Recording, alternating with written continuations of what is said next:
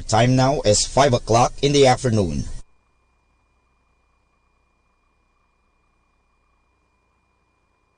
Let us now listen to the third live Mass on air at the Minor Basilica of Our Lady of the Rosary of Manaoag. Sense our majesty and his splendor, strength and honor in his holy place.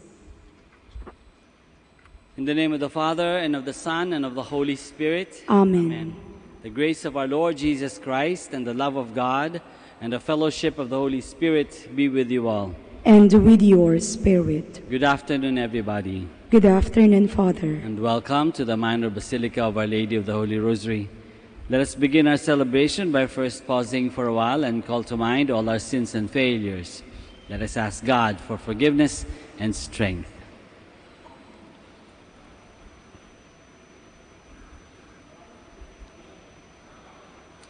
I confess to Almighty God and to you, my brothers and sisters, that I have greatly sinned in my thoughts and in my words, in what I have done and in what I have failed to do. Through my fault, through my most grievous fault. Therefore I ask Blessed Mary, ever Virgin, all the angels and saints, and you, my brothers and sisters, to pray for me to the Lord our God. May Almighty God have mercy on us, forgive us our sins, and bring us to everlasting life. Amen. Let us pray. Almighty ever-living God, direct our actions according to your good pleasure, that in the name of your beloved Son, we may abound in good works, through our Lord Jesus Christ, your Son, who lives and reigns with you in the unity of the Holy Spirit, one God, forever and ever. Amen. Please be seated. A reading from the letter to the Hebrews.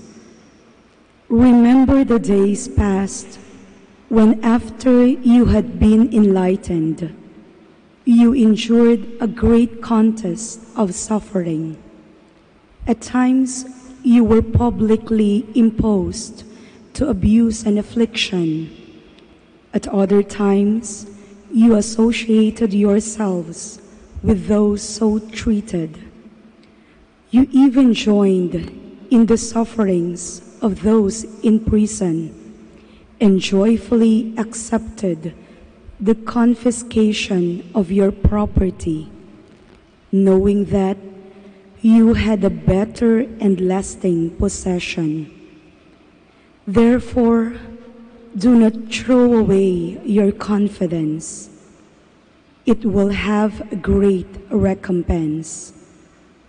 You need endurance to do the will of God and receive what He has promised. For after just a brief moment, He who is to come shall come. He shall not delay. But my just one shall live by faith. And if he draws back, I take no pleasure in him. We are not among those who draw back and perish, but among those who have faith and will possess life. The word of the Lord. Thanks be to God. The salvation of the just comes from the Lord. The salvation of the just comes from the Lord. Trust in the Lord and do good, that you may dwell in the land and be fed in security. Take delight in the Lord, and He will grant you your heart's request. The salvation of the just comes from the Lord. Commit to the Lord your way, trust in Him, and He will act. He will make justice dawn for you like the light. Bright as the noonday shall be your vindication.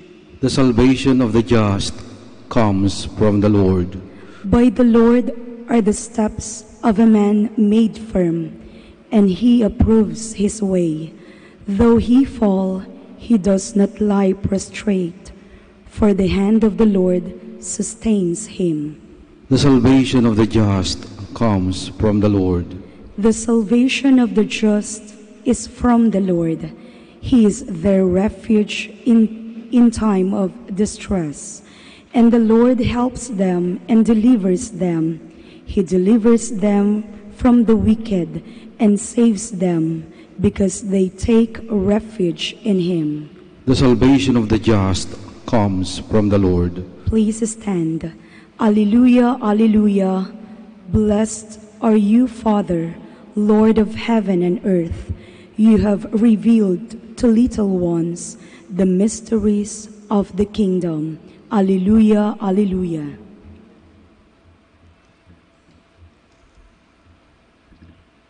The Lord be with you. And with your spirit. A reading from the Holy Gospel according to Mark. Glory to you, O Lord. Jesus said to the crowds, "This is how it is with the kingdom of God. It is as if a man were to scatter seed on the land, and would sleep and rise night and day, and the seed would sprout and grow. He knows not how.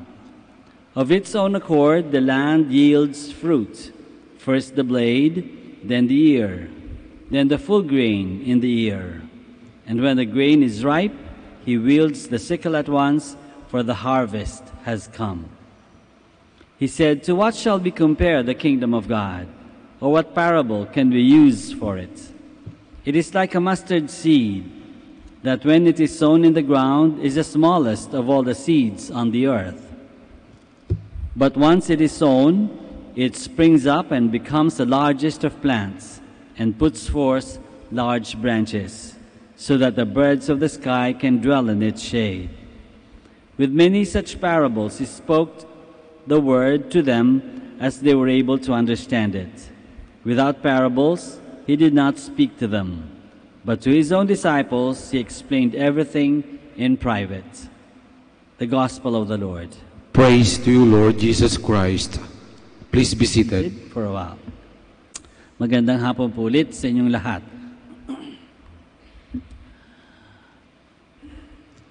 Sa maraming bagay sa ating buhay ngayong mga araw, ngayong panahon, ay madalas ay ginagawang instant ang mga bagay-bagay, di ba? Instant noodles, instant pancakes, no? Instant, lalo na sa internet, instant research. Madali lang mag-research, hindi ka na kailangan magtingin pa sa catalog noon ng panahon namin, para ka makahanap ng libro. Pupunta ka muna dun sa catalog table, hahanapin mo muna yung subject matter, o kaya hahanapin mo muna yung author para makita mo kung ano yung mga librong available. Bago ka titignan yung number, hanapin mo dun sa shelves. Right now, dali-dali lang sa internet, no? Sa telepono lang, pwede na mag-research right away.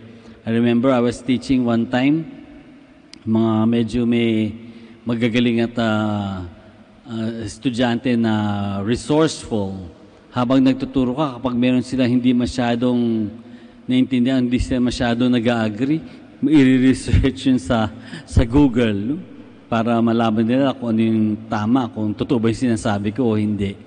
They do that, instant knowledge, instant research. Maraming instant ngayon. Dati, noon ng panahon, kapag tatawag ka sa abroad, dadahal ka pa sa operator, bibigay mo yung number, tapos bababa mo ulit yung telepono, kaya mag-aantay ka. Kukonect yung operator doon sa operator nung bayan na tatawagan mo. Pag nag-connect, tatanungin pa yung kabilang party kung tatanggapin ba yung phone call or not, bago pa lang kayo makakapag-usap. At pag nag-usap kayo, para kayong magmula sa isang bundok hanggang sa kabilang bundok kalayo, no? Didikit mo talagang mabuti yung telepono sa tenga mo. Pero ngayon, ikaw na mismo tatawag. Sometimes you don't even, ngayon lang, tatawag ka nga, hindi lang libre na kapag meron kang wifi. Di ba? Libre na, nakikita mo pa yung mukha ng kausap mo sa mga applications, no? Like Viber and Skype, or yung instant messaging yata meron din. So, napaka-advanced ng ating panahon. Kaya maraming instant. Maraming instant. Kaya lang, marami ding nawawala kapag instant. Ngayon, hindi na masyadong sumusulat ng mga tao, di ba? Hindi na nagme-mail. Email na lang. So, lahat typewritten. Merong kaganda, merong something beautiful about receiving a letter na handwritten by the person who is writing to you. Di ba? Merong personal touch, napaka-personal kapag yung handwriting mismo ng kasulatan mo ang makikita mo at babasahin mo. And now, sa internet na lang, o kaya sa text, no? Yung sa text na nga lang, papaigsiin pa, ina-abbreviate pa yung mga salita, sira-sira ang grammar, sira-sira ang spelling. Dahil sa instant. Sobrang instant. But in the gospel that we have read today, sinasabi ng Diyos, hindi instant. Lalong-lalo na ang pagpupunta sa langit, o ang pananampalataya natin, ang growth natin sa ating pananampalataya is never instant. Ang ating pagkikilala sa Diyos can never be instant. Hindi pwedeng instant knowledge of God.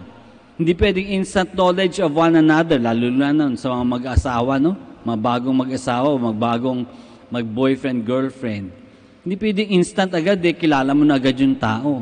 It takes many years to really get to know another person. Walang instant. No? But that's why the gospel is trying to tell us na ang paglaki, ang pag-grow in our faith, ang salvation, ang ating pagsasabuhay ng ating pananampalataya at pagbunga sa ating pananampalataya is never an instant process. It is a gradual process, dahan-dahan. Mag-uumpisa ka muna, di ba, sa sign of the cross, sa dasal. Mag-uumpisa ka sa, ano yun? Now I lay me down to sleep. Yung tinuturo ng nanay ko sa akin dati. Yung mga short prayers, Glory be, Hail Mary, soon Our Father. Ngayon kung lagi ka nang nagsisiba tuwing linggo at medyo matagal ka nang nasa tamang edad ka na, memorize mo na, pati Nicene Creed. No? Gradually, you get to know, you get to memorize the prayers, and you get to know the faith also. No? Unti-unti. Maya't-maya tuwing magsisimba ka, o tuwing kakausap ka sa pare, o tuwing magbabasa ka ng spiritual book, marami kang nadidiscover tungkol sa pananampalataya natin, tungkol sa ating relationship with God, tungkol sa Diyos mismo. It's a continuously, gradually growing process, knowledge of God. And in the end, dahil habang lumalaki, tumutubo ang ating pananampalataya, ang ating goal ay sana ay magbubunga din. Ang diferensya lang sa ating pananampalataya, kahit bata pa, yung pananampalataya natin, pwede nang magbunga. Hindi katulad ng puno na kailangan tumanda muna bago magbunga. Ang ating pananampalataya, kahit simple pa lang, no? Kahit hindi pa masyadong developed yung ating faith, pwede nang magbunga. Kasi kahit bata pa, yung ating pananampalataya, pwede na tayong gumawa ng mabuti. At yun yung bunga ng ating pananampalataya. And so we should not rush it. No? Hindi natin pwedeng madaliin ating pananampalataya. We stay with the process. We continue to learn more and more and be patient in learning and be excited in learning more and more about God, more and more about prayer, more and more about spiritual life. Hoping and making sure that in the end, as we continue to grow in our life of faith, tayo ay nagbubunga. Yun yung end product, na tayo ay magbunga. So, humingi tayo ng tulong sa Diyos, humingi tayo ng tulong sa Mahal na Birhen, na sana hindi tayo mapagod na matuto sa ating pananampalataya at hindi rin tayo mapagod na lumaki, na mag-grow sa ating pananampalataya so that we can continue to bear fruit. Let us all stand now. Full of hope and confidence, we make our prayer to God the Father, anxious for an increase of His presence in our life. After each petition, we say, Lord, hear our prayer. Lord, hear our prayer, that the Church may continue to grow and be a symbol of justice, love, and truth in the world. Let us pray to the Lord. Lord, hear our prayer. That as a community, we may not be idle in our life of faith, but every day seek God even in our difficulties and sufferings. Let us pray to the Lord. Lord, hear our prayer. That families, especially our children, may grow in the ways of grace and mature into Christ-like people. Let us pray to the Lord. Lord, hear our prayer. That the sick may be strengthened in their faith by uniting their sufferings with Christ. Let us pray to the Lord. Lord, hear our prayer. That our girls and young women may discover their vocation to follow the Lord as contemplative nuns of Santa Clara. Let us pray to the Lord. Lord, hear our prayer. That our beloved dead may reap the fruits of peace, joy, and serenity in God's kingdom. Let us pray to the Lord. Lord, hear our prayer. Let us pray for our own personal intentions and for the special intentions of this Mass.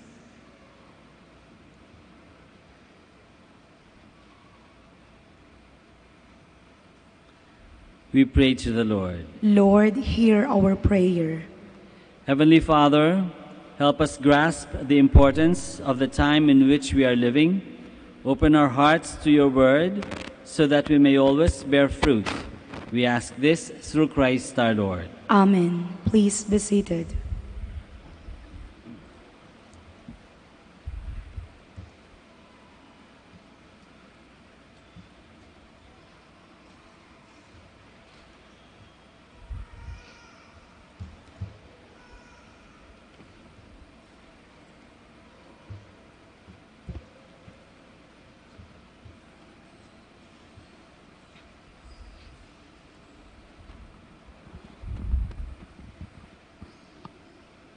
Blessed are you, Lord, God of all creation, for through your goodness we have this bread to offer, which earth has given and human hands have made.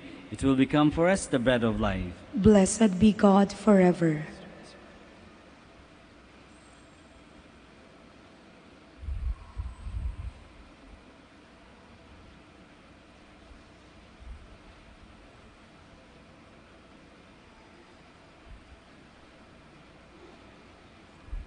Blessed are you, Lord, God of all creation, for through your goodness we have this wine to offer, fruit of the vine and work of human hands. It will become our spiritual drink. Blessed be God forever.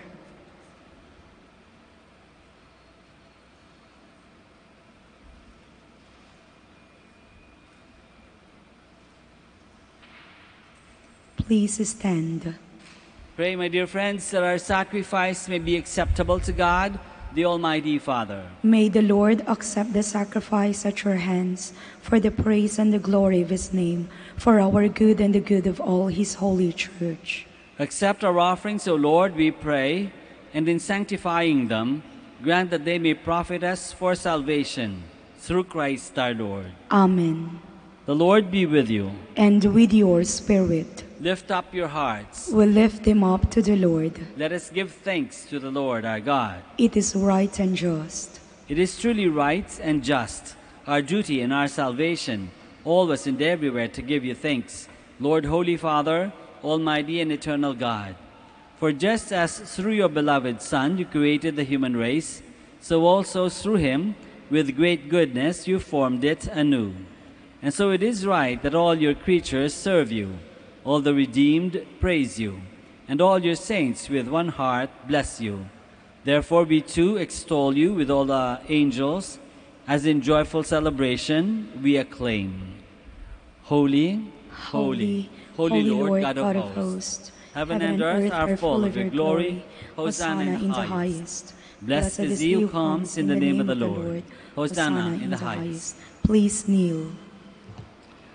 You are indeed holy, O Lord, the fount of all holiness. Make holy, therefore, these gifts, we pray, by sending down your Spirit upon them like the dewfall, so that they may become for us the body and blood of our Lord Jesus Christ.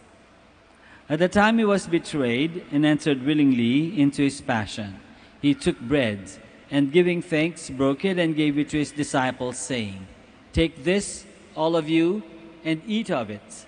For this is my body, which will be given up for you."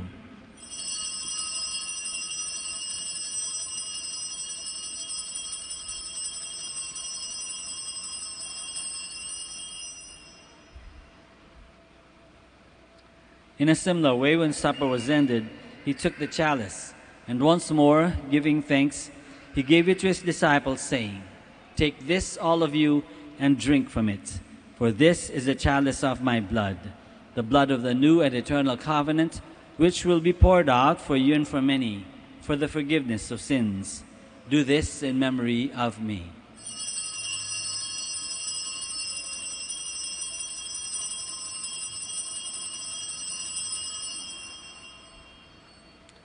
The mystery of faith. When we eat this bread and drink this cup, we proclaim your death, O Lord, until you come again. Therefore, as we celebrate the memorial of his death and resurrection, we offer you, Lord, the bread of life and the chalice of salvation, giving thanks that you have held us worthy to be in your presence and minister to you. Humbly we pray that, partaking of the body and blood of Christ, we may be gathered into one by the Holy Spirit. Remember, Lord, your church spread throughout the world, and bring her to the fullness of charity, together with Francis, our Pope, and Socrates, our Bishop, and all the clergy. Remember also our brothers and sisters who have fallen asleep in the hope of the resurrection, and all who have died in your mercy. Welcome them into the light of your face. Have mercy on us all, we pray, that with the Blessed Virgin Mary, Mother of God, with Saint Joseph, our most chaste spouse, with the blessed apostles, and all the saints who have pleased you throughout the ages, we may merit to be co-heirs to eternal life, and may praise and glorify you through your Son, Jesus Christ. Through him, and with him, and in him, O God, Almighty Father, in the unity of the Holy Spirit, all glory and honor is yours forever and ever. Amen. Please stand. Let us pray now to our Father in heaven in the words that our Lord himself has taught us. Our Father, who art in heaven, hallowed be thy name. Thy kingdom come, thy will be done on earth as it is in heaven. Give us this day our daily bread, and forgive us our trespasses, as we forgive those who trespass against us. And lead us not into temptation, but deliver us from evil. Deliver us, Lord, we pray, from every evil.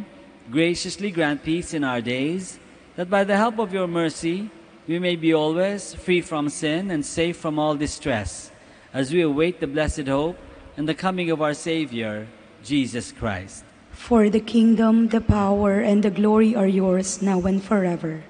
Lord Jesus Christ, who said to your apostles, "Peace I leave you, my peace I give you," look not on our sins, but on the faith of your church, and graciously grant her peace and unity in accordance with your will, who live and reign forever and ever. Amen. The peace of the Lord be with you always. And with your spirit. Let us offer each other the sign of peace.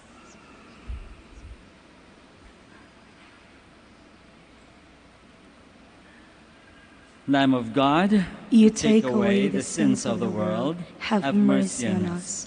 Lamb of God, you take away the sins of the world, have mercy on us. Lamb of God, you take away the sins of the world, grant us peace. Please kneel.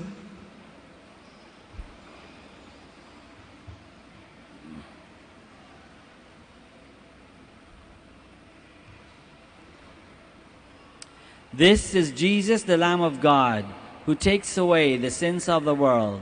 Happy are we who are called to this banquet. Lord, I am not worthy that you should enter under my roof, but only say the word, and my soul shall be healed.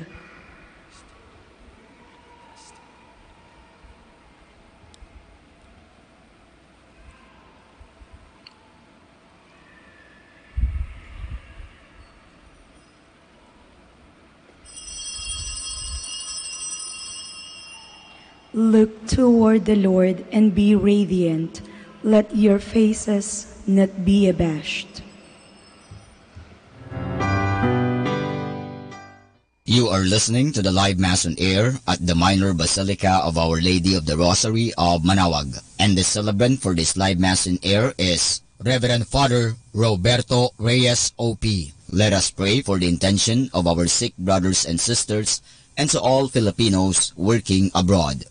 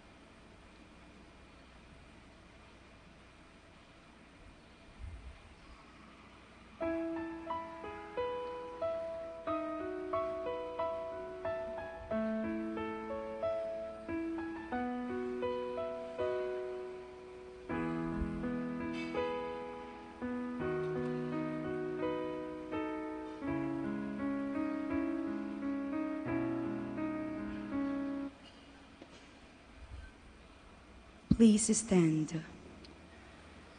Let us pray. Grant, we pray, Almighty God, that receiving the grace by which you bring us to new life, we may always glory in your gift, through Christ our Lord. Amen.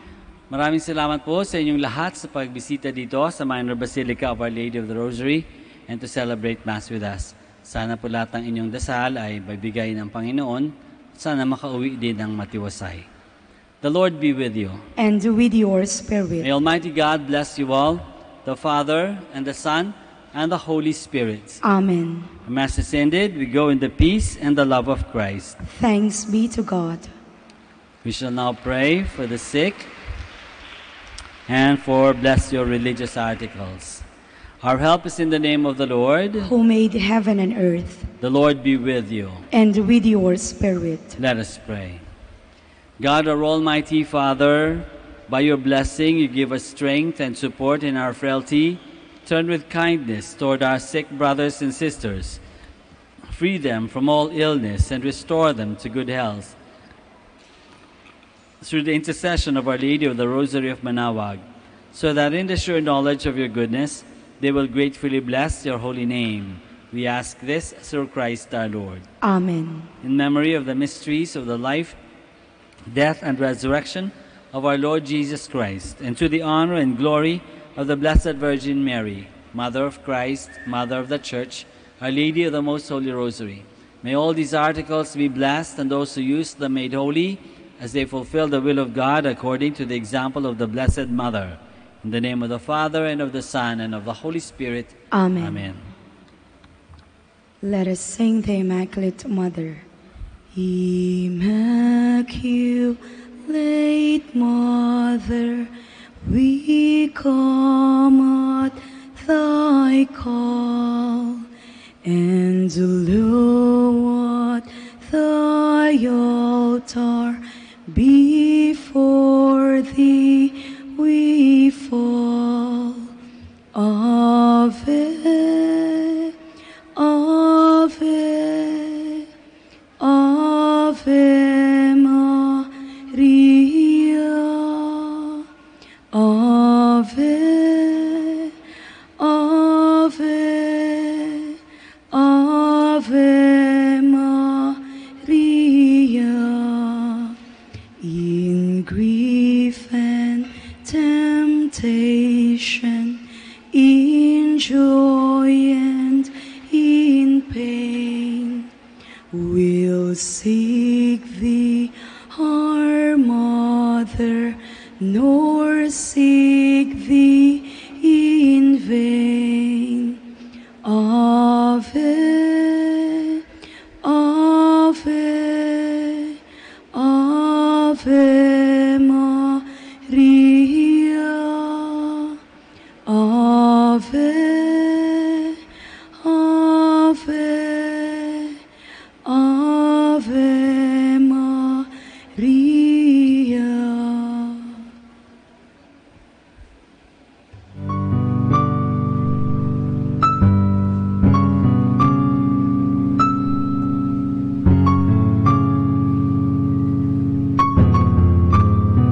Prayer for our OFW. Lord Jesus, we put ourselves at the foot of your holy cross with Mama Mary of Manaoag, as we acknowledge that we are nothing without you, and by your death you have redeemed the world. We believe in faith that nothing is impossible with you. We lift up to you our OFW listeners all over the world, whom we offer our prayers and every Holy Mass from the Minor Basilica of Our Lady of Manaoag. Lord, words cannot describe and express what they are sacrificing in order to have a better chance in life. Lord, redeem them of all their pains, trials, and persecutions as they are working in a foreign land for people that are complete strangers to them. Shield them with your most precious blood that flows from your sacred heart. Protect them from any harm and abuses that they may face as they continue their journey in life. We beg for your mercy and divine love, for they are far away from their families, loved ones, and friends. They miss our home that is causing heartaches and loneliness, that they are at a loss on what to do. Grant them the power and strength from the Holy Spirit to succeed and to be blessed in this chapter and mission in their lives. Guide, inspire, and lead them to believe in faith that you will never forsake nor abandon them in their hours of need. Be with them always, especially for those OFW who are staying in places where they are not allowed to worship and pray for you. Make their bodies, minds, and spirit be your temple. Mama Mary of Manaoag, you are always sensitive to their needs. You know what is in their minds, heart, and their condition in life. We love you, as we ask you to cover them, their families, loved ones, and friends with your mantle of love and protection. We ask all of this in the name of Jesus, through the intercession of Our Lady of Manaoag. Amen.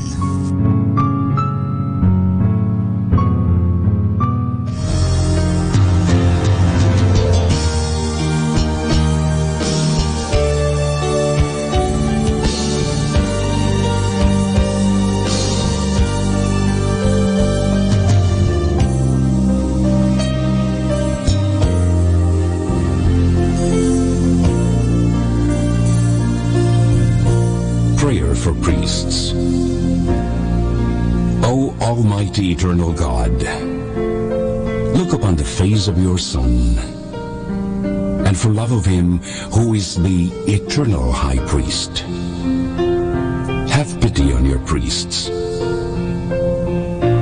Remember, O most compassionate God, that they are but weak and frail human beings. Stir up in them the grace of their vocation, which is in them by the imposition of the bishop's hands. Keep them close to you, lest the enemy prevail against them, so that they may never do anything in the slightest degree unworthy of their sublime vocation.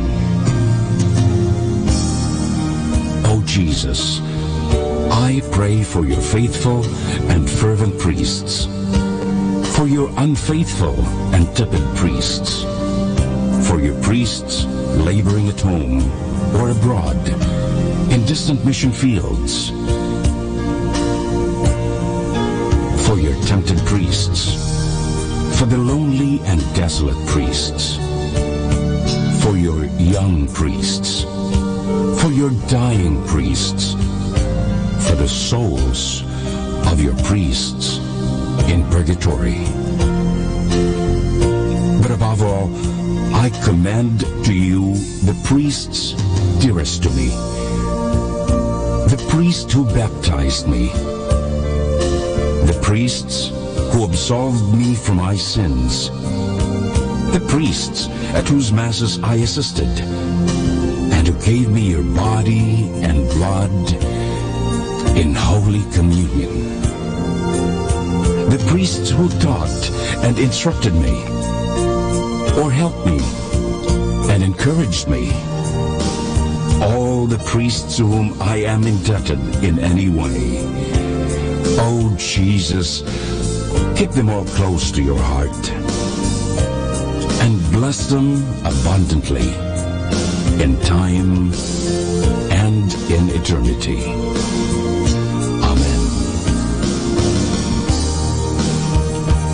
In the name of the Father, and of the Son, and of the Holy Spirit. Amen.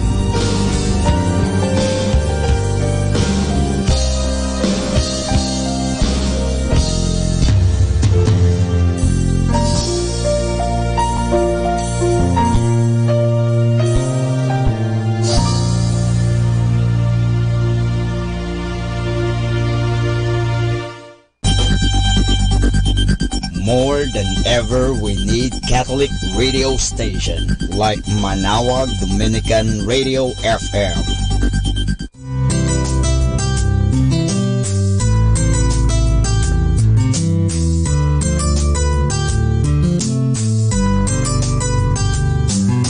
Whenever you're alone, just turn your radio on.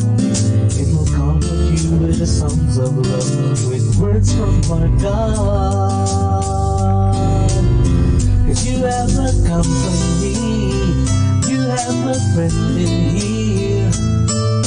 Manawag Dominican Radio, with the songs that call you to God. You have a company, 'cause we are a family. Manawag Dominican Radio, with the songs that bring you to God. You have Manawag Dominican Radio FM.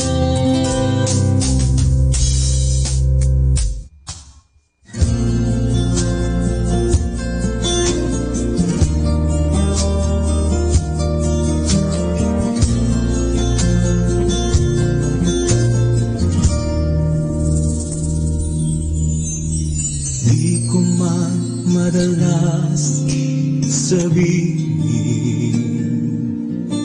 kung gaano ka kahalaga sa akin.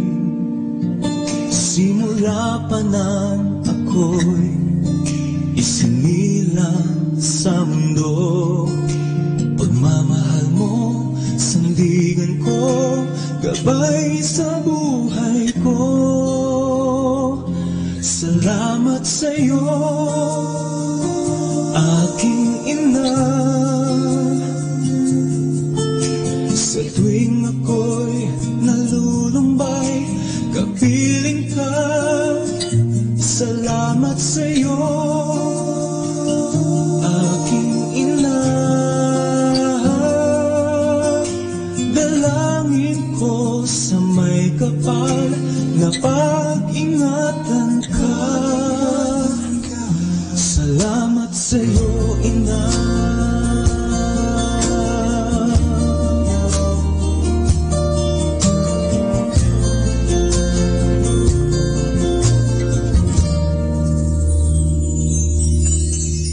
Di mo man mapansin na mahal kita. Sana ay sa pamamaraan ko iyong madama. Sa bawat sandali ng buhay ko, pag-asa at pagmamahal sa aking nalay mo. Salamat sa'yo, aking ina.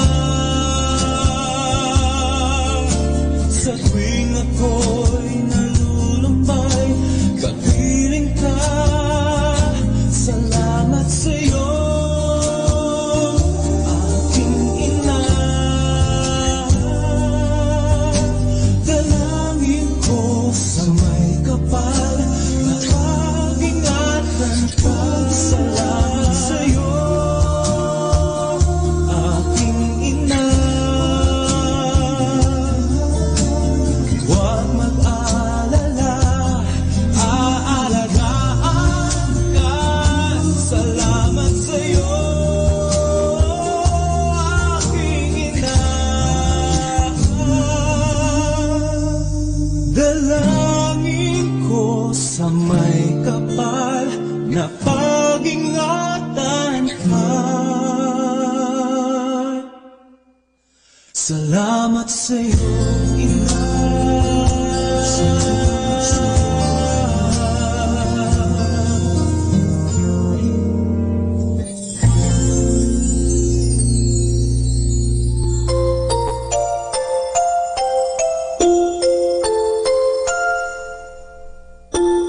Pagmulat ng mata sa umagang kay ganda, o kay sarap pagmasdan, mga ibong nagliliparan.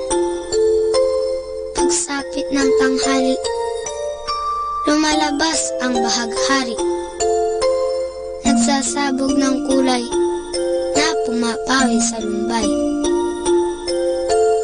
Sa pagsilip ng hapon, umaawit ang mga dahon. Bulaklak na mabango, sinasayawan ng paru-paro.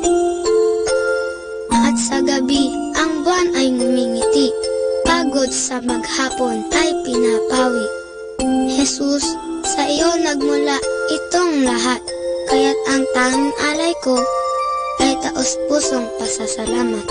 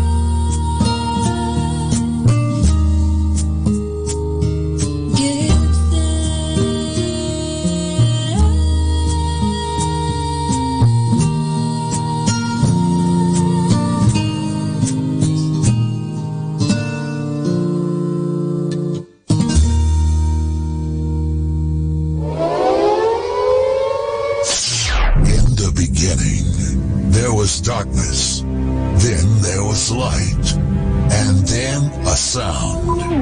Who am I that the Lord of all the earth would care to know my name, would care to feel my hurt?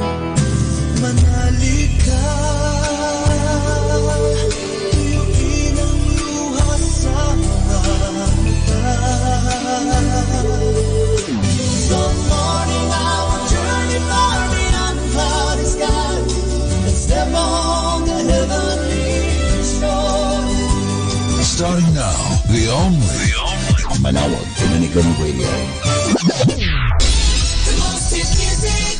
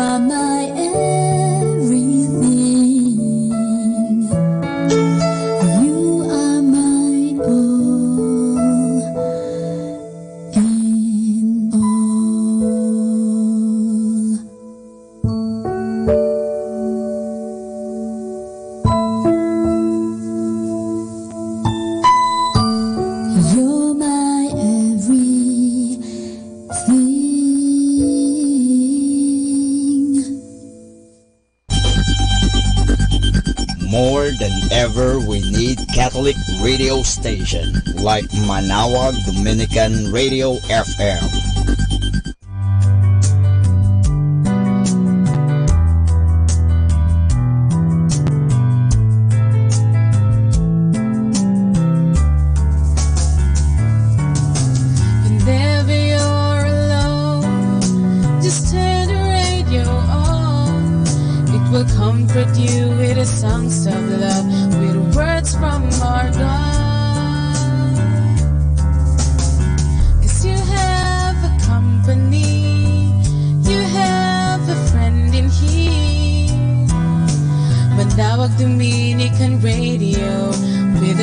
that call you to God. You have a company, 'cause we are a family.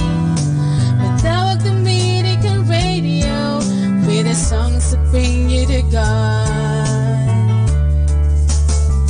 You have Matawag Dominican Radio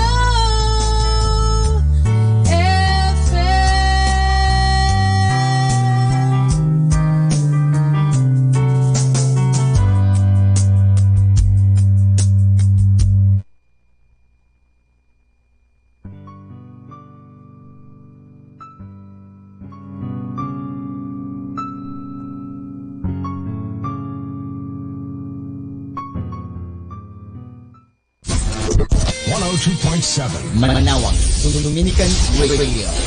Let us now listen to the evening prayer at the Minor Basilica of Our Lady of the Rosary of Manawag.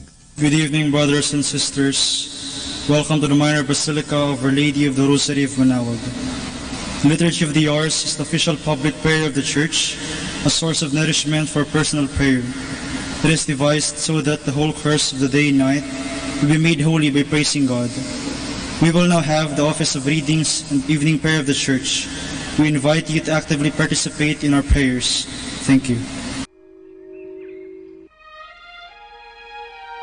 Magandang gabi po sa inyong lahat. Ito po ang inyong punong lingkod mula sa simbahan na nakikiusap na huminto sa paglalakad at itigil ang lahat ng ginagawa upang tayo ay manalangin. Pasalamatan natin ang Diyos sapagkat tayo ay mga anak niya. Idalangin natin ang Pangasinan, ang mahal nating lalawigan, at ang buong Pilipinas, ang perlas ng silangan. In the name of the Father, and of the Son, and of the Holy Spirit. Amen. The angel of the Lord declared unto Mary, and she conceived by the power of the Holy Spirit. Hail Mary, full of grace, the Lord is with thee. Blessed art thou among women, and blessed is the fruit of your womb, Jesus. Holy Mary, Mother of God, pray for us sinners, now and at the hour of our death. Amen. Behold the handmaid of the Lord. Be it done to me according to your word. Hail Mary, full of grace, the Lord is with thee. Blessed art thou among women, and blessed is the fruit of thy womb, Jesus. Holy Mary, Mother of God, pray for us sinners, now at the hour of our death. Amen. And the Word was made flesh, and dwelt among us. Hail Mary, full of grace, the Lord is with thee. Blessed art thou among women, and blessed is the fruit of thy womb, Jesus. Holy Mary, Mother of God, pray for us sinners, now at the hour of our death. Amen. Pray for us, O Holy Mother of God, that we may be made worthy of the promises of Christ. Let us pray. Pour forth, we beseech you, O Lord, your grace into our hearts, that we, to whom the incarnation of Christ your Son was made known by the message of an angel, made by his passion and cross, be brought to the glory of his resurrection, through the same Christ our Lord. Amen. Glory be to the Father, and to the Son, and to the Holy Spirit, as it was in the beginning, is now, and will be forever. Amen. The Lord be with you, and with your spirit. May the Almighty God bless you, the Father, the Son, and the Holy Spirit. Amen. O sacred feast, in which we partake of Christ, his sufferings are remembered, our minds are filled with his grace, and we receive the pledge of the glory which is to be ours. You gave them bread from heaven to be their food. And this bread contained all goodness. Let us pray. Lord Jesus Christ, you gave us the Eucharist as the memorial of your suffering and death. May our worship of this sacrament of your body and blood help us to experience the salvation you won for us, and the peace of the kingdom where you live with the Father and the Holy Spirit, one God, forever and ever. Amen.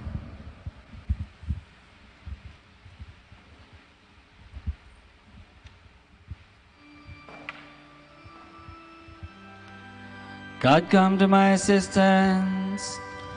Lord, make haste to help me. Glory to the Father, and to the Son, and to the Holy Spirit, as it was in the beginning, is now, and will be forever. Amen. Alleluia. Our hymn is When in His Own Image, 2 stanzas.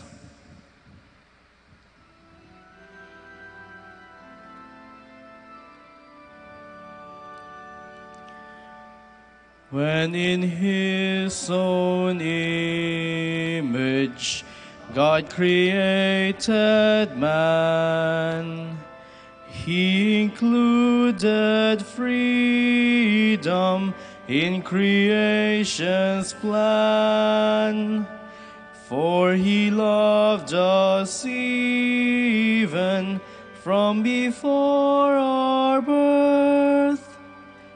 By His grace He made us free men of this earth.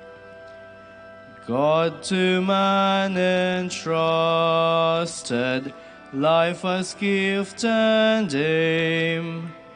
Sin became our prison, turning hope to shame. Man against his brother lifted hand and sword, and the Father's pleading went unseen, unheard.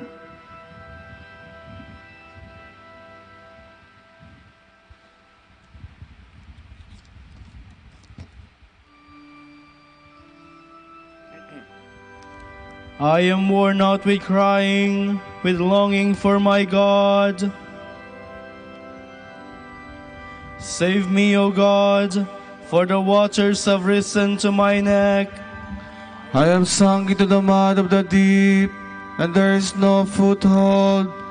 I have entered the waters of the deep, and the waves overwhelm me. I am wearied with all my crying. My throat is parched.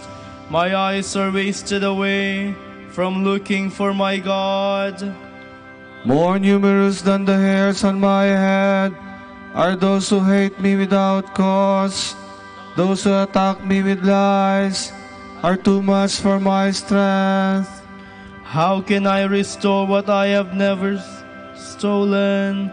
O God, you know my sinful folly. My sins you can see. Let those who hope in you not be put to shame. Through me, Lord of hosts. Let not those who seek you be dismayed. Through me, God of Israel. It is for you that I suffer taunts, that shame covers my face, that I have become a stranger to my brothers, an alien to my own mother's sons. I burn with zeal for your house, and taunts against you fall on me. When I afflict my soul with fasting, subject of drunkard songs. Glory to the Father, and to the Son, and to the Holy Spirit. As it was in the beginning, is now, and will be forever. In my thirst they gave me vinegar to drink. Glory to the Father, and to the Son, and to the Holy Spirit. As it was in the beginning, is now, and will be forever. Amen. And you will praise God's name with a song. The poor, when they see it, will be glad, and God-seeking hearts will revive. For the Lord listens to the needy. For God will bring help to Zion, and rebuild the cities of Judah, and men shall dwell there in possession. The sons of his servants shall inherit it. Those who love his name shall dwell there. Glory to the Father, and to the Son, and to the Holy Spirit. As it was in the beginning, is now, and will be forever. Amen.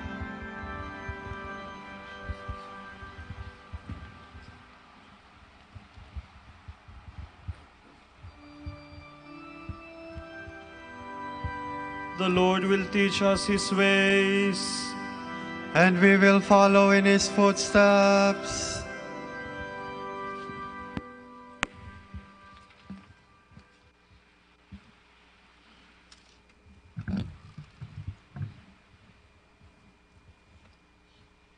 From the book of Deuteronomy.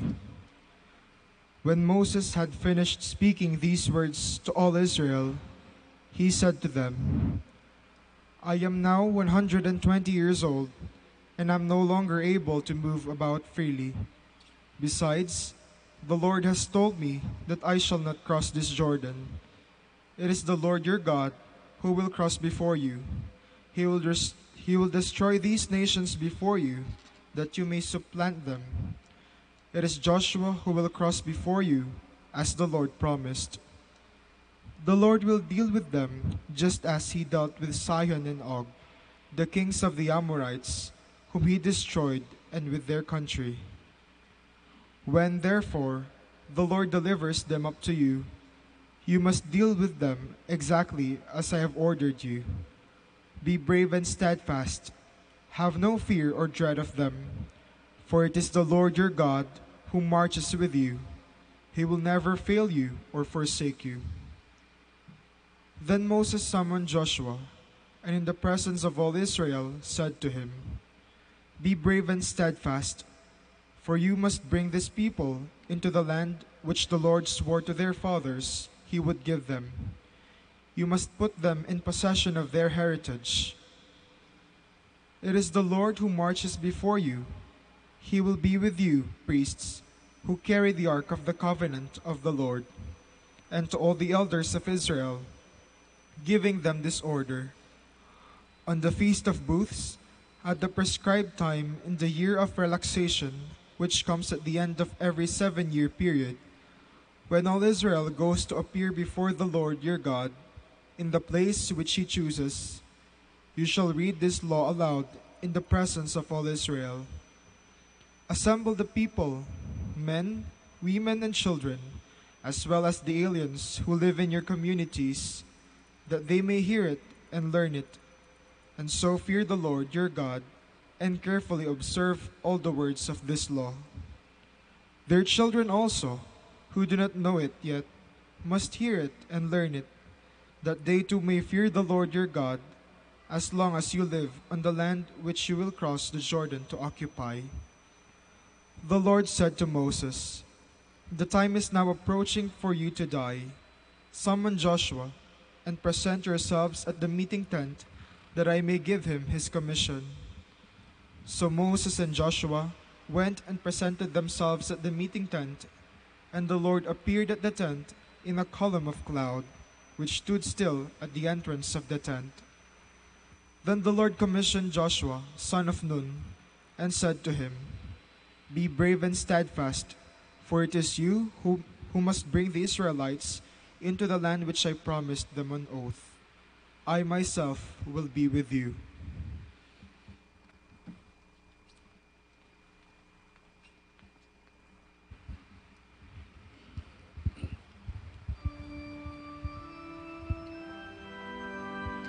Be strong and steadfast, for the Lord your God is going with you. He goes before you. There is nothing you need fear. The Lord will be at your side to keep your foot from stumbling. He goes before you. There is nothing you need fear.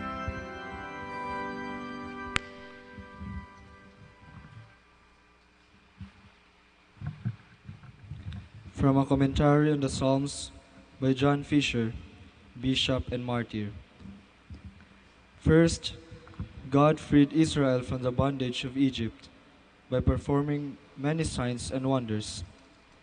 He permitted them to cross the Red Sea dry-shod.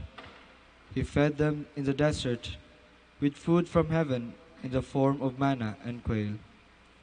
When they were suffering from thirst, He produced an ever-flowing spring of water from the hardest rock. He gave them victory over all the enemies who made war against them. He forced the river to flow backward for a time. He divided the promised land and distributed it among them, according to the number of their tribes and families. Yet, even though he treated them so lovingly and generously, the Israelites were ungrateful and seemed forgetful of all of this. They abandoned the worship of God, and more than once they were guilty of the abominable sin of idolatry. Then he also took pity on us, when we were pagans who went off to mute idols wherever we were led.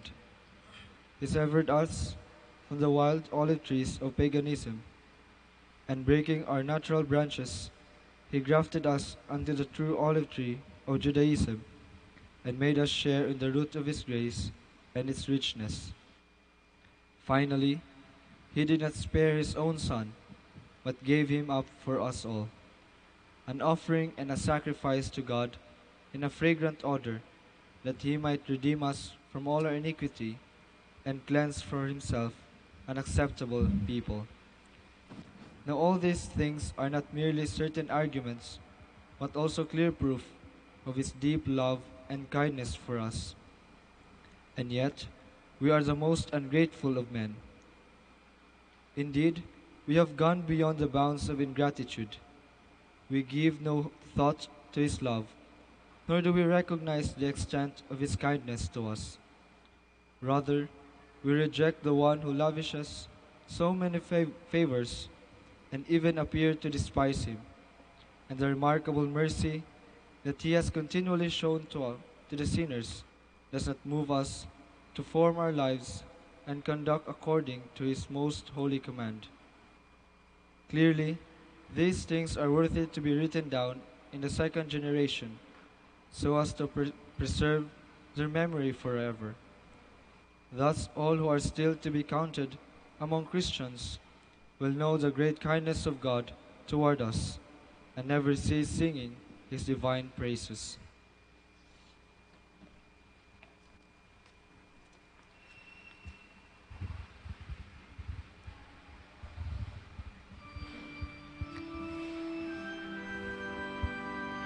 In your assemblies, bless God. Praise the Lord, all you sons of Israel. Sing to the Lord a new song. Let all the earth sing to the Lord. Praise the Lord, all you sons of Israel.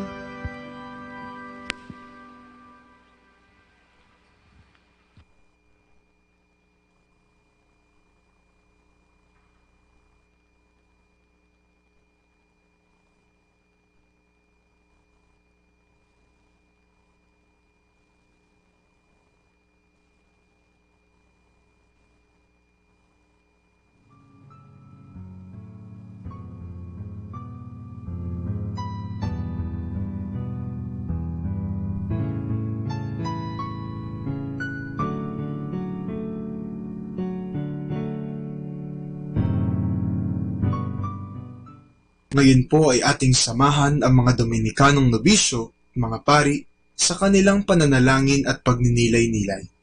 Manahimik po tayo sumandali at isipin po natin kung papaano natin maisasabuhay ang salita ng Diyos. Kausapin po natin ang ating Panginoon at itaas po natin sa Kanya ang ating mga panalangin.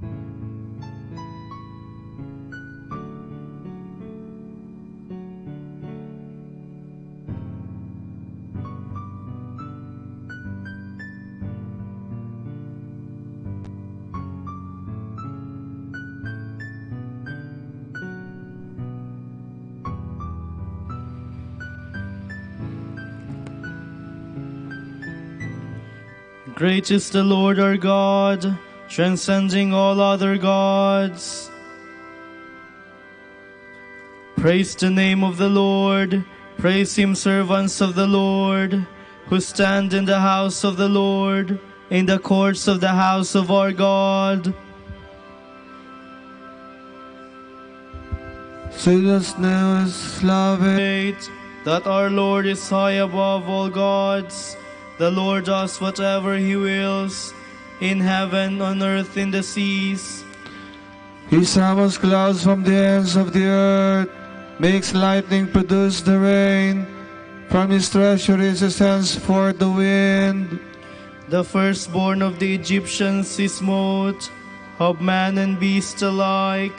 Signs and wonders he worked in the midst of your land, O Egypt, against Pharaoh and all his servants. Nations in their greatness he struck, and kings in their splendor he slew. Sihon, king of the Amorites, Og, the king of Bashan, and all the kingdoms of Canaan. He let Israel inherit their land. On his people their land he bestowed. Glory to the Father, and to the Son, and to the Holy Spirit. As it was in the beginning, is now, and will be forever. Amen.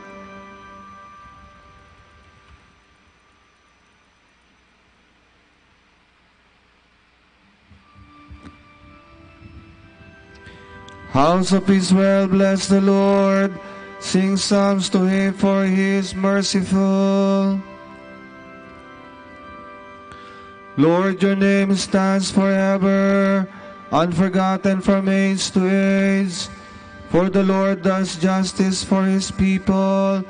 The Lord takes pity on his servants. Pagan idols are silver and gold, the work of human hands. They have mouths, but they cannot speak. They have eyes, but they cannot see. They have ears, but they cannot hear. There is never a breath on their lips. Their makers will come to be like them, and so will all who trust in them. Sons of Israel, bless the Lord. Sons of Aaron, bless the Lord. Sons of Levi, bless the Lord. You who fear him, bless the Lord. From Zion may the Lord be blessed, he who dwells in Jerusalem. Glory to the Father, and to the Son, and to the Holy Spirit. As it was in the beginning, is now, and will be forever. Amen.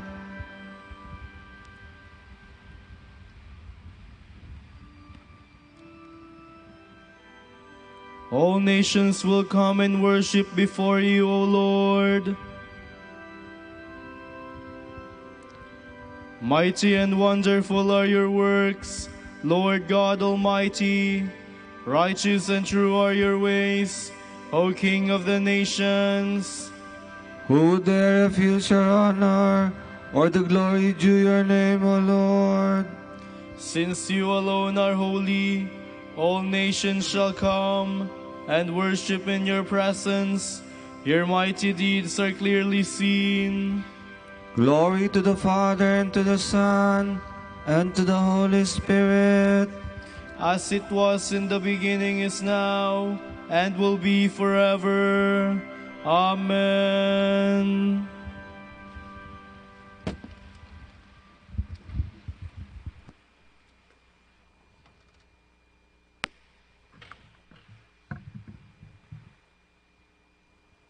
A reading from the letter of James. My brothers, count it pure joy when you are involved in every sort of trial. Realize that when your faith is tested, this makes for endurance. Let endurance come to its perfection, so that you may be fully mature and lacking in nothing.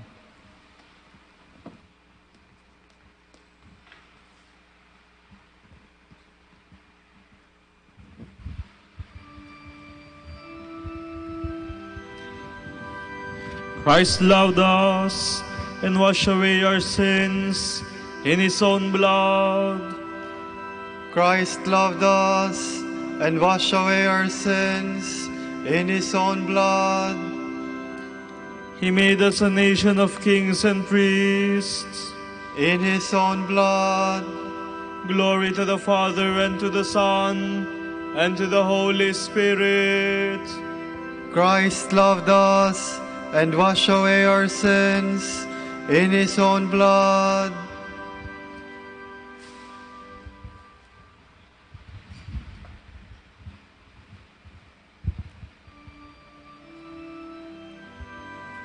The Lord has come to the help of His servants, for He has remembered His promise of mercy.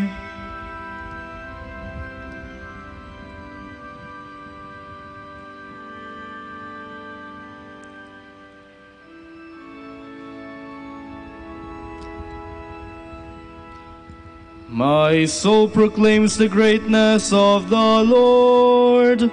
My spirit rejoices in God my Savior, for He has looked with favor on His lowly servant. From these generations will call me blessed.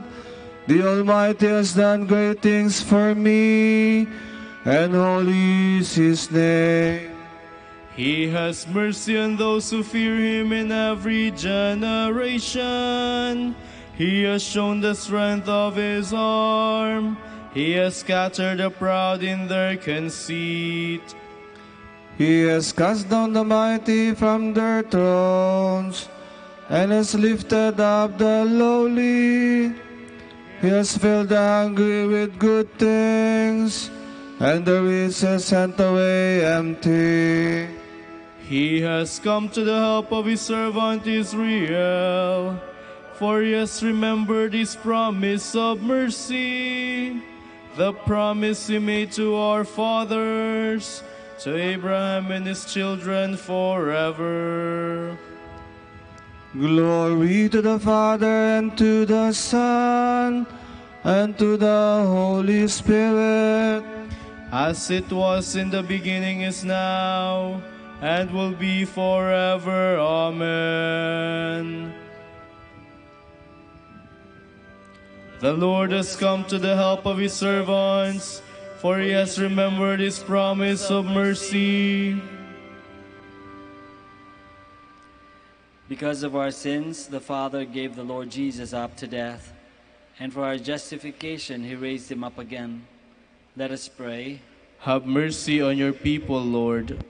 Hear our prayers and spare us as we confess our sins. Grant us forgiveness and peace, we pray. Have mercy on your people, Lord. Your apostle said, where sin abounds, grace abounds all the more. Forgive us our transgressions, we pray. Have mercy on your people, Lord. Lord, we have sinned, yet we have also acknowledged your infinite mercy. Bring us to conversion, we pray. Have mercy on your people, Lord. Save your people from their sins, Lord. Make them pleasing to you, we pray. Have mercy on your people, Lord. For the Pope, College of Bishops, benefactors, our parents, our brothers and ministry at St. John Lateran and St. Albert the Great, and for the birthday intentions of Father Efren Rivera and Brother Aloysius Luis Kung, we pray, Lord, hear our prayer. Lord, hear our prayer.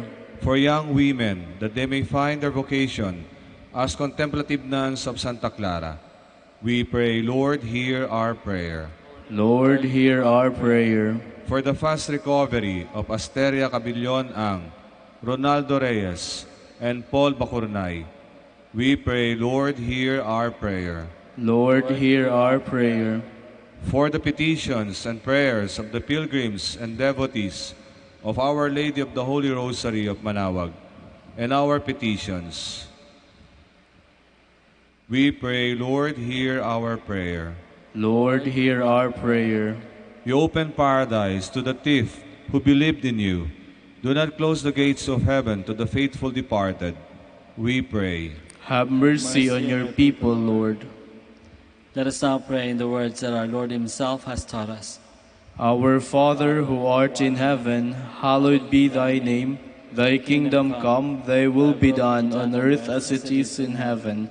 Give us this day our daily bread, and forgive us our trespasses, as we forgive those who trespass against us. And lead us not into temptation, but deliver us from evil. Father, in your loving plan, Christ your Son became the price of our salvation. May we be united with him in his suffering, so that we may experience the power of his resurrection in the kingdom where he lives and reigns with you and the Holy Spirit, one God, forever and ever. Amen. The Lord be with you. And with your spirit. And may Almighty God bless you all, the Father and the Son and the Holy Spirit. Amen.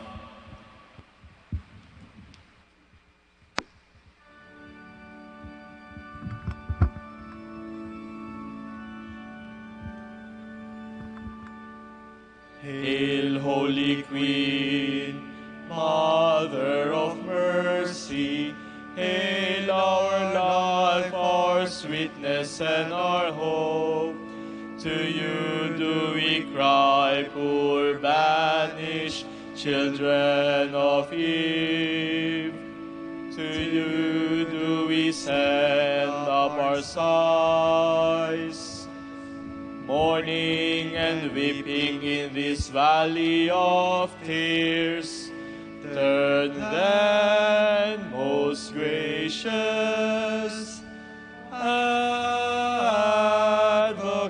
Advocate, your eyes of mercy toward us, and after this our exile, show unto us the blessed fruit of your womb, Jesus. O clement, O loving, O sweet Virgin Mary. Grant that we may praise your sacred Virgin. Give us strength against your enemies. Let us pray. Lord God, give to your people the joy of continual health in mind and body. With the prayers of the Virgin Mary to help us, guide us through the sorrows of this life to eternal happiness in the life to come. Grant this through Christ our Lord. Amen. Amen.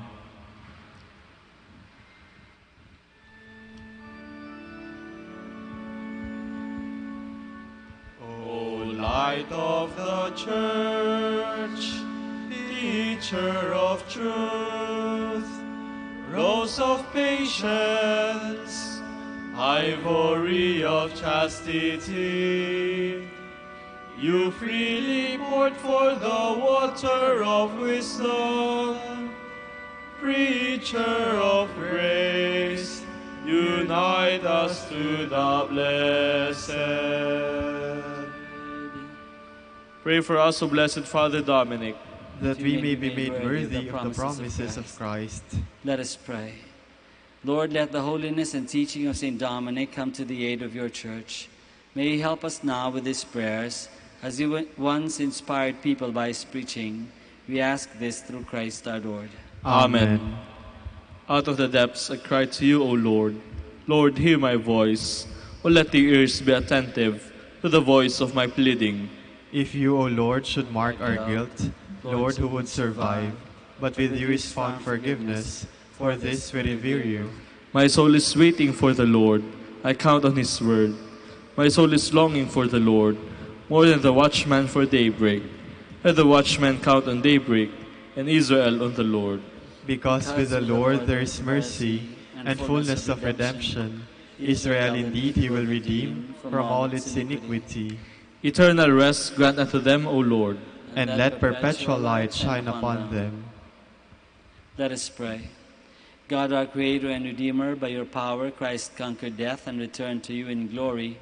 May all your people who have gone before us in faith share his victory and enjoy the vision of your glory forever and ever. Amen. Amen.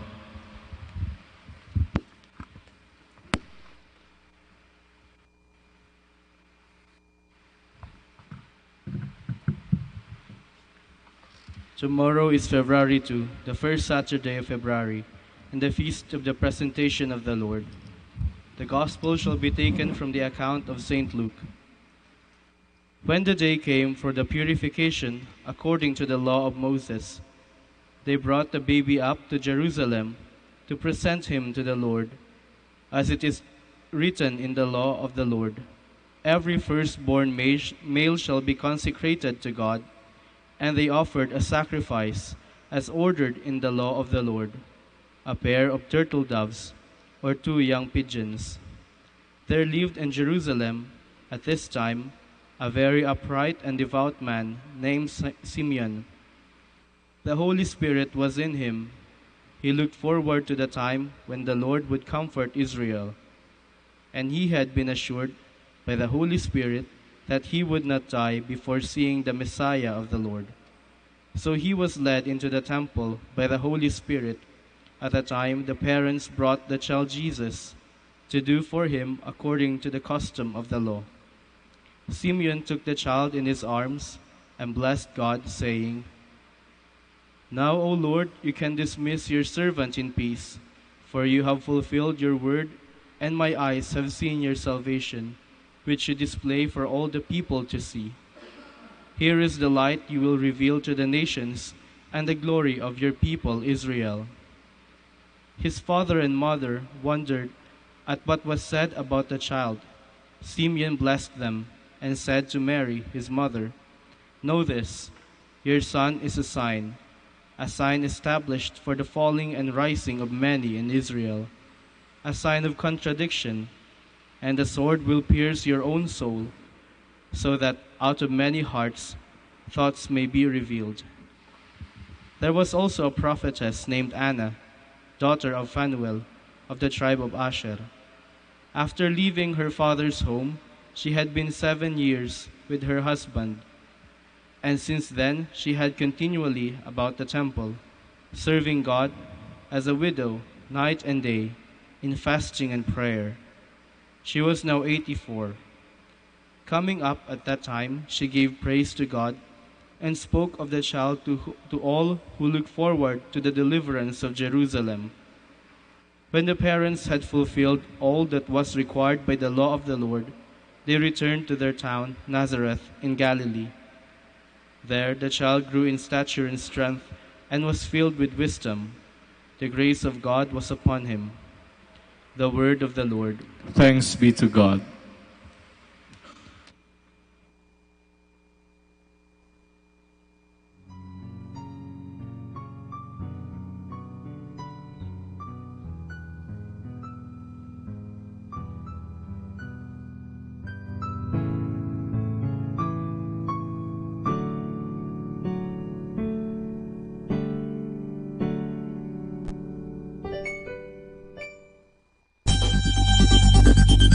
More than ever, we need Catholic radio station like Manaoag Dominican Radio FM.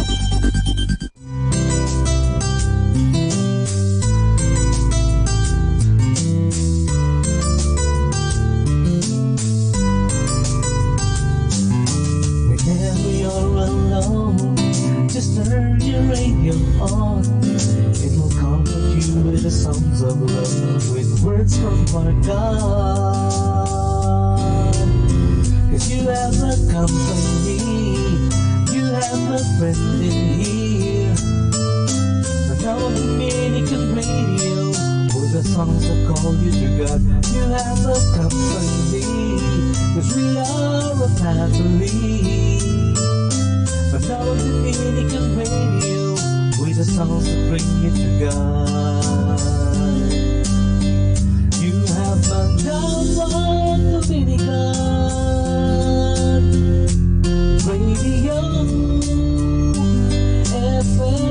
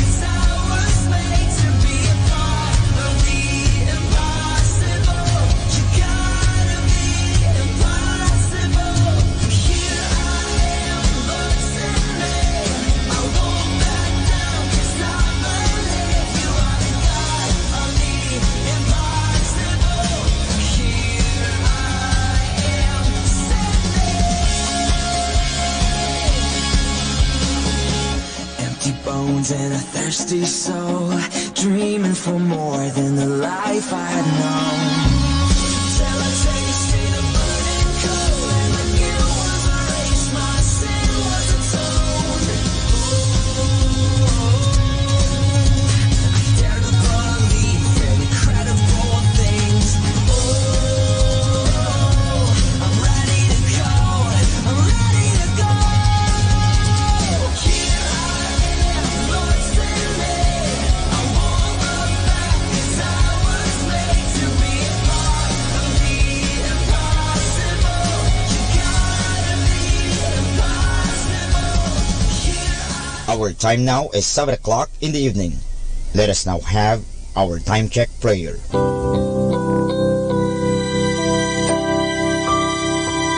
Panalangin sa panahon ng kagipitan. O Diyos na makapangyarihan, lumalapit ako sa iyo sa sandaling ito na kailangan kita at ang mahalaga mong tulong. Lubha ako ngayong nahihirapan sa mabigat kong suliranin. Tunay na hindi ko alam ang aking gagawin sa mga panahong ito ng aking kagipitan. Nalilito at natatakot ako. Sinasabi sa banal na kasulatan, ikaw ang kanlungan ng mga hamak, takbuhan ng mga dukha sa kanilang kagipitan. Kaya naman buo ang aking pag-asa. Nagagawa ka ng paraan upang mabigyan ng kalutasan ang pagsubok na ito. Tulungan mo ako. Sa iyo ako nagtitiwala sapagat ikaw ay Diyos na makatarungan at makapangyarihan at mapagmahal. Sa ngalan ni Jesus. Amen.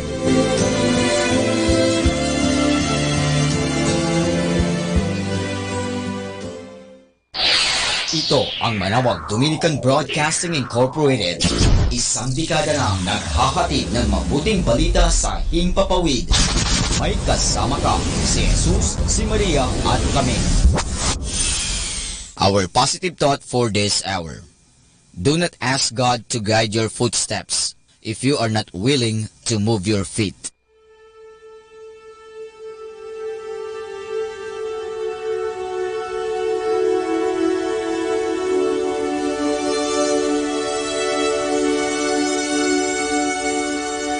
Isang mapagpalang pagbati po sa inyong lahat mula sa aming mga Dominikanong nobisyo dito sa Minor Basilica of Our Lady of the Holy Rosary of Manawag. Kayo po ay nakikinig sa Binhi ng Buhay.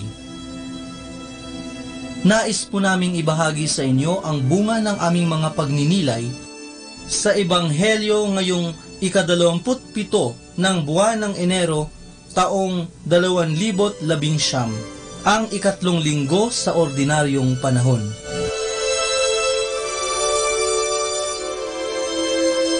A reading from the Holy Gospel according to Saint Luke. Several people have set themselves to relate the events that have taken place among us, as they were told by the first witnesses, who later became ministers of the word.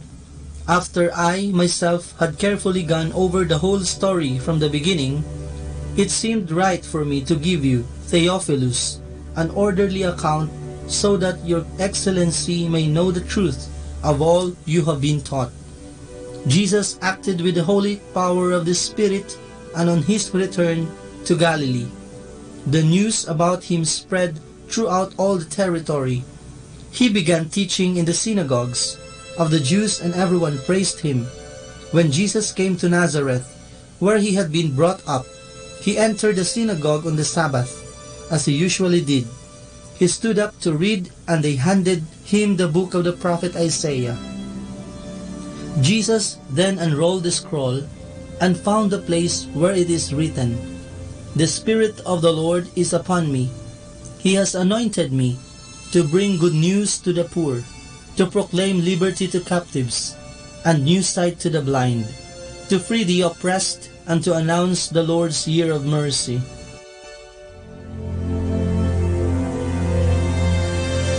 Sa ating ebanghelyo ngayong linggo ay mababasa natin na binuksan ng Panginoon ang banal na kasulatan at binasa niya ang nakasulat. Sumasa akin ang Espiritu ng Panginoon, sapagkat hinirang niya ako upang ipangaral sa mga dukha ang mabuting balita. Sinugo niya ako upang ipahayag sa mga bihag na sila'y lalaya at sa mga bulag na sila'y makakakita, upang bigyang kaluwagan ang mga sinisiil at ipahayag ang pagliligtas na gagawin ng Panginoon.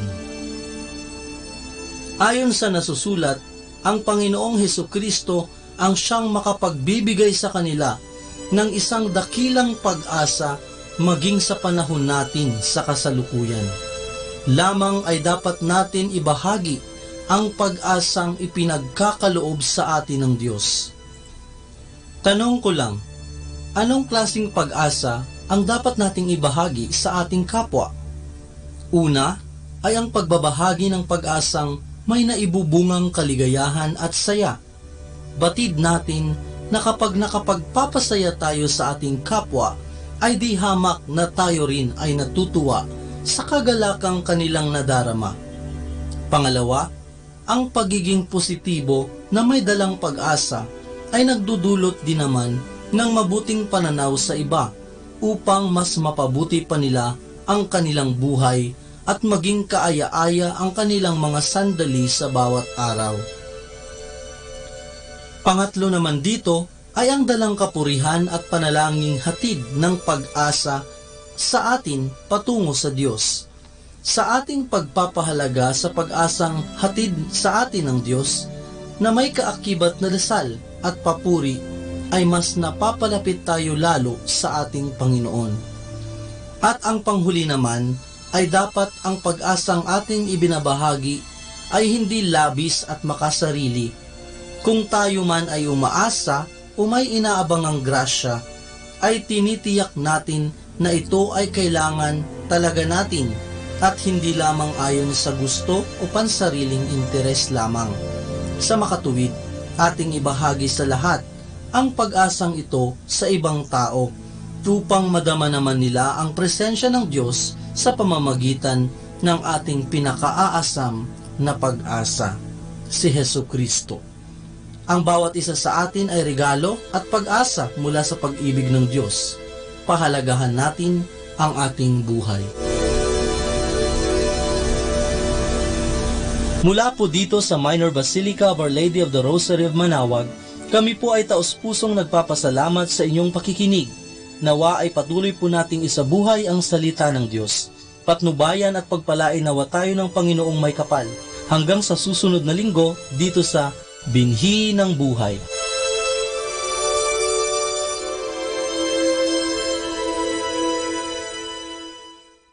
Atin pong pakinggan ang mga pasabi mula sa Minor Basilica ng Our Lady of the Rosary of Manaoag.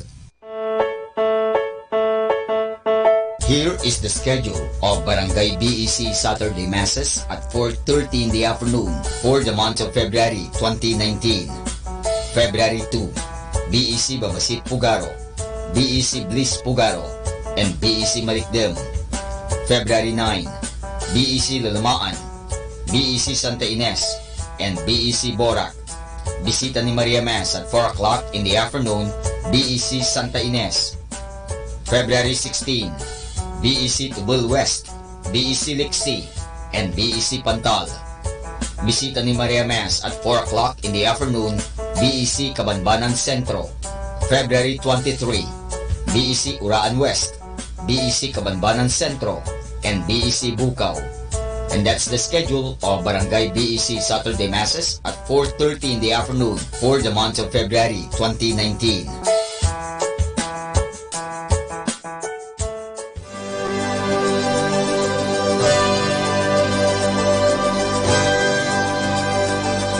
The Ulupan na Laiko or ONLA, in partnership with the Archdiocesan Youth Ministry and the Archdiocesan Catholic Schools, will spearhead once again the annual Walk for Life on Saturday, February 16, 2019 from 4 o'clock in the morning to 6:30 in the morning. 4 o'clock in the morning, assembly and kick-off. 4:30 in the morning, walk proper. 5:30 in the morning, Holy Mass. at the St. John the Evangelist Metropolitan Cathedral, Dagupan City, Assembly Area. As in the past, this event requires our concrete support considering the need to have a stronger expression of defense, upholding, and affirmation of the sacredness of human life from conception to natural death. The Archdiocese of Lingayen Dagupan Walk for Life 2019. Atin pong napakinggan ang mga pasabi mula sa Minor Basilica ng Our Lady of the Rosary of Manaoag. Manaoag Dominican Radio. And now back to the music.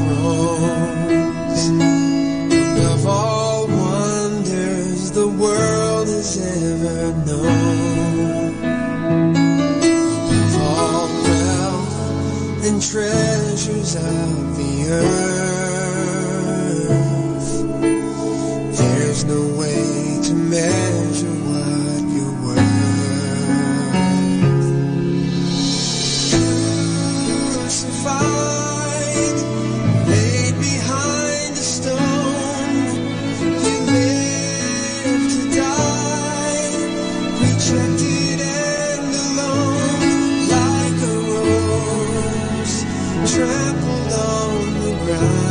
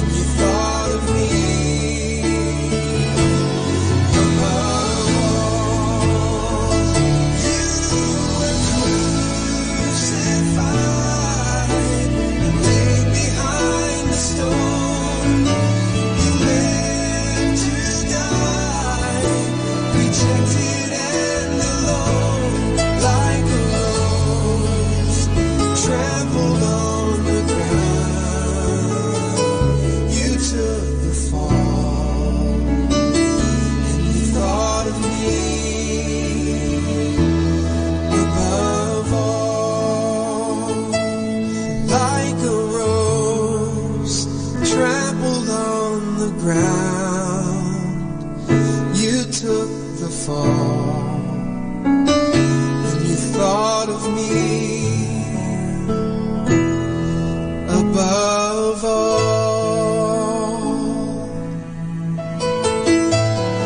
Thank you, Lord, you thought of me and you gave your life for me. That's how I want to be, Lord, to keep you first in my heart, above all.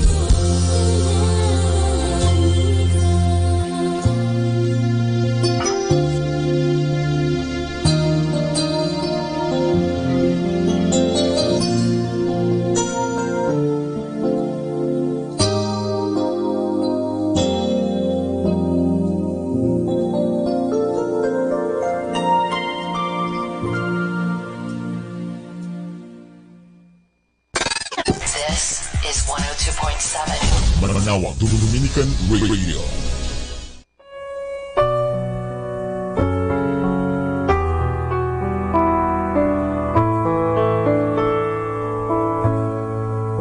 Isang mapagpalang pagbati po sa inyong lahat mula sa aming Dominikanong nobisyo dito sa Minor Basilica of Our Lady of the Holy Rosary of Manawag. Nais po naming ibahagi sa inyo ngayong buwan ng Pebrero ang isang katesismo ukol sa Candelaria.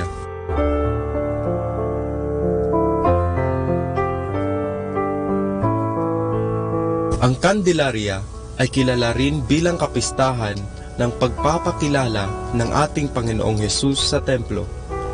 Ang pagdiriwang na ito ay isa sa pinakamatandang tradisyon nating mga Kristiyano. Ayon sa kasaysayan, naitala ng isang madre na nagngangalang Egeria ang tradisyong ito nang siya ay naglalakbay sa Jerusalem noong ika-4 na siglo sa ika-14 ng buwan ng Pebrero. Kanyang natunghayan ang isang mahalagang pagdiriwang sa Jerusalem kung saan ang lahat ng mga pari at mga obispo na naroon ay nagpapahayag tungkol sa pagdala ni Maria at Jose ng Batang Hesus sa templo ayon sa Ebanghelyo ni San Lucas.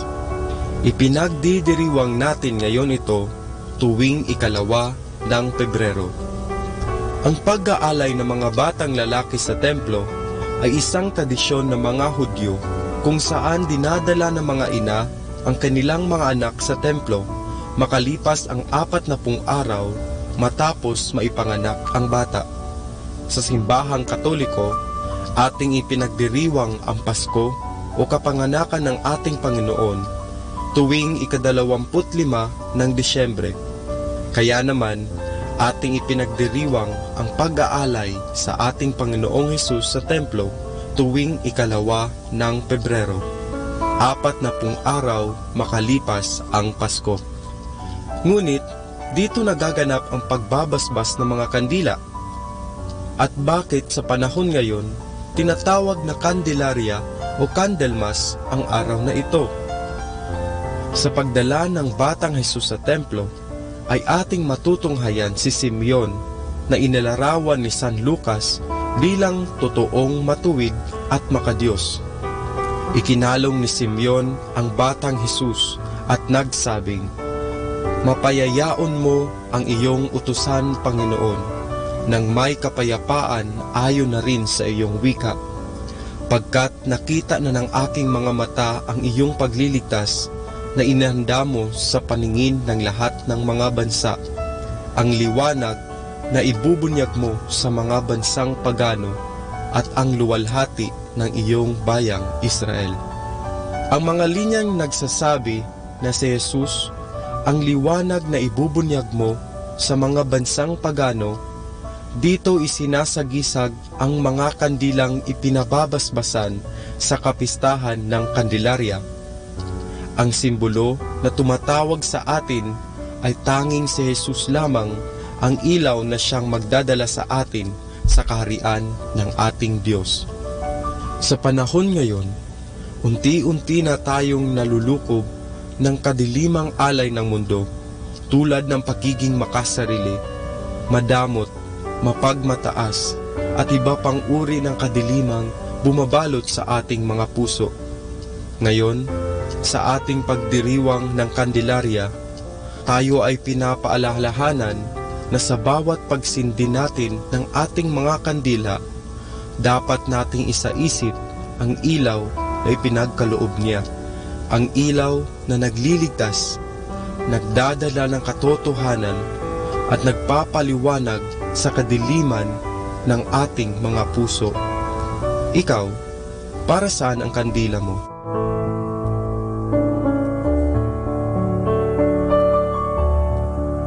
Mula po dito sa Minor Basilica of Our Lady of the Holy Rosary of Manawag, kami po ay taus-pusong nagpapasalamat sa inyong pakikinig. Naway patuloy po nating isabuhay ang mga turo ng simbahan. Pagpalain nawa tayo lagi ng ating Panginoong Diyos. Hanggang sa susunod na buwan po para sa isa namang katesismo mula sa aming mga Dominikanong nobisyo. Maraming salamat po. What's your favorite radio station? 102.7. 102.7. The Minute Radio.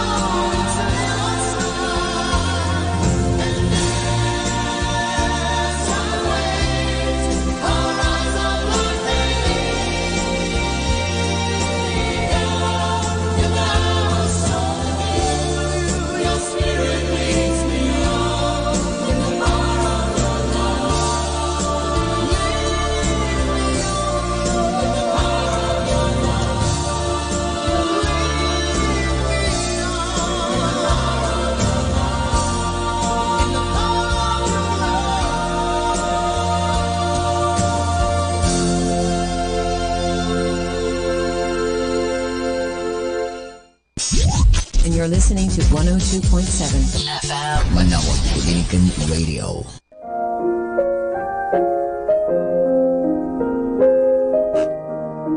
Hi kasama, this is your DJ Sky on radio. Let me share you a one manna a day entitled Healed by Faith, taken from the book of Matthew chapter 8 verse 13. Then Jesus said to the Roman officer, "Go on home. What you have believed has happened." And the young servant was healed that same hour. Insight. Another miracle to the Roman soldier employee who was healed through faith. One of the miracles to show how powerful our great Master is.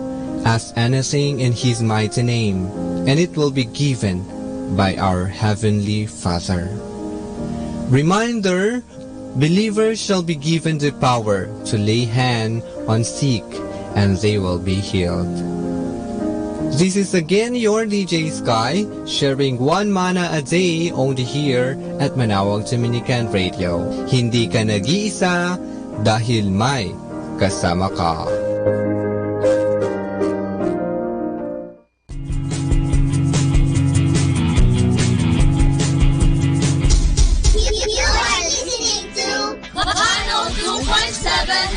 Manawag Dominican Radio. May kasama ka, si Jesus, si Maria, at kami.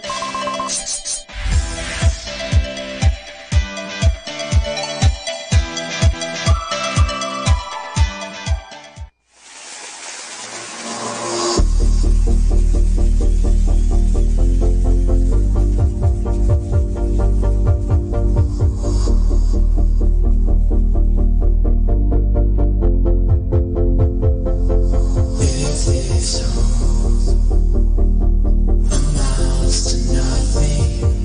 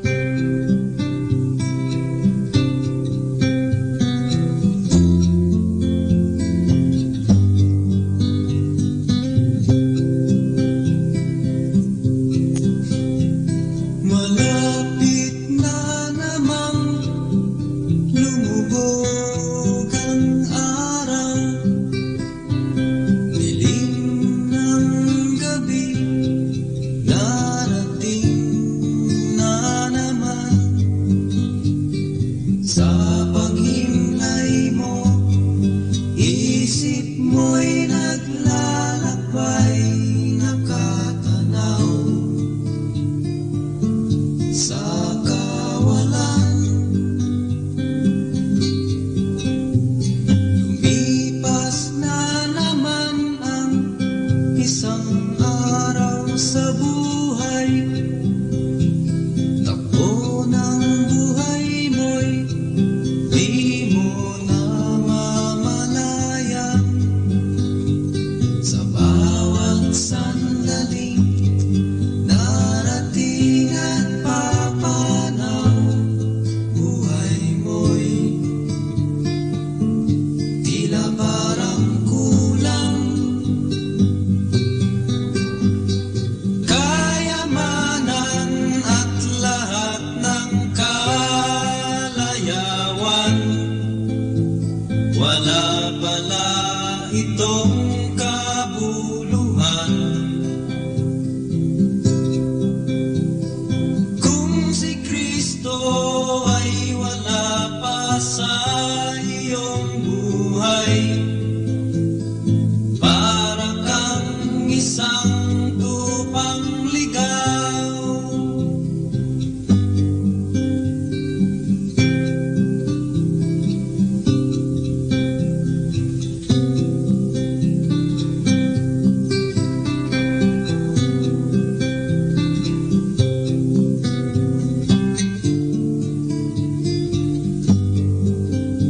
Sa bawat sandaling darating at papanaw, buhay mo'y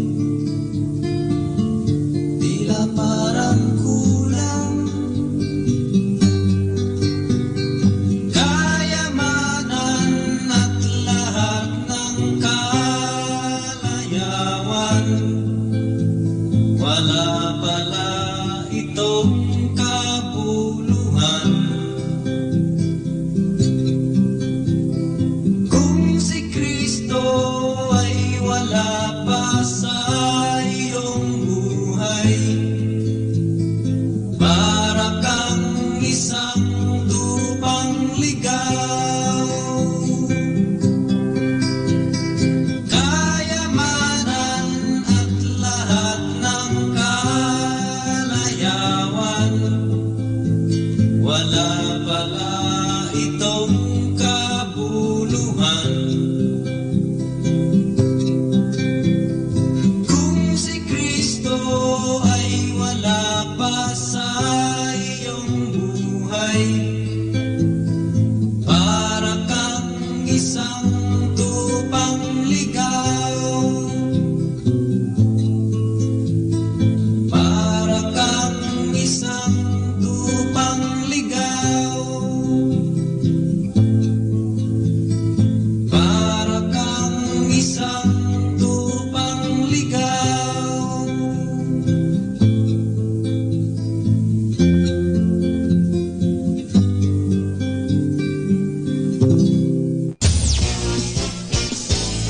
102.7 Manawag Dominican Radio. Pakinggan po natin si kasamang JT sa Tagumpay sa Tag-Unos kasama ang Diyos. Ngayon po ay Pebrero 1 at ating pagnilayan ang inspirasyon na pinamagatang sa labas ng tanggulan. Kapag gumuguho ang daigdig sa paligid mo, maaring pakiramdam mo'y gumuguho na rin ang loob mo. Sumisigaw ang loob mo, O Diyos, bakit mo ako pinabayaan? Nasaan ka kapag humihingi ako ng tulong? Nakabasa na ako ng mga kwento ng Arctic Explorers na nalalagay sa katighatian habang nakatungtong sila sa natibag na yelo na unti-unting natutunaw. Wala silang magawa at umaasa na lamang na may sasaklolo sa kanila. Kung minsan ay ganun din ang pakiramdam mo sa buhay. Nawawalan ka ng kapanatagan ng loob dahil sa isang nawasak na relasyon, bumabagsak na kalusugan, o unti-unting nauubusan ka na ng kabuhayan. Ngunit huwag kang mawalan ng pag-asa at sumuko. Heto kung bakit. Noong ipinahayag ni Propeta Nahum ang mangyari sa syudad ng Ninive, isinulat din niya, ang Panginoon ay mabuti, isang kanlungan sa panahon ng kaguluhan. Ipinagmamalasakit niya ang mga nagtitiwala sa Kanya. Sinabi ni Nahum, ang Diyos ay mabuti. Pinaniniwalaan mo ba ito?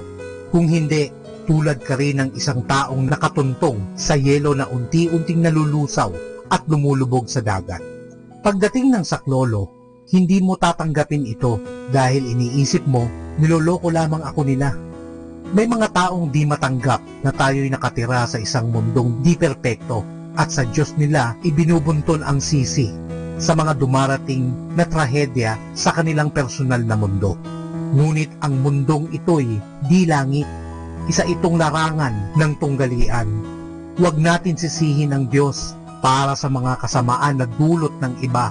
Sa halip, pasalamatan natin siya sa kanyang katapatan at kabutihan. Kinakailangan dito ang isang hakbang ng pananampalataya. Ayon kay Nahum, ang pananampalataya ay may dalawang bahagi, paniniwala at pagtitiwala. Kailangan mong tumayo sa iyong paniniwala. Iniaangkla ng pananampalataya ang ating buhay sa isang hindi nambibigo, ang ating batong kanlungan at tagapagligtas.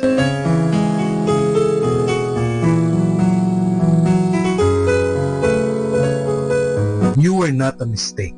You were not an accident. God intentionally made you specially for a purpose. It can be so easy to look at others and wish to be more like them. But God didn't plan you to be someone else. You are created the way God wanted you. He makes no mistakes. Ito po ang inyong lingkod na si Kasamang JT para sa pang-araw-araw nating gabay sa buhay.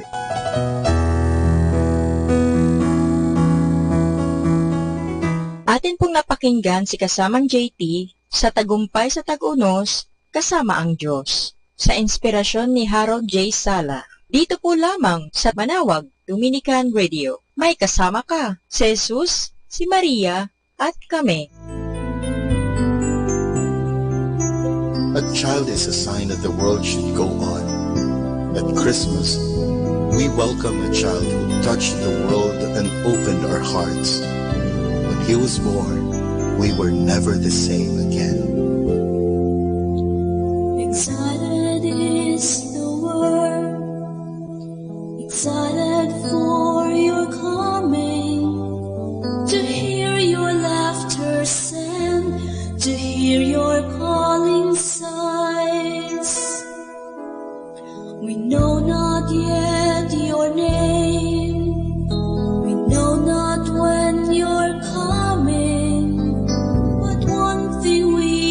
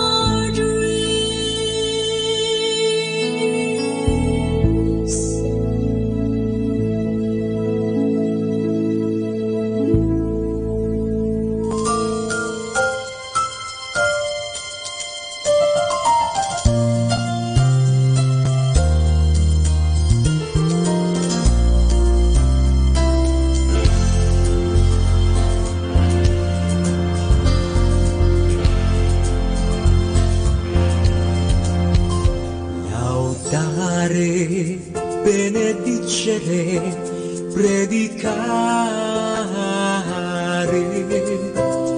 laudare. We praise our Lord with our saints. Benedicere, we lift our voice in song. Predicare, we proclaim your word to the world. Laudare, benedicere, predicare.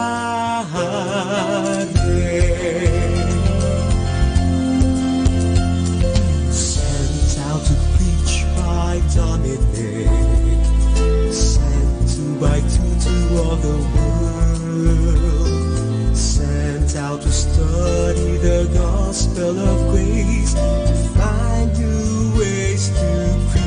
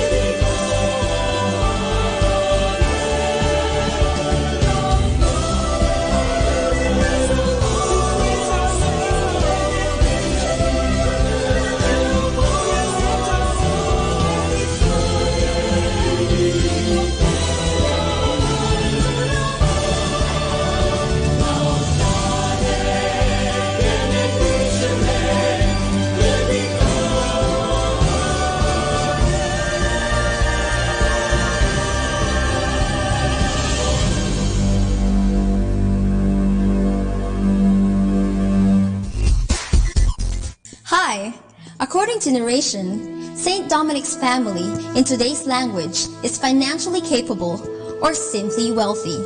But this wealth that they have did not consume them.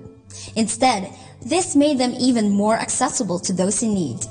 Thanks to the generosity of his parents, Dominic and his siblings were introduced to a life of giving. More than accumulating is essential to finding one's purpose in life. And this lesson still applies today. And this search for purpose led them to a deeper understanding of what Jesus has to offer to those who are willing to leave everything, to carry one's cross and follow him. The de Guzman family didn't do anything spectacular. Instead, they lived their ordinary lives with extraordinary grace. And this grace enabled two of the members of the family to become priests. One is Saint Dominic, the other is Blessed Manes. Their mother, Juana, later became Blessed Juana de Aza. It only shows that sanctity is not limited to those who are priests and nuns, but to us all, baptized Christians. God calls us to be saints everywhere we find ourselves in. You can be a doctor, a janitor, a teacher, or a housewife like Juana de Aza, who later became a saint. As a matter of fact, the church is blessed with saints who are lay people. There is Catherine of Siena, who is the doctor of the church. The other is Saint Martin de Porres, who is a non-ordained member. And of course, our very own San Lorenzo Ruiz, who is a father and a missionary to Japan.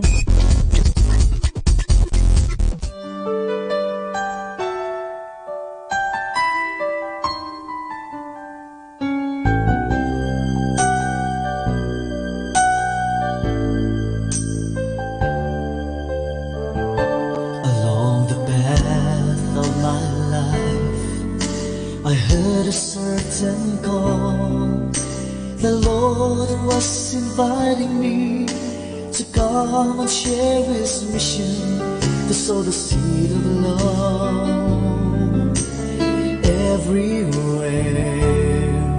Then I started to think about it. Shall I answer yes to His call?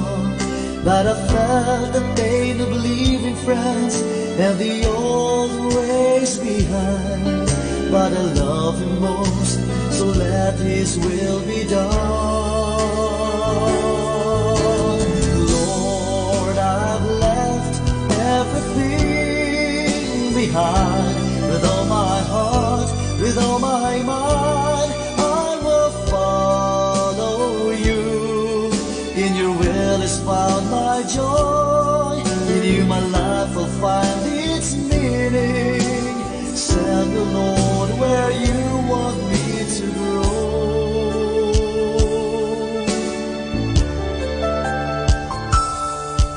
I know that life has doors, there are many ways to live, but this call makes me realize that by following His will, can I live my life to its fullness.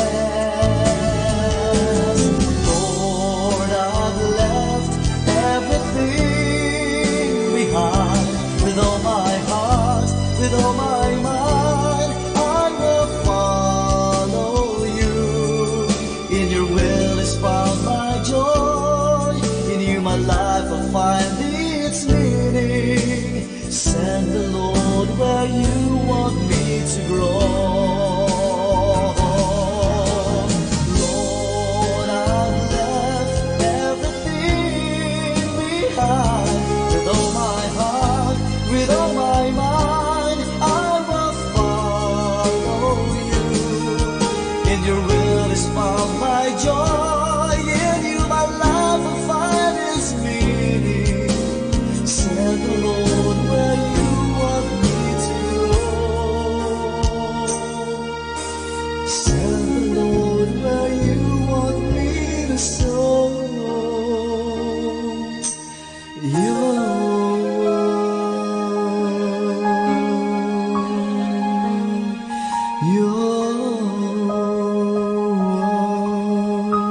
Our time now is 8 o'clock in the evening. Let us now have our time check prayer. Sa gitna ng paghihirap, tinawag ko'y Panginoon kaya. Panginoon, ako'y dinggin pagkat ako'y tumataghoy. Dinggin mo ang pagtawag ko't paghingi ng tulong. Kung ikaw ay may talaan nitong aming kasalanan, lahat kami ay tatanggap ng hatol mong nakalaan. Ngunit iyong pinatawad, kasalanan ay nilimot. Pinatawad mo nga kami upang sa iyo ay matakot. Sabik akong naghihintay sa tulong mo, Panginoon, pagkat ako'y may tiwala sa pangako mong pagtulong. Yaring aking pananabik, Panginoon, ay higit pa sa sirenong naghihintay sa pagsapit ng umaga. Magtiwala ka, Israel, magtiwala sa iyong Diyos. Matatag at hindi kukupas ang pag-ibig niyang dulot. Lagi siyang naghahandang sa sinuman ay tutubos. Ililigtas ang Israel, yaong kanyang hirang. Ililigtas niya sa kanilang kasalanan.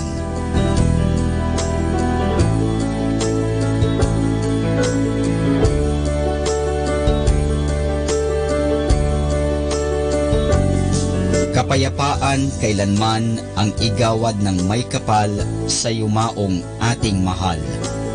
Sila nawa ay silayan ng ilaw na walang hanggan. Manalangin tayo. Ama naming makapangyarihan, ginawa mong bumagtas sa kalangitan ang iyong anak na nanaog sa kamatayan. Ipagkaloob mo sa kanila na nanaog sa pagkamatay ang kapalarang makaharap sa iyong kadakilaan bilang lumikha at manunubos kailanman.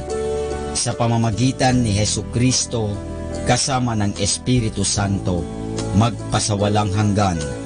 Amen.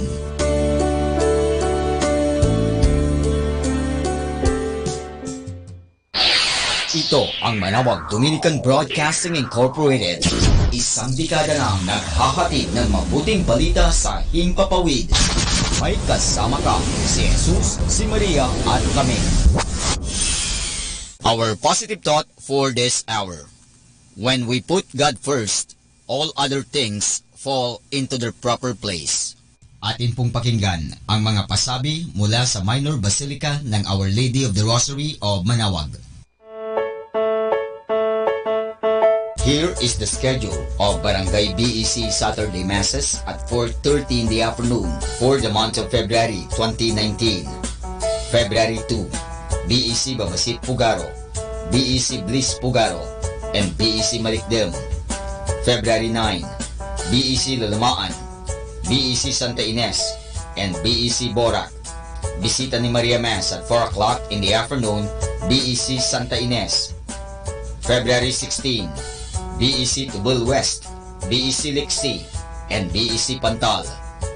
Bisita ni Maria Mass at 4 o'clock in the afternoon, BEC Cabanbanan Centro. February 23, BEC Uraan West, BEC Cabanbanan Centro, and BEC Bukaw. And that's the schedule of Barangay BEC Saturday Masses at 4:30 in the afternoon for the month of February 2019.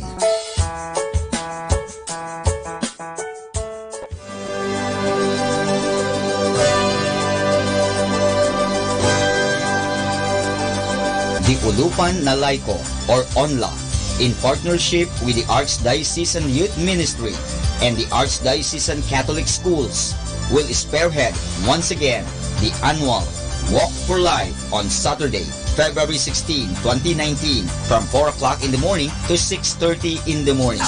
4 o'clock in the morning, assembly and kick-off. 4:30 in the morning, walk proper.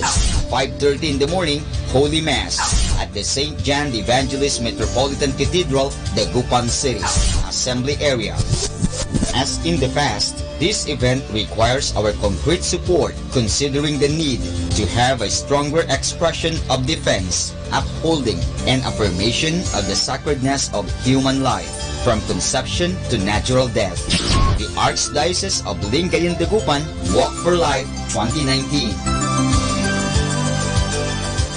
Atin pong napakinggan ang mga pasabi mula sa Minor Basilica ng Our Lady of the Rosary of Manawag.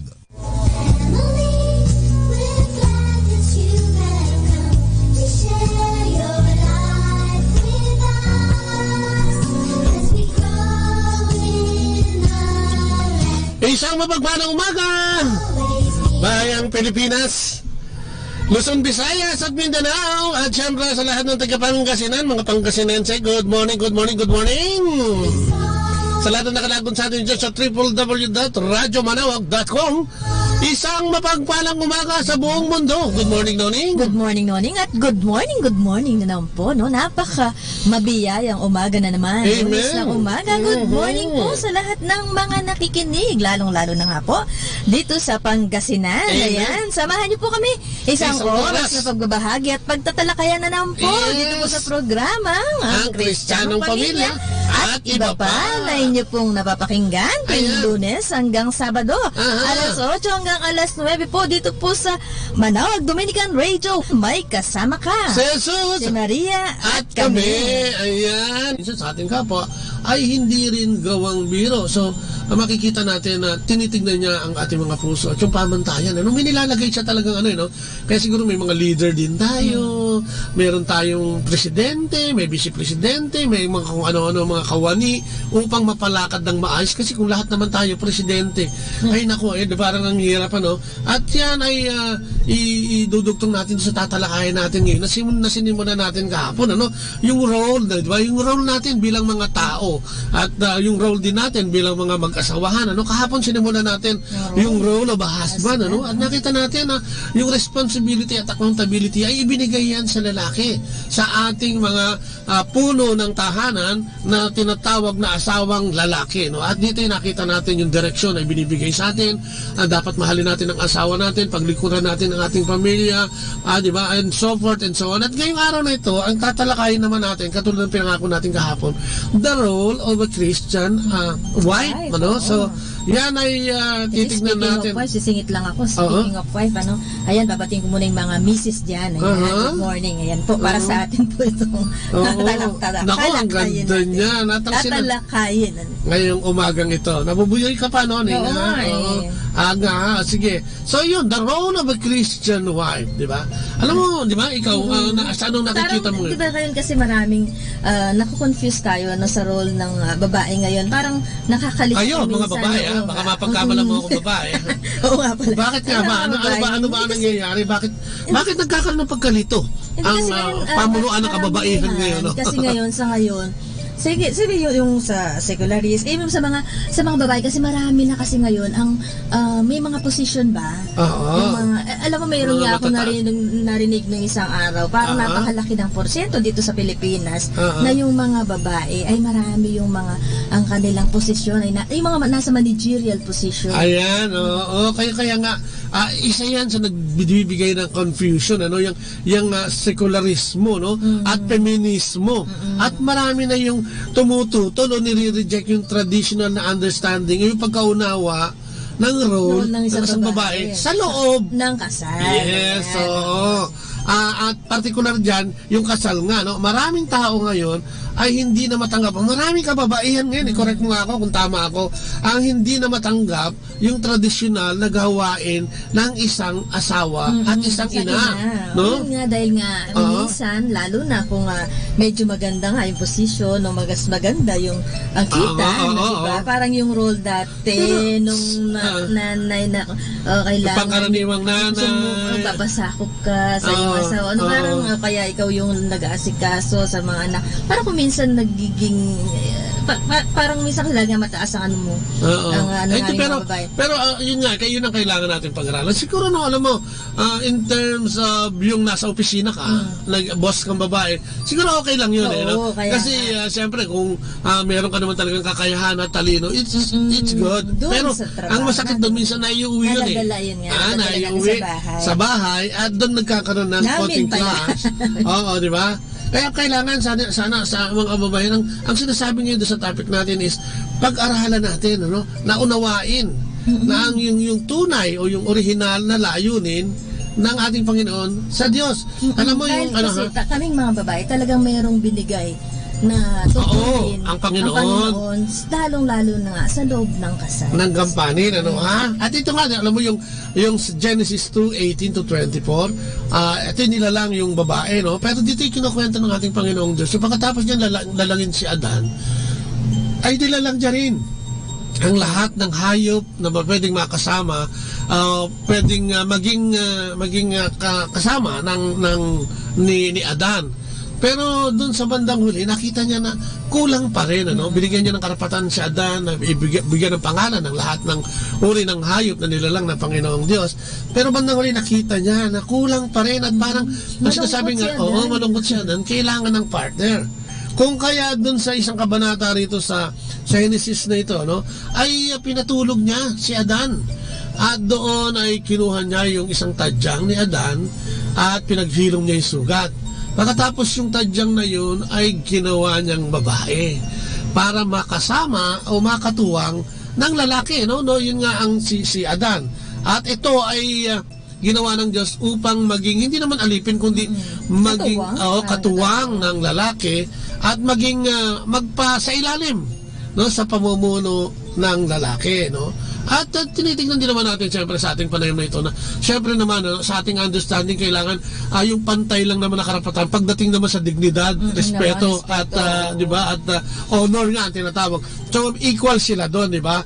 Pero yung purpose ng at dahilan ng Panginoon ang nagsimula dito para maging helpmate, parang ano yun, parang ang talim ng salitang helpmate, parang katulong din naman, it's either parang subordinate, mas mababa ng konti, mas lesser, parang nga ginawa niya ito para magkaroon ng unity sa buhay. Ang dahilan ng Diyos para sa ating asawang mga babae sa pagpapasakop natin or pagsunod sa ating mga asawa ay yung pagiging isa nga natin. Oo, pagiging submissive. Kasi isipin mo naman kung pareho kayong hari sa loob ng tahanan. Mula noon hanggang ngayon, parang yan yung pinagtatalunan. Sino nga ba ang mas malakas? Sino nga ba ang mas matalino? Sino nga ba ang magpapailalim at sino ang hindi? Kaya nga, alam mo, maraming away ang mag-asawa, hindi ma-solve lagi. Alam mo kung bakit? Dahil sa pride. Yun ang pinagmumulan talaga. Diba? Yan na. Kaya ginawa talaga ng Panginoon yun. Ayun yung unang dahilan niya para mawalan ng pride. Binigyan niya na kagad ng kategorya. O ikaw lalaki ikaw ang mamumuno, o ikaw babae ito dinalang kita para tulungan o maging kabalikat. Kabalikat, katuwang ng iyong asawa. Pero yun ang yun ang hindi na matanggap ngayon ng makabagong o modernong panahon, di ba? Kasi nga fast-paced ang buhay, computer age ang buhay, kailangan magtrabaho ang mag-asawa, kailangan mag-abroad, etc. At kasi dito noon kasi naalala ko lang kasi ang babae noon ay para sa pangtahanan lamang. Nga kung tawagin nga yan ina ng tahanan. Ayan talagang hindi na pang sports, pang tahanan lang talaga. Yan ang tradisyonal. Pero siyempre ngayong modernong panahon nauunawaan naman natin yun. Kailangan kasi magtrabaho, yung mag-asawa, magtulungan nga, di ba? For financial reasons. Pero meron din namang hindi na kailangan talaga. Meron mga lalaki naman talagang kayang i-provide yung kanyang pamilya na siya lang na nagtatrabaho. So kung minsan, ang nagiging confusion madalas, yun nga pagka nagtatrabaho pareho at minsan yung babae, sabi mo nga kanina, madami na sa managerial position. Mahirap talaga yun. Yung dala-dala mo yung ego mo papunta ng bahay. Yung akong dito akong boss, ganyan. So pagkaharap mo na yung asawa mo, parang, oops, teka muna nga, ano nga ba't siya sa buhay ko, di ba? Parang lang siya, tanda ka lang. Ang maganda doon, pag nasa trabaho ka, okay, trabaho yan. Pagdating mo, pagkatapos ng trabaho, iwan mo na muna dyan yung posisyon mo. At iba naman yung nasa bahay. At saka siguro, pwedeng gamitin mo o isipin mo na, yun ang gusto ng Diyos at doon ka itinalaga ng Diyos. Yung magpasakop. At para yung inyong estado ay talagang lumawig o humaba. So, ano ba ang mga role ng babae bilang helpmate, at kung ano yung binibigay nito. Yan. What this brings about in the relationship within the marriage. So, a helpmate helps, yung katuwang, ay tumutulong sa paghubog ng mga bisyon o mga pangarap ng pamilya. Yes, kailangan magtulong kayo. Katulong ka dito, di ba? Sa pagbuo, di ba? Kung ano man yung gusto mong di ba? Alam mo kasi minsan may gustong gawin yung mister kukontrahin ka agad. Hindi ka muna puro negative. Hindi, baka di ba? Imbis na Okay, sige, subukan natin. Ano? Kailangan supportahan tapos medyo baka pwedeng sabihin mo, parang may nakikita akong ganito, baka lang naman. Mag-suggest, pwede ka naman mag-suggest. Ganyan. Mga babae na mag-suggest. At gano'n din naman sa lalaki. Yes, kasi sinasabi, papakinggan din naman tayo. Yes, at sinasabi dito, na yung kakayahan ng babae, yung mga regalong nasa kanya, at yung mga abilidad, yung creativity niya. Maraming babae yan yung creativity. So, pwede yung isama doon sa mga proposal ng lalaki, no? So, ibig sabihin, talagang yung ideya nyo, pagsamahin nyo. Pero hindi yung ideya mo ang siyang masusunod. So, alam mo, karamihan ngayon sa modernong panahon, ipinananalangin yan di ba? Kaya nga, particular tayo doon sa gift of discernment, lalo na nga tayo na nasa community, sapagkat naniniwala tayo na yung pinagsamang lakas ay mas maganda. Katulad nga ng gusto ng ating Panginoon. Pero, lagi niyang binibigyan ng linaw yung papel. Kasi magka-class doon Pagka yung abilidad at saka yung kakayahan at saka yung talino ay talagang pinagsalubong nyo yan. Gulo yan. No? Parang battery yan. Parang yung positive. Di ba yung malakas na positive, negative. Talagang maghihiwalay yan. No? So yun, ang una dyan ay pinapakita na maging helpmate ka sa paghubog ng pamilya. Yes. No, kung ano yung mga kakulangan ng asawa mo, makikita mo yun, pwede mo yung sabihin. Pero katulad ng katulad ng isang anak sa kanyang magulang, ito yung nasasabi naman niya ng maayos no? So, para magkaroon niya ng magandang resulta, para maisa katuparan ng lalaki kailangan talaga ang katuwang. No, hindi, sabi nga natin, walang nabubuhay sa mundo sa sarili lamang, no? Kaya nga yung suporta, no? Yung encouragement, no? Yung backup, no? Ng babae sa kanyang asawa. Ay, naku, ang lakas niya. Lalo na sa mga problema. Diba? Kasi kung minsan yung, dahil nga yung lalaki yung, siyempre siya yung nag-iisip, kung minsan lalo na sa mga times of difficulties, may mga problema, no? Dapat talaga yung support nating mga babae, supportan natin sa asawa, ay maramdaman ng ating asawa at makita. Hindi, tsaka totoo yan, yung lakas nyo bilang katuwang namin, bilang mag-asawa namin, ay nakakapagbigay ng moral booster at pag nakikita namin mga lalaki na kayo bilang mga babae, nagagampanan nyo talaga yung inyong role bilang asawa. Katulad ngayon, makikita mo yung sa anak hindi gusgusin yung anak, di ba? Maga pa lang, nakapaligo na yan, maayos na yan. Nakikita mo na pag nandun ka rin, ang pagkain nyo ay okay naman, for as long as talaga napoprovide mo yung pamalengke. So, maalwa at masaya ang tahanan pagka yung katuwang na asawa o yung babae ay talagang naririyan, di ba? Sabi nga nila, a helpmate o yung katuwang natin na babae ay siyang nagpapalago o nagpapalaki sa ating mga anak, at lalo na yung mga babae sa babae, yung anak mong babae daw, sabi nila ay kailangan pangalagaan mo bilang Kristiyanong babae din. Lalo, di ba nga, parang sa atin, di ba, kami nung anak nating babae, si Beng, talagang yung support, di ba, at saka yung dadalhin natin siya bilang sa isang makakristiyanong katulad ngayon, di ba, yung pinopromote natin sa CFPL, yung chastity, bago ikasal, kailangan malinis pa rin ang babae. At paano mo papanatili yan kung hindi sa tulong din ninyong mga babae sa pagpapalaganap ng mabuting katuruan sa loob ng bahay, di ba? At saka dapat maganda yung relasyon nyo, panatiliin nyo yun. Alam mo, totoo yun, pagka dumayo ka sa mga bahay, alam mo, may kaibigan ka, doon mo makikita yung mga anak niya, po and opo, at alam mo, hindi nakikialam hindi nakikisaw-saw sa usapang matanda, yung mga ganyan ba, at wholesome yung environment, tapos yung generosity niya sa paglilingkod sa makikita mo nga, di ba, katulad ng kaisang kaibigan natin na kita mo yung anak niya, di ba, planchadong uniforme, di ba, umaga nakahanda na yung pagkain, di ba, lahat ng requirement ng pagsuporta, kasi hindi naman na kayang gawin ng lalaki yun, di ba? Kung nagtatrabaho siya, aalis din siya, makikita mo na pati yung asawa niya well-dressed. Ibig sabihin, hindi well-dressed na yung talagang bongab, kundi yung malinis ang damit, di ba? Malinis ang pantalon. Nasa ayos. Nasa ayos, ibig sabihin. So, kasi di ba, karamihan naman sa ating mga babae, kaya sa aming mga babae. Oo, sa inyo. Madalas yan, inuuna pa yung, sorry, di ba, yung chismis, umaga pa lang, talaga nandun sa kapitbahay. Hindi. O kaya, di ba, bingo. O kaya sa bingo. Ay laro ko dito sa Facebook. Candy Crush, di ba? And, alam mo, nakakaano yun di ba? Yung kasama nga natin, di ba, yung siya lagi napapagalitan dahil, ba, nung natutong mag-Facebook, parang ayaw nang bumitaw mag-Facebook. So, oo, di ba, inaubos nung Facebook oras. Pwede naman yun pagka free time, di ba? Pero wag mong gawin yung upang masira, yung mga dapat mong gawin, lalo na sa pamilya mo. Kaya natin dinidiscuss. Dahil marami siguro na nakaka-relate dyan yung pagkagalitan ka ng asawa mo, ano ka ba, di ba? Imbis na magsaing ka, nandiyan ka na naman sa kung di telenovela, nasa Candy Crush ka o kung anong ginagawa mo.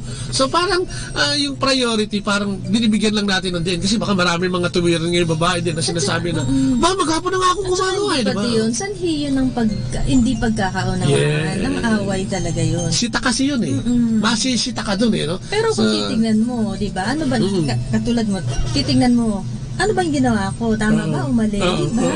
Ay, ano bang inuna ko? Yung paglaro ko, yung pagpapanood ko, o pag-aasikaso. Kaya nga alam mo, importante din yung communication. Bukas tatalakayin natin yan, yung effective communication. Kaya ngayon, ang gusto natin bigyan ng diin, yung babae bilang katuwang. Sabi nga dito, ang katuwang ay hindi pastor. Yan.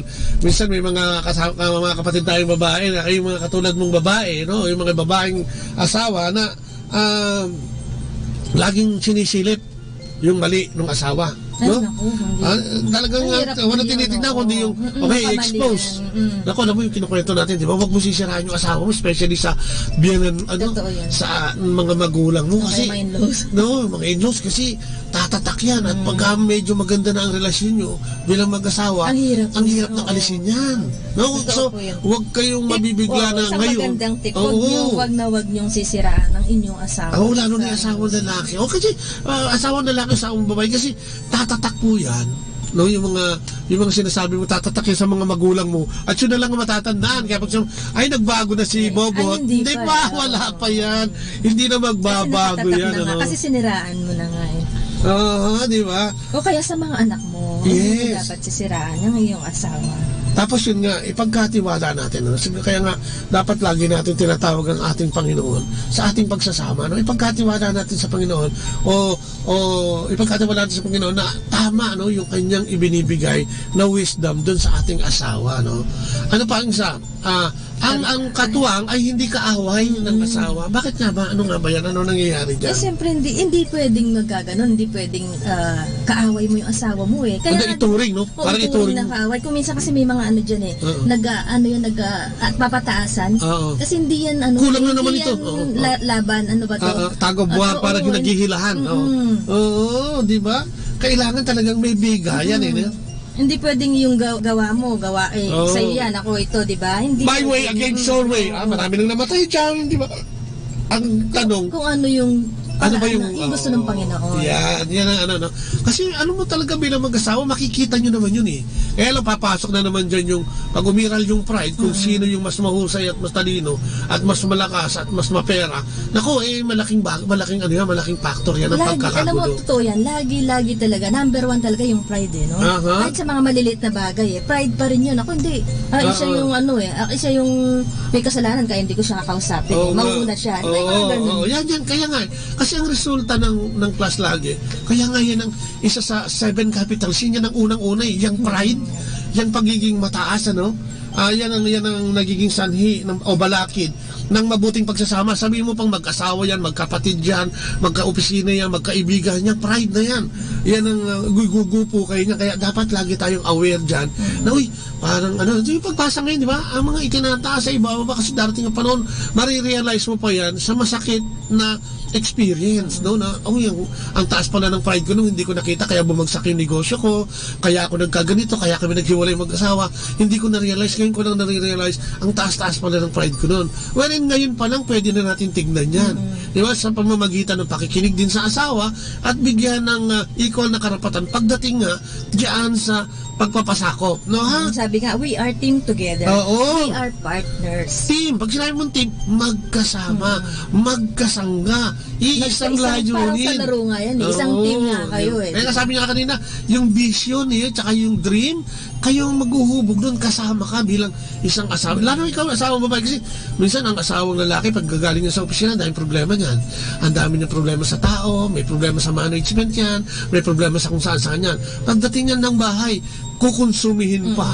At nakasimangot ka pa, ano? Kaya nga, ang payo natin lagi, pag dumarating yung asawa, kung medyo may issue ka, huwag muna agad. Muna, asikasuhin mo. Kumain ka na ba? Di ba, kumusta ang araw mo, darling? Di ba, siyempre, nangungonsumi ang asawa, may problema sa trabaho. Pagdating medyo mainit ang ulo, bahala ka dyan. Mahirap yun. Problema mo sa trabaho mo, bahala ka. Problema mo yan, hindi ganun na sinasabi, no? Ang sinasabi dun sa una pala, helpmate ka nga katuwang nga O darling, ano bang naging problema? O baka may tulong ka imbis na, di ba? Kasi ikaw, kaya ka nagkaganyan, kasi ang sungit mo. Diba, kasi ganito ang gali mo. Parang naging kasama sa sekreto. Yung, di ba sa atin, nangyari, di ba? Nung nagbibisyo, kahit na naman, pasok ka naman, di ba? So ako alam ko kasi, di ba, ano bang naging ano mo? Bakit ka nagbago? Hindi ako ninanag. Yes, hindi. Nakonsensya ka, parang ganun. Kasi nga, sa halip na awahin kita, yung suporta, kasi alam ko na magulo yung utak mo. Alam ko na galing ka sa labas, napagod ka. Pero pagdating mo sa bahay, nakapag-isip tuloy ako. Asikaso pa rin. Kasi pagdating mo sa bahay, kahit ano gulo sa labas, pagdating mo sa bahay, mga kapatid, yan ang ano mo yan ang turf mo kumbaga yan ang kaharian mo So pagdating mo sa bahay, ang gusto mo dyan, tahimik, di ba? Gusto mo, okay lang, lalo na pagka may iniisip tayo mga lalaki, di ba? Yan ang gusto natin. Kung kaya ako naman, tip ko sa mga babae na, tignan muna, no? Parang suportahan mo muna yung kumain ka na ba? Kung may makakain, di ba? At kung ano pa. Hindi mo alam, may good juice muna, good juice. Hindi pa nga nakakain yung asawa ko. Siyempre, gutom na gutom. Alam mo talagang yung, isa yan no? Yung gutom, yung pag gutom ka, kahit isa sa nakakapagpainit talaga ng, sa'yo, di ba yun yung taste mo, di ba gano'n, no? Pagdating, siyempre, tanong muna natin kung kumain or kaya kahit, alam mo, kumisang kahit na kumain pa sa labas o ano, tayo kasing mga babae, ako ginagawa, kailangan nakahanda talaga yung pagkain mo, kumain man sa labas o hindi, andyan pa rin yung pagkain niya nakahanda. Para pagdating niya, di ba? Oo, wala siyang ano. At saka, alam mo, nakaka-inspire yung gano'n Sabi ko nga, pagdating mo sa bahay, malinis yung bahay nyo. Pagdating mo ng bahay, sasalubong sa'yo nakangiti. Pagdating mo ng bahay, alam mo, may kakainin ka, di ba? Alam mo na kahit na tinapos mo yung meeting mo, tinapos mo na yung gagawin mo, pag-uwi mo, alam mo, may makakain ka. Di ba? Yung mga ganun ba na talagang pag-uwi mo, mabango yung misis mo. Parang pakiramdam mo, napakagulo sa labas. Napakagulo sa trabaho, pagod na pagod ka, stress ka. Pagpasok mo ng bahay mo, wow. Dapat, diba? Kumbaga, parang pagpasok parang sa matatanggal na yun ang kailangan. So, yun ang isang kailangan ginagawa ng katuwang. Kaya lang may nag-text paano daw kung wala nga pambili ng pagkain? Well, sabi nga natin, hindi naman nagagawa niyan Pagka inspirado ang tao, lalo na ang lalaki, makakagawa yan ng paraan. Kung minsan kaya lang nagkakaloko-loko lalo, dahil alam naman niya, gagawin, dadalhin lang niya sa ganito yung tapos ganito lang ang gagawin niya. Alam mo naman kami mga lalaki, kung wala kami nakikita, hindi naman yan manifest. Every mo, kung 10 taon mo na siyang asawa, tuwing uuwi ka, o 5 taon mo na siyang asawa, tuwing uuwi ka, wala mong pagkain, yung mga anak mo, nakita mo na, di ba, kalat-kalat niyo. Ibig sabihin, parang wala ka mong makapag-inspire sa'yo. Kaya kami kakain na ako sa labas, bahala. Naalala ko yung isang kaibigan natin, di ba, nung before, hindi parang mahirap sila, no? Tapos ang nangyayari, 'di ba, dinahalakdakan pa siya nung asawa niya, 'di ba? Yung pagdating niya, dinataktak maganda. Tapos 'di ba nung nagkaroon ng nagkaroon sila ng, 'di ba, kasama natin sa yung actually sige yan. Yung driver natin, 'di ba? Nung nagkaroon siya ng magandang trabaho, tapos 'di ba nakapagbigay na siya sa kanya. Hindi na nag-aaway. Hindi yun. Nung yung asawa, di ba nakakausap natin yung asawa niya na napapayo natin. Nagreklamo din. Oo, nung medyo hindi na siya ganun kabunganga, sinusuportahan na niya yung asawa. Naging na-inspire yung asawa niya, di ba? Di ba? Sumipag lalo. Tignan mo, nagtabaan sila. Para silang ano ngayon. Nagtrabaho siya ng maayos. Kasi nga, nasuportahan, nagkaunawaan, nabigyan ng suporta. O di ba yung lalaki kumilos ng kusa na, sige, di ba, baguhin, binago. At ngayon, awa ng Diyos ay patuloy. Tinanong ko sa asawa niya, sabi ko, bakit naglalaki? Yung baby kasi niya, di ba, parang panang, sabi niya, ma'am, kasi po, nakakain na po maayos ngayon. Oo nga. Kasi nga, di ba, yun kasi nasipag na po ngayon si Ala. Natindi na rin po ako, nagbubunga. Nabawasan. Kasi nga, di ba, makikita mo yan no? May inspire ka kaya gagawin mo yung mga dapat mong gawin. Kasi isa pa, ang katuwang daw na babae hindi dapat maging coach. Alam mo ang coach? Ang coach kasi kung tingnan mo yung para sa basketball, yan ang nagbibigay ng direksyon. Sa boxing, suntukin mo yan sa ilalim, suntukin mo yan. Yung ano yun, no? Yan nga, turo yan ng turo. Kaya hindi daw dapat gano'n. Huwag natin tignan ang ating asawa sa figurehead parang sige ikaw na nga ikaw na nga yung lalaki, ikaw na nga yung haligi ng pamilya kuno, di ba? Pero ang totoo sa salita lang pero dinidiktahan mo pa rin pilit at naipapagawa mo pa rin sa kanya yung dapat na ipagawa mo bilang babae. So hindi po dapat ganon. Hindi, wag kang umakto na parang coach sa inyong bahay, no? Pagbigyan mo, allow your husband to truly lead even when he commits mistakes. Kung minsan may pagkakamali din, no? Pero yan naman, suporta pa rin. At siguro, pagka ganun nagkakaroon siya ng mali at sinusuportahan mo, maaring magbago yung mukhang, di ba, no? Hindi kasi sinabi ko na nga ba sa'yo, eh. Wag mo nang bakit ba ang babae ganun lagi? Sinegatibo. Ano bang, saan ba nang gagaling? Hindi kasi iba makakontra lang, eh. Yung pa rin yun, eh. Minsan yung pride pa rin, eh. Kasi parang gusto pa rin nila. Kaya mo ganda na sinasabi mo yan, makakontra lang. Kasi yung makakontra lang minsan, ang pinakamalaking balakid din sa pagsasama ng mag-asawa. Yung bang, kasi naiinis ka lang, eh. Hindi mo kasi gusto yung ginagawa niya o hindi mo gusto yung tinutumbok niya, kukontra-kontrahin mo, di ba? So, sa yung lalaki naman, parang nakukonfuse. Teka nga. Ano ba talaga? Sige. Naku, parang pati siya nalito na. Di ba, naloko na yung direksyon ng buhay niyo. So, kailangan huwag ka maging coach, pabayaan mo siya, bigyan mo siya ng laya, ang sinasabi, no? Bigyan ng laya yung ating asawang lalaki. At saka yung sinasabi kung minsan may mali. Minsan nagkakamali din. Siguro, doon papasok yung communication, pag-usapan niyo pa rin. Katulad kayo sa atin, di ba? Ako, ang laki ng pagkakamali ko sa pagpasok sa paggamit ng droga at ayaw kong maniwala nun. Pero, later on, tingnan mo, di ba? Nung nabago, oo nga, sabi nga, wala naman kasing pagsisisi sa una. So, lagi nasa huli yan. So, tingnan natin, katulad nga yan, yung direksyon natin sa buhay, pabayaan natin, kasi yun ang sinasabi ng Panginoong Diyos dyan sa Banal na Kasulatan, na siya ang dapat magbigay ng direksyon sa buhay natin, at kayo bilang mga babae, ay magbigay ng suporta. So, ano pa? Ang role ng isang babaeng Kristiyano, living out the wife's role effectively. Katulad sa spiritual life, di ba? Ikaw noon, ikwento mo ang spiritual life natin. Hindi kailangan kasi meron tayong yung prayer life natin. Nasa ayos siya. Katulad sa atin, may mga prayer time tayo, di ba? Amen. Katulad, meron tayong couple prayer, tapos may individual prayer. Kasi malaking bagay yan, no? Yung sa pagdarasal natin, at yung pagbigay natin, kasi tayo lahat kasi ngayon sa buhay natin, spiritual natin, binibigay na natin sa Kanya lahat, diba, sa Panginoon. Siya na yung bahala, tapos tayo siyempre hindi naman pwedeng siya na lahat ang bahala at hindi ka naman kikilos. Yes, naman, para mas maayos. Nasa Diyos ang awa, nasa tao ang gawa. Ano pa? Ang sabi niya rito, pray and intercede for your husband. So, ibig sabihin, ipinapagdasal mo, no? Parang, di ba, si Mama Mary, intercessor natin yan, eh. Ikaw naman, si Mama Mary ng pamilya. Mama Mary, tulungan mo naman kami, yung asawa ko, Lord Jesus, amang nasa langit, Father God, Father in heaven, yung asawa ko, kung may kakulangan, punuan mo naman, at sana Maria, di ba, yan yung pwede mong gawin. Mga desisyon na kung minsan, katulad niyan, di ba, yung may mga desisyon na parang tingin mo nga, na hindi dapat yun, na hindi yun, dapat ipagdasal mo rin yun, na sana yung mga desisyon o yung mga plano o yung mga bahalak natin. Pagdasal natin na pagdasal yung mga babae, sinasabi na mga babae. Na kayo yung mag-intercede, maging kasangkapan at instrumento.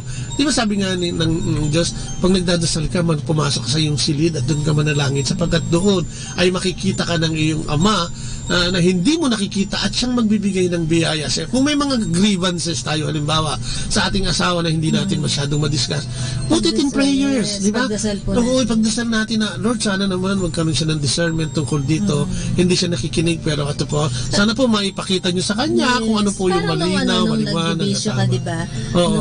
Yung talagang pinipray over kita. Yes. Sa pagbabago mo, sa pagbigyan ka ng kalinawan ng kaisipan, yung pagbabago. Anong napakipektive dyan? Lakas, upang paglabanan. Kung minsan yung mga asawa natin kasi,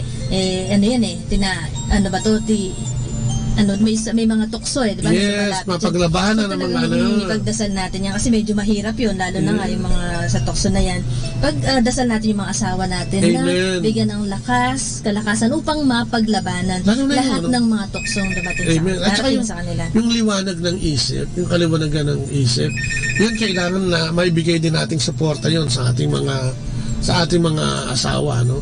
Kaya kailangan kailangan kaya nga kitang-kita mo yung papel ng isang babae kung gaano kahalaga, no? Dahil kung kami lang mga lalaki, di ba, mapapariwara kami, hindi kami marunong maglaba o mamalansya o kung ano man, kung ano man yung ginagawa ng babae. Basic yun, basic lang yun. Ang isang lalaking walang katuwang ay isang lalaking kung minsan ay napapabayaan din ng sarili. Katulad nga nitong sinasabi dito na yung practical life natin, ang babae pala kailangan sinisiguro na ang pangangailangan ng asawa niya ay nasa ayos. Katulad ng yan, halimbawa. Sa pagkain, ako unang-una kasi sa pagkain, particular ako doon kasi nga, yun nga yung, alam ko pati, yung kahinaan mo doon sa pagkain. So talagang, kailangan nga, sabi ko nga, kahit pa alam mo, o kunwari kumain, basta ako kasi naka-prepare talaga yun. Bakit kahit tuyo lang, masarap, madaling pasarapin yan sa pamamagitan ng sukang masarap. Di ba? Ganun lang yan sa damit. Di ba? Yan, kailangan nasa ayos yung damit ng asawa mo, malinis. Gusto namin yan, yung mga lalaki, yung maayos yung damit mo. Nandiyan na yan. Ito na yung susuot mo. Di ba? Kahit pa hindi ganun kaganda. Hindi, tsaka alam mo, wish yung mga lalaki yan, yung pagising niya, o kung papasok siya sa opisina, nakahanda na yung polo niya, yung t-shirt niya, o kung yung pantalon niya, kung nagmamatch ng color na. Kasi hindi ka masyadong ganun. Noon, nung bago tayo. So talagang inaayos ko yan. Gusto ko kasi maayos. Doon din naman ako natuto sa pag-aayos ko. Kaya yung color combination, minsan medyo alam ko ng konti, slight lang. No? Kasi siya ang nagpe-prepare. Kaya usapan namin ngayon, nila yan, yung siya na mag-aayos. Ganun din naman lang. Yun naman talaga kasi ang basic role na. Kasi makikita din ng tao yun. Kung maayos ka, kung maayos yung mga asawa natin na lalaki, di ba? Kitang-kita nila na maayos tayong asawa, babae. Yes. Na nakikita nila na inaasikaso talaga natin yung ating mga asawa. Yung pang susunod doon, yung sabi niya, see to it that the environment of your home serves Him. Yeah. There is order, the home is clean and cozy. Clean na lang, di ba? Kailangan malinis yung bahay mo, kailangan pagdating, lalo na kung galing sa labas. Di ba, naalala mo, di ba, dati nagda-drive ka, siyempre, magulo nga sa kalye, marami nahuhuli. Siyempre, pagdating mo sa bahay, kailangan maayos yan. Kasi, di ba, naalala ko kasi sinasabi mo, sa kalye nga, magulo na magulo magandang tip yan, patuloy ko lang na, yung mga asawa nyo, driver ng tricycle, driver ng jeep, driver ng bus, basta magulo yan kasi sa kalye. Pag uwi niyan sa bahay, gusto niyan ganyan, cozy home, clean and orderly, di ba? Nakaayos lang. Kasi ang hirap kasi, sa bagay kung minsan hindi mo rin maiwasan, lalo kung may mga maliliit na bata. Di ba kung minsan, siyempre, magkakalat ka. Makukulit.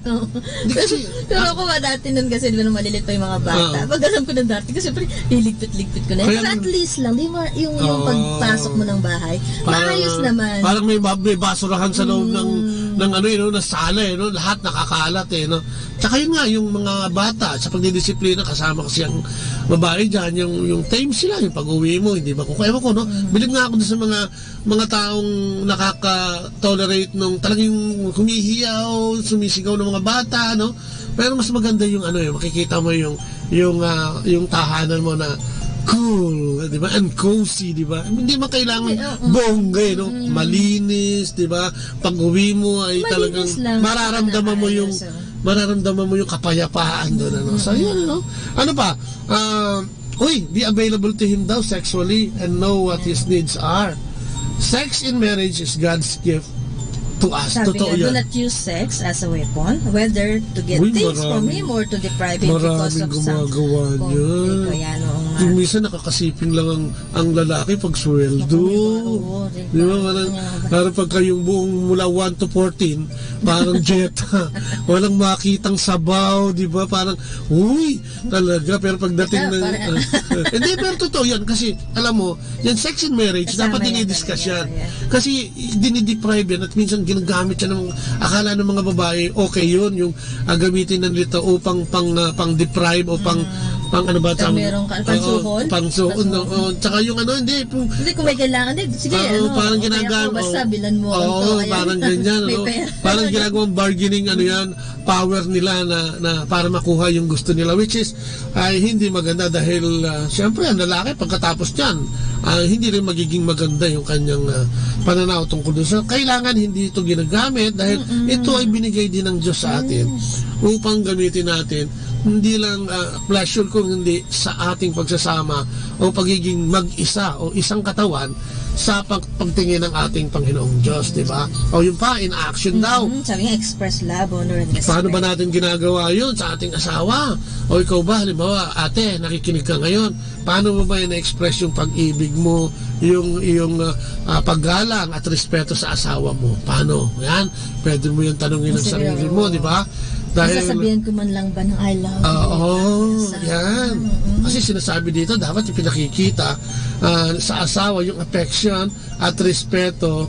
Kung ano man ang posisyon mo siguro, katulad sinasabi ni Leia kanina, kung ikaw ay bossing dun sa opisina at lahat ay nagtumatawag sa yung boss, pagdating mo naman sa bahay, hindi mo naman tatawaging boss yung asawa, kundi yung respeto ng honey, I love you, mga ganun ba? Yung mga endearment. Sa yung boss mo sa bahay. Oo. At huwag natin wag na nating i-judge yung ating asawa kung minsan dahil sa kanya mga kakulangan. Yung pagdi-disagree siguro natin sa ating asawa is mas maganda kung you do it politely, no? Para hindi naman siya mabastos. Kasi minsan alam naman niya kasi, di ba, mag-asawa kayo, alam naman niyang boss ka dun sa kumpanya niyo, siya ay ordinaryo empleyado dito sa kanilang kumpanya. Alam na yun, maliwanag na yun. Wag mo nang bigyan ng emphasis. Dahil nga, babalik na naman tayo doon, ang sabi ng Panginoon, kailangan ang pagtingin dito o ang ayos dito ay yung pagiging submissive pa rin sa kanya, di ba? Kaya nga hindi ginawang equal, no? Kaya nga nilalang ng Diyos ang babae dahil alam niya may mga magiging pangangailangan ito in terms of doon sa mga diniscuss natin, di ba?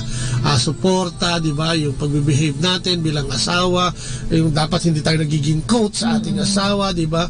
So, ganun lang, no? Tapos, tanggalin natin yung masyadong pride, lalong-lalo na kung tayo yung babae. At pwede naman yun, no? Kasi maasawa mo naman yan, Siya yung ama ng iyong mga anak, no? So, kailangan natin kung gusto natin maging maayos yung ating samahan, siyempre kailangan nalaman din natin kung anong dapat gawin at sundin natin para maging maayos yung pagsasamahan nating mag-asawa. Yes, sabi nga niya, pati sa pagsasalita. Katulad sa pagsasalita, di ba? Maging source of blessing ka sa iyong asawa, no? Magsalita ka ng may kahalong pag-ibig o pagmamahal, hindi yung kina-curse mo yung asawa mo. So, dinadown mo pa siya, di ba? Kasi di ba sabi nga natin kanina, pag yan ay siniraan mo, bandang huli niyan, babalik yan sa mukha mo at ikaw ang magdurusa kasi ayaw na nilang paniwalaan yung asawa mo dahil meron ka ng sinabi. Yes. Meron akong kailangan ganyan. Sige.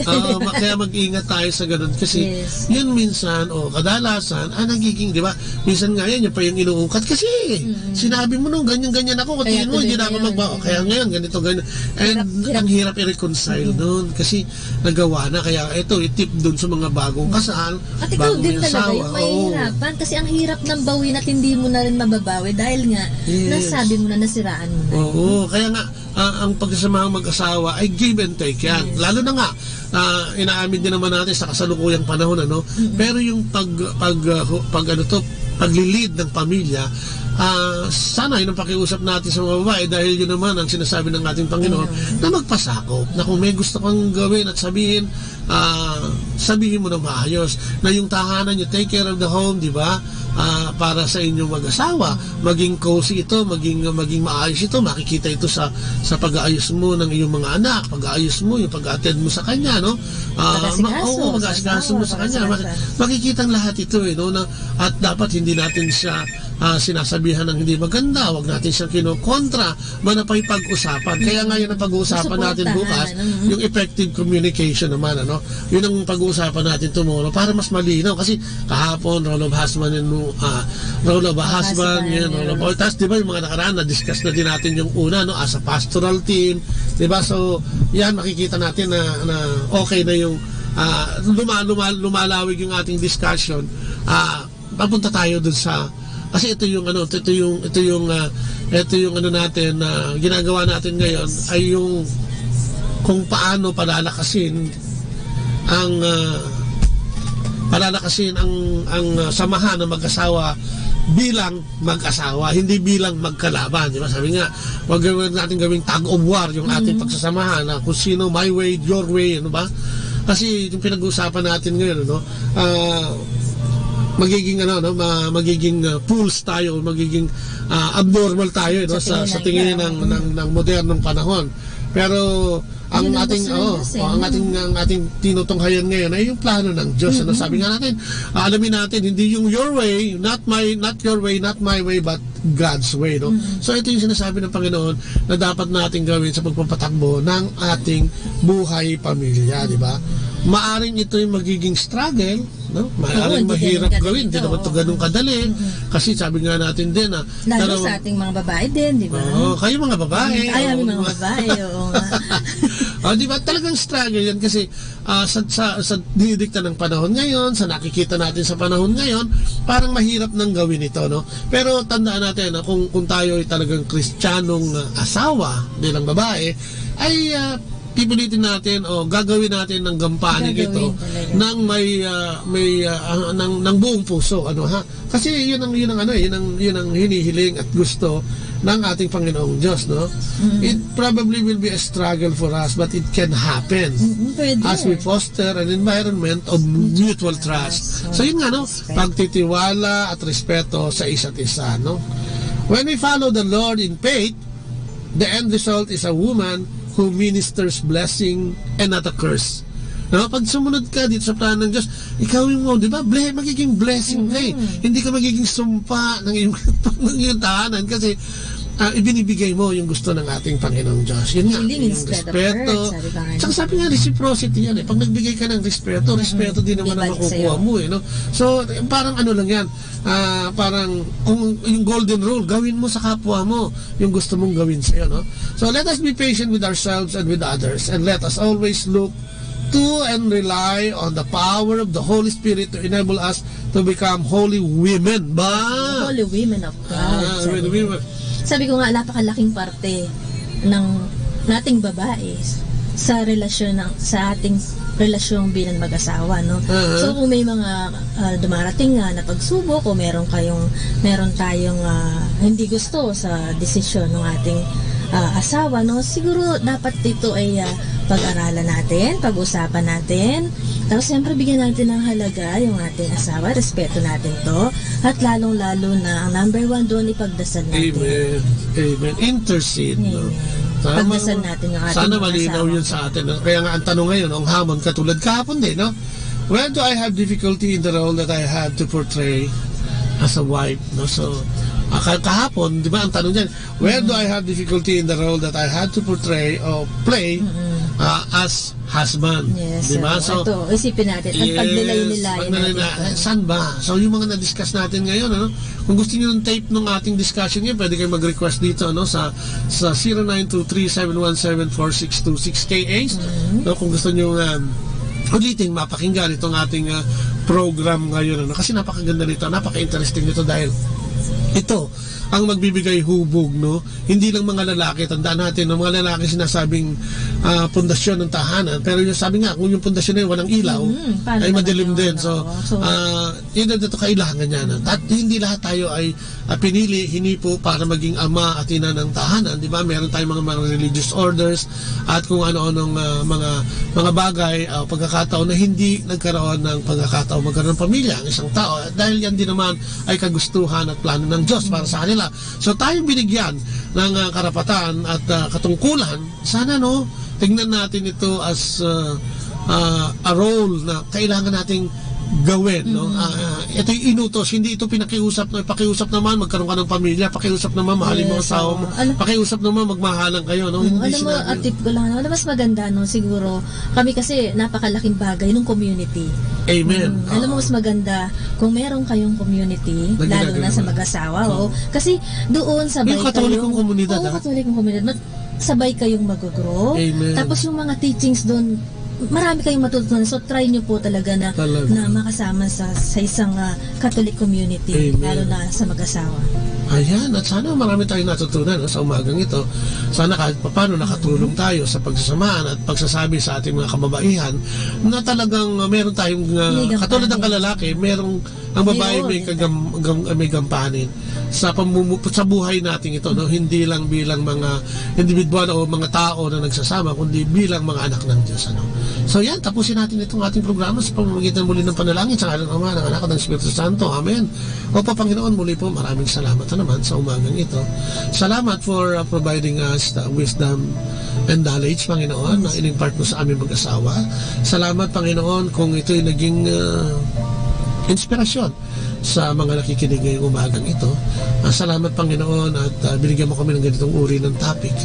So maraming salamat at yung blessing na ito ay sana ay pumasok sa puso at kaisipan ng iyong bayang nakikinig, Lord God. Dalangin namin na kasama nito ay ang aming mga kapatid na may sakit at karamdaman, si Ate Feli, at lahat ng kanyang mga kasamahan dito, ng mga kolektora na may mga karamdaman, ano man ito, ano mang kakulangan, sa lahat ng mga kapatid namin nagpupunta rito at dumadayo dito upang dumulog, Panginoon. Ito'y naalay din namin sa kanila na ikaw na ang bahala sa kanila at magpagaling sa tamang oras at panahon. Tinataas ko rin po, Panginoon, at dinadalangin yung mga kapatid namin na mga nag-text, yung mga tumatawag, Lord God, na may mga hinaharap na mga suliranin ngayon. Yes, may mga pinagdaraanan, Panginoon, Lord God. Kayo na po ang bahala. Kayo po nakakaalam kung anong nararapat at sa kanilang mga pangangailangan. So, Lord, tinataas namin sila sa inyo na sana, Lord God, ay matugunan lahat ng kanilang mga pangangailangan sa tamang oras mo at panahon, Lord God, at yung mga tamang para sa kanila nakagustuhan mo, Panginoon. Yes, Lord, at ang mga kapatid namin nakaratay sa banig ng karamdaman, mga kapatid namin walang pambili ng gamot, hindi po namin alam kung ano ang sagot dito, kung kaya itinataas namin sa iyo, sapagkat alam namin na ikaw ang nakakalam ng lahat ng bagay, Panginoon. Kami narito upang ialay ang kanilang mga pangangailangan at umaasa na ito'y tatanggapin mo at sasagutin sa tamang oras at panahon. Tinataas ko rin po, Panginoon, lahat ng mga asawang babae, Lord God, yes, na katulad ko, na sana, Panginoon, ay tunay na magampanan namin kung ano yung dapat, yung role namin bilang isang asawa, Panginoon, at sana, Panginoon, bigyan mo po kami ng lakas at kakayahan upang maibigay po namin talaga ang aming dapat gawin sa aming mga asawa at aming mga anak, Lord God. Bigyan mo po kami ng maayos na kaisipan at malakas na pangangatawan upang magampanan namin tunay, Lord God, yung aming gampanin bilang isang asawa. Amen. At ganoon din naman, Panginoon, sa lahat ng sa aming gobyerno bilang kabuuan na ikaw na sana Panginoon ang bahala magpalakad nito sa pamamagitan ng iyong kakayahan at kapangyarihan upang ito iayos, Lord God. Muli, ang lahat ng pamilya sa buong mundo ay dinadalangin namin na magkaroon ng kaayusan at higit sa lahat, ang padre de pamilya at ang ina ng tahanan ay dalangin namin siya. Ang lahat ng ito ay dalangin namin sa matamis na pangalan ng iyong anak na si Jesucristo kasama ng banal na Espiritu sa kanyang kabunyan. Muli po, maraming salamat sa kanila ng Ama, ng Anak at ng Espiritu Santo. Amen. At muli po, kami po ay pansamantalang magpapaalam sa inyong programa ang Kristiyanong Pamilya. Ito pang inyong lingkod, si Kuya Bobo. At si Ate Lea po. Hanggang bukas po mulit. Bye-bye. God bless. Great music like this. Salamat po, Panginoon. Salamat sa dakila mong hangarin sa akin.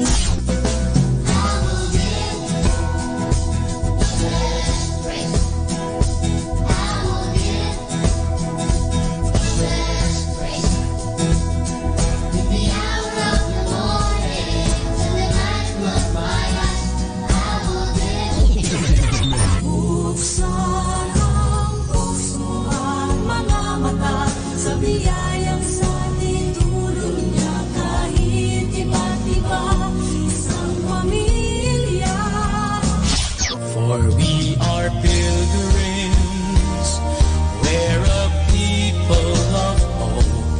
We are pilgrims, we are called by the Lord. We seek God's promise, we seek God's peace. Number 1 radio station. 102.7.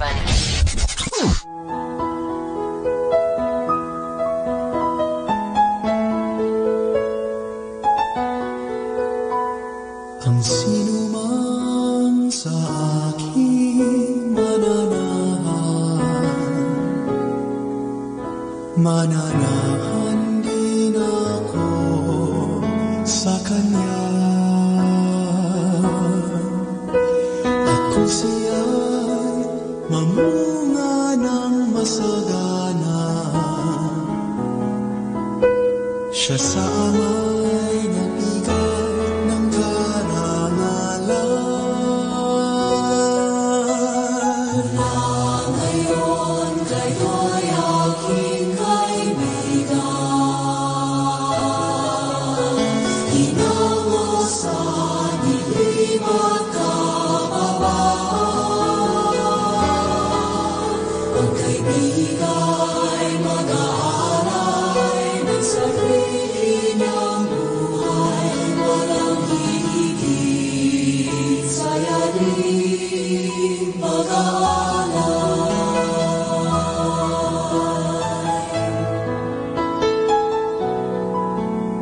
Kung paano mahal ako ng aking Ama, sa inyo'y aking ipinadarama. Sa pag-ibig ko kayo sana ay manahan, at tingin ko sa inyo ay magmahalan. Na ngayon kayo'y aking kaibigan, inango sa dilim at kababaan. Ang kaibiga'y mag-aalay ng sarili niyang buhay, walang hihigit sa yaring pag-aalay. Inilikha at hinirang upang mahalin, nang mamunga't bunga mo'y manatili. Umayo kang magbunga ng masagana, kagalakang walang hanggang ipamamana. Mula ngayon kayo'y aking kaibigan, inango sa dilim at kababaan. Ang kaibiga'y mag-aalay ng sarili niyang buhay, walang hihigit sa yaring pag-aalay.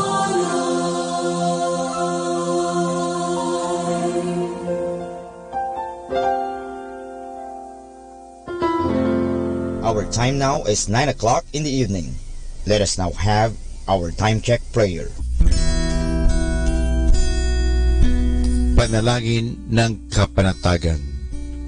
Panginoon, bigyan mo ako ng katiwasayan ng pag-iisip upang tanggapin ang mga bagay na hindi ko na maaaring baguhin, ng tapang ng loob upang baguhin ang mga bagay na maaari ko pang baguhin, at ng katalinuhan ng pag-iisip upang mabatid ko ang pagkakaiba nito. Amen.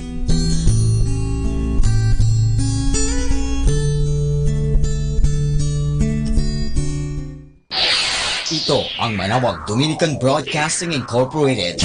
Isang dekada nang naghahatid ng mabuting balita sa himpapawid. May kasama ka, si Jesus, si Maria at kami. Our positive thought for this hour.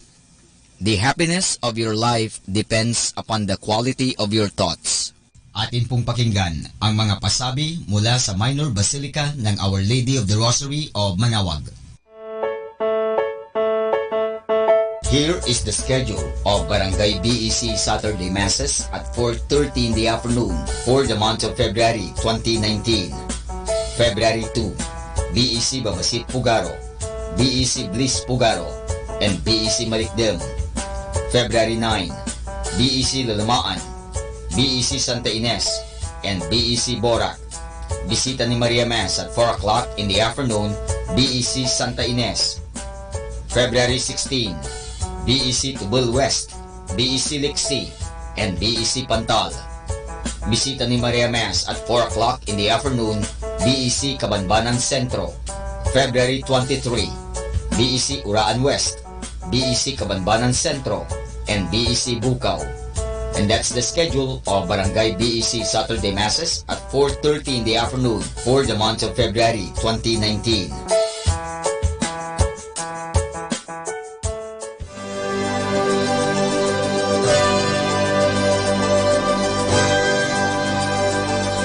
The Ulupan na Laiko or ONLA, in partnership with the Archdiocesan Youth Ministry and the Archdiocesan Catholic Schools, will spearhead once again the annual Walk for Life on Saturday, February 16, 2019 from 4 o'clock in the morning to 6:30 in the morning.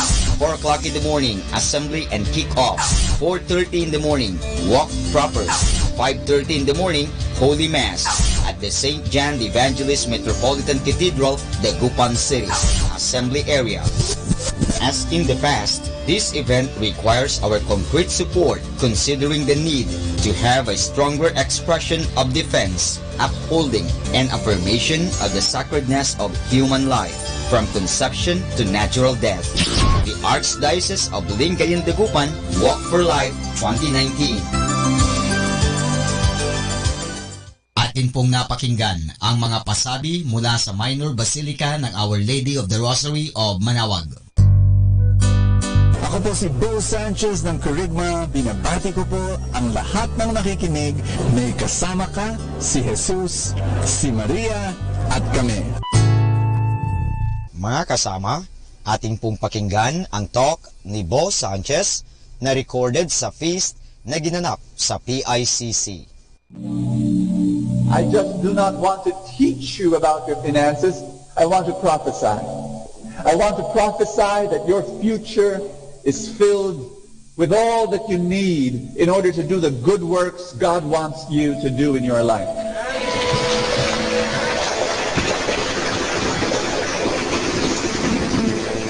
I prophesy that financial blessings will be following you, that promotions will run after you, that good contacts and good deals and good contracts and good opportunities will be running after you. Do I hear an amen? Come, let us pray our favorite prayer at the feast. In the name of the Father, and of the Son, and of the Holy Spirit. Everybody say, today I receive all of God's love for me.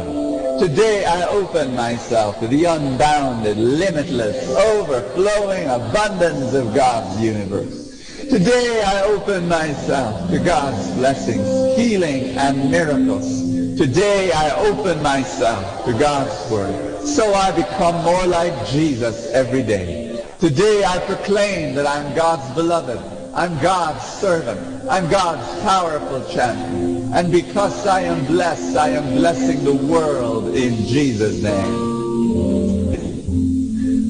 Thy word is a lamp unto my feet and a light unto my path. I'm going to be reading two passages for you today. And the first one is from the Gospel of Luke. Gospel of Luke, chapter 17, verse 21. Are you with me? Let's read together. The kingdom of God is in you. I want you to poke somebody in the arm and tell that person, the kingdom of God is in you. The kingdom of God is in you. I have an announcement to make. The warehouse of God's blessings is in the kingdom of God. Now, if that were true, that the kingdom of God is in you, that means, everybody say, I'm listening. This is very important. Every miracle you need, every answered prayer you need, every blessing you need, every kind of wisdom that you need, every kind of good opportunity that you need, they're already all within you. They're all within you.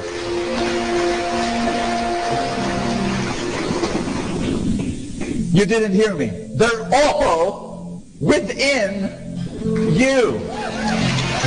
Every kind of blessing that you need is within you. I used to laugh at my mom. When I was a kid, I saw my mother. She was looking for her eyeglasses, and she was saying, you know, well, where's my eyeglass? Where's my eyeglass? And I was laughing as a small kid because I said, Mom, you know how you put your eyeglasses here? And I said, Mom, it's on your head. And so my mom said, oh, I'm sorry, oh, it's here. I'm so foolish. Well, one day, I was at home, and I was already married, and I was still wearing eyeglasses then.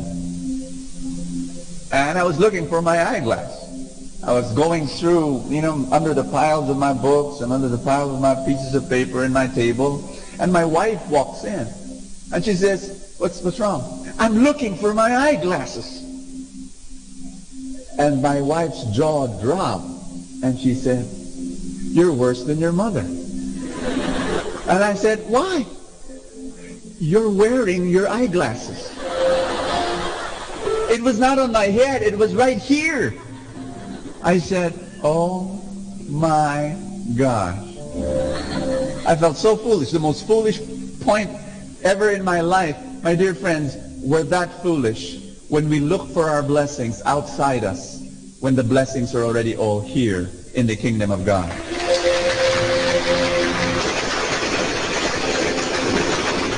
I'll give you one more passage. Is that okay? I'll give you one more passage. It's in 2 Corinthians chapter 9, verse 10. Let's read together. This is very, very important. For God is the one who provides seed for the farmer and then bread to eat. Listen carefully. In the same way, He will provide and increase your resources. Everybody say, increase your resources. And then produce a great harvest. Everybody say that. Of what? What kind of harvest? Of generosity. You know, put your hand over your chest. Everybody say, God will increase my resources. Say it again. God will increase my resources. How many of you need a blessing from God today? You need a blessing from God. Say it out loud. God will increase my resources. Tells you the purpose why He will increase your resources. The purpose is to increase your generosity. Did you get that? I'll say that again. And you better answer me. Why will God increase your resources? Because what does the Bible say? To increase your... Amen. That's the purpose. That's the purpose. Let's pray together. Put your hand over your chest. Let's pray. Everybody say, Jesus, it is so good that I'm here listening to your word. Your presence I feel in my heart. I receive today all that you want to give to me. In Jesus' name, amen. Thy word is a lamp unto my feet and a light unto my path. Give the Lord a big hand, everybody. Love God today. Love God today.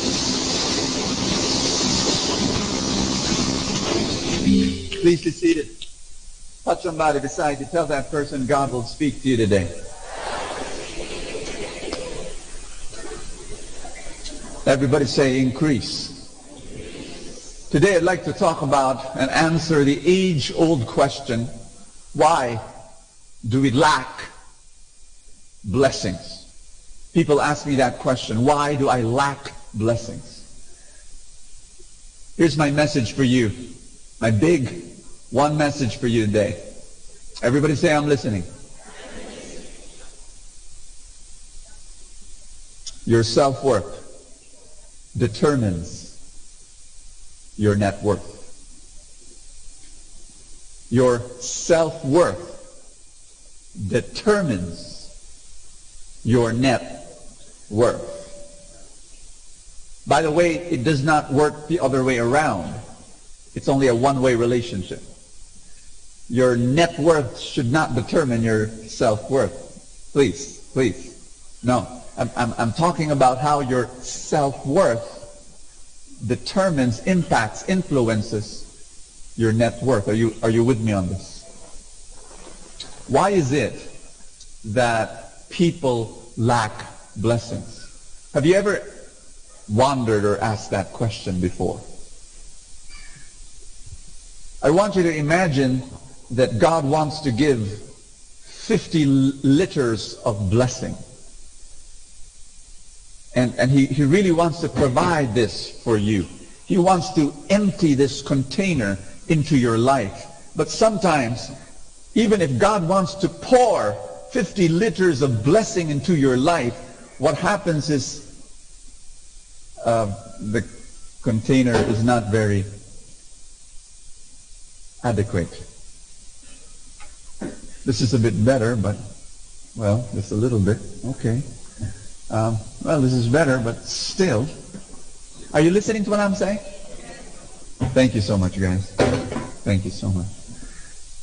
Our problem is this. The problem is not in the provider. The problem is in the receiver. Did you hear me?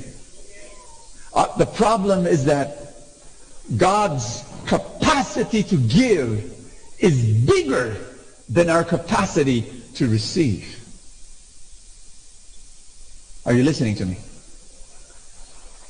And the reason why we've got small containers is because of self-worth. The way we look at ourselves. In Psalms chapter 81, it says, open your mouth wide and I will fill it. Tell somebody beside you, open your life wide. You've got to open your life and open your heart and open your mouth wide and God will fill it. I want you to look at somebody beside you and look at that person. I want you to gauge that person's self-worth. Does that, now, Brother Bo, I mean, how? I look at this person, he seems okay. Here it is. I want you to look at that person and ask yourself this question. Do you think that person likes himself or herself? What do you think? I want you to touch that person in the arm and ask that person, do you like yourself?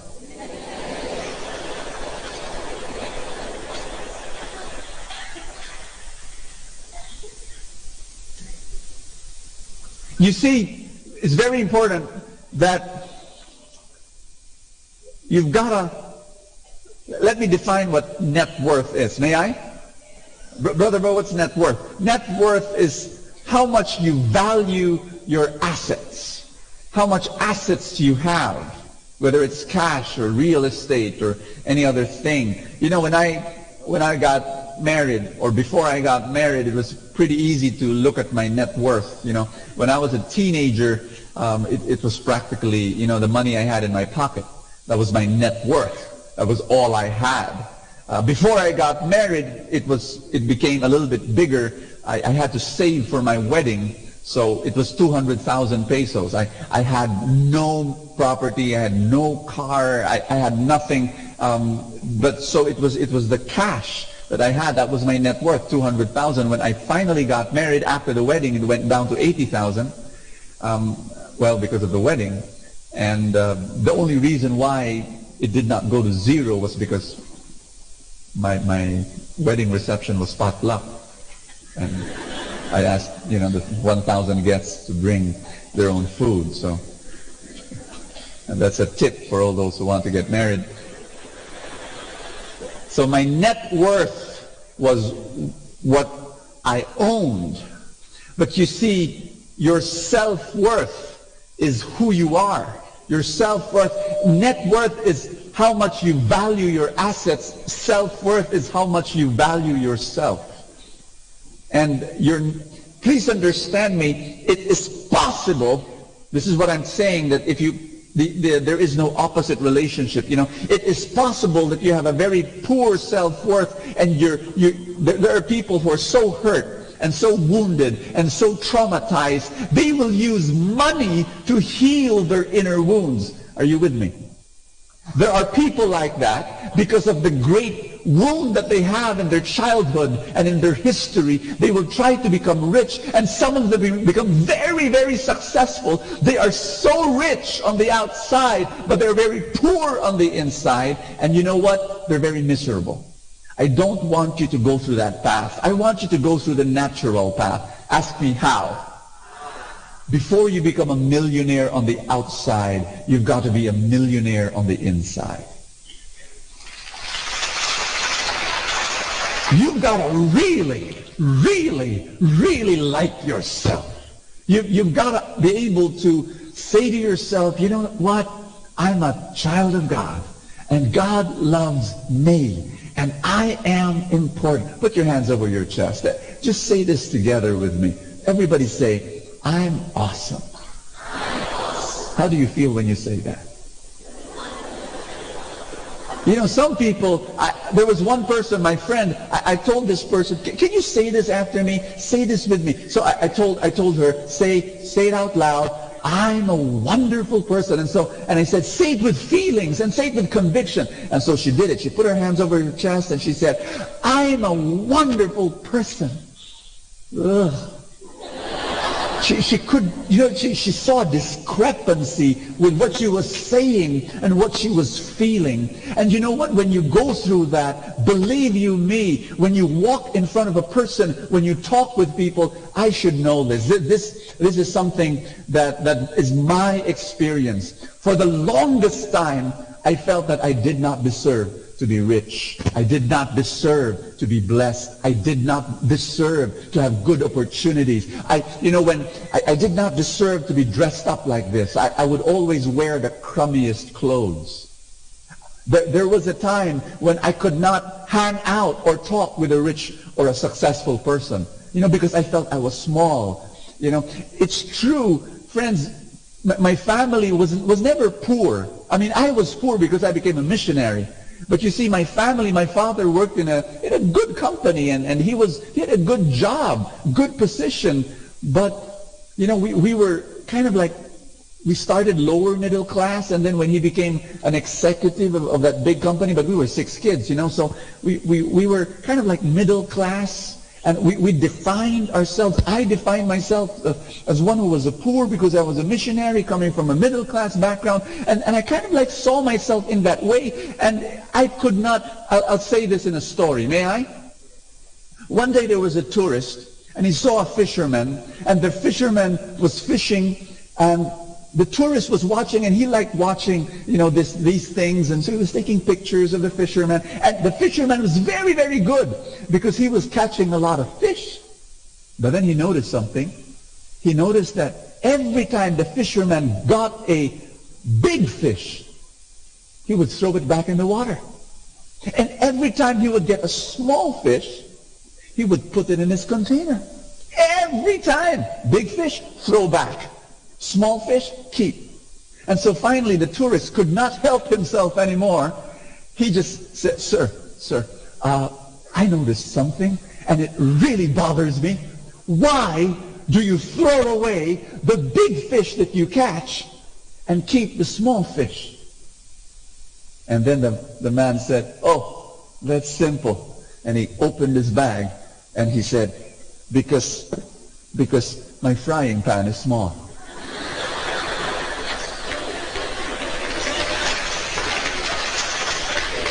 There are many people walking around in life with an 8-inch frying pan mindset. Walking around, God wants to give you a bigger blessing, and you say, no, Lord, I'm only small. No, Lord, my family is only middle class. No, Lord, I'm not used to big blessings. Give me small ones. That's what I take. I'm going to say it again. There is no problem with a provider. There is a problem with a receiver. The problem, ask me, what's the problem? God's capacity to give is bigger than your capacity to receive. Why? It's your self-concept. It's your self-definition. It's how you look at yourself. I had to break that. I had to, first of all, realize I'm already a millionaire on the inside, and then I can become a millionaire on the outside. You've got to say this with me. Put your hand again over your chest, and everybody say this. I'm already a multi-millionaire. Do you understand that? Here's the formula for achievement.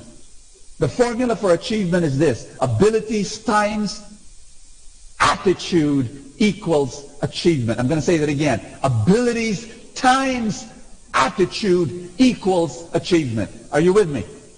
I have known people who have so much abilities. They're a 10 in their abilities. They're a genius. They're eloquent speakers. But their attitude sucks.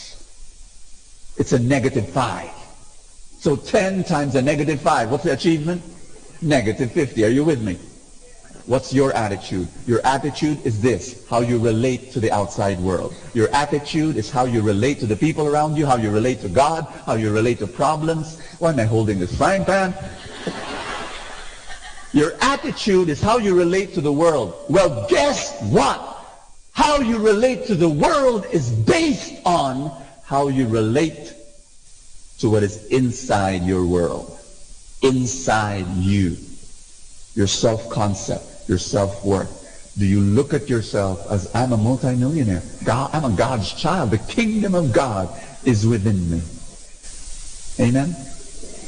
I'm going to call on our second preacher, and it is with great pride and honor I had to import him from India. Please welcome Arun Gogna.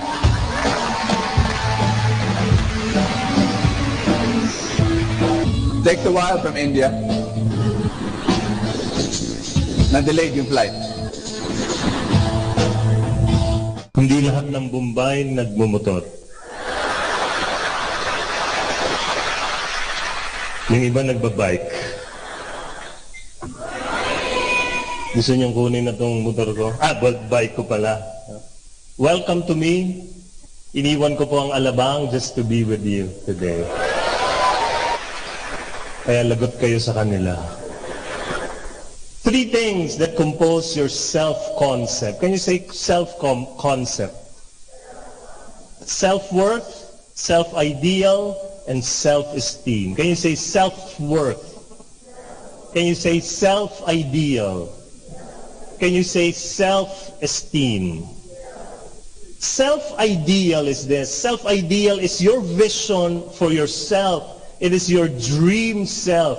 Anong nakikita mo bukas? It is your deepest values. What you aspire for. So the question is, what is your self-ideal? That is very important. anong nakikita mo? If you have a clear self-ideal or a clear vision of what you see yourself to become someday, then you have a strong self-ideal. But if it's hazy, you're unsure, then you have a weak self-ideal. The second one is self-image. Can you say self-image? Self-image is how you perceive yourself today. Ano ang tingin mo sa sarili mo? Tingnan nyo nga ang sarili nyo. Tingnan nyo ang mata nyo. Hirap, di ba? Ano ang tingin mo sa sarili mo? You know, our self-image is, sometimes we have broken self-image because of our childhood experiences, because of our parents. May mga magulang na ganyan, sinira ang self-image ng anak. Tinanong yung anak, what do you want to become when you grow up? Sabi nung anak niya, Daddy, I want to become a doctor. Ganda. Sabi ng tatay, naku, wag yan, doktor. Naku, mahirap yan. Ikaw pa, mahina utak mo, para kang nanay mo. Kaya yung bata, ang self-image niya, wala kagad. Sometimes, we have broken self-image because of the judgments of others, people to us. Naalala ko yung isang girlfriend. She was a fat lady. Tapos she asked her boyfriend what she looked like. You look like a god. Sabi ng fat lady, nag-blush pa.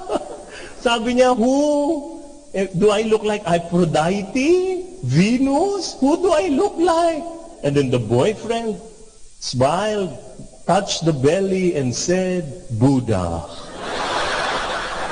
Look, kaya yung self-image ng mga tao broken because of others. Now, the third about self-concept is self-esteem. Can you say self-esteem? Self-esteem is the emotional component of your personality. It is the most important factor, listen, that will determine how you think, how you feel, and how you value and behave in life. Self-esteem is defined, how much do you love yourself? Yes, self-esteem is this. If you are going towards your self-ideal, pag lumalapit ka na sa self-ideal mo, gumaganda yung self-esteem mo. Okay? So if you like yourself, you are going to receive blessings from God. But if you do not like yourself, you will put low standards in your life. Mababa, bakit? Di ko masyadong mahal ang sarili ko eh. Kaya people who like themselves, they have high self-esteem.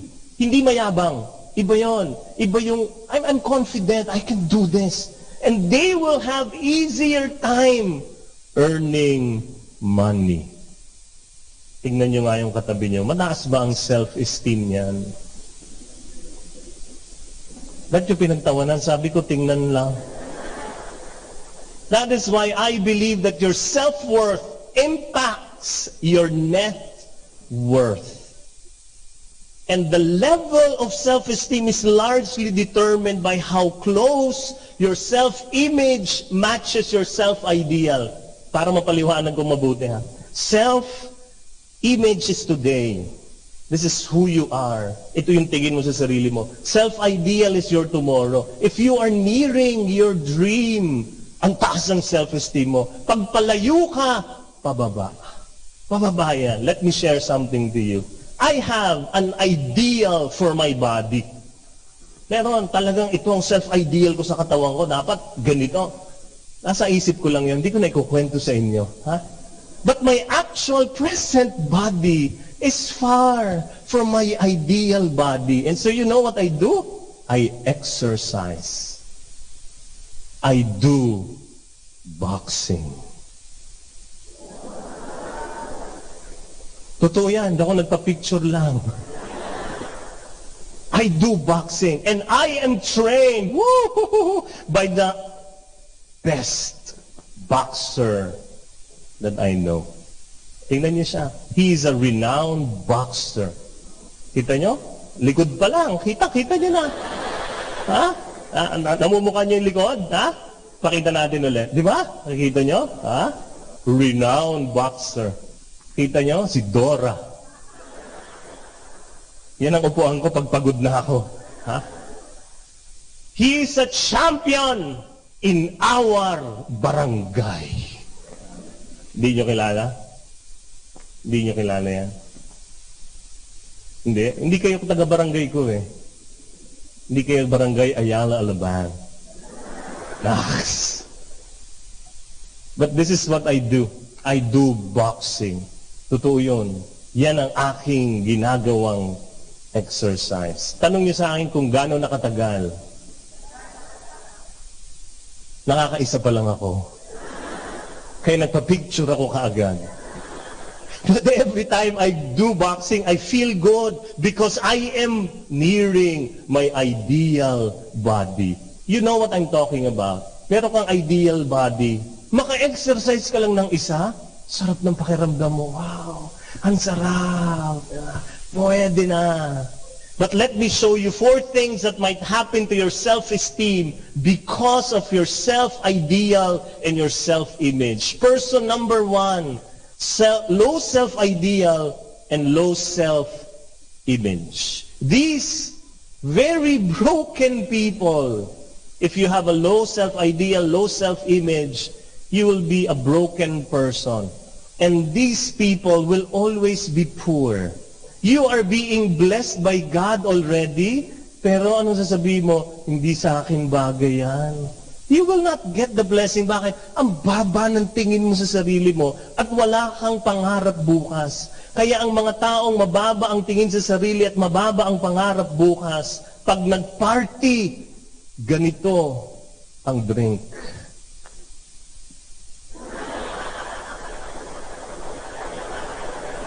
Diba? Sachet. Masyado mababa ang tingin. Ha? Pag gustong bumanat sa malaking party, Red Horse, Strong, Mint. Yan lang. Pero at least, di ba, bawas sa bisyo. Mas mabuti. Joke lang yan, no? Person number 2 is this. Person number 2 has low self-ideal but very high self-image. Itong mga taong ito, they don't care about their future. They only care about today. They don't have dreams. And most of these people won't be rich, but they will not be poor also. Like this man.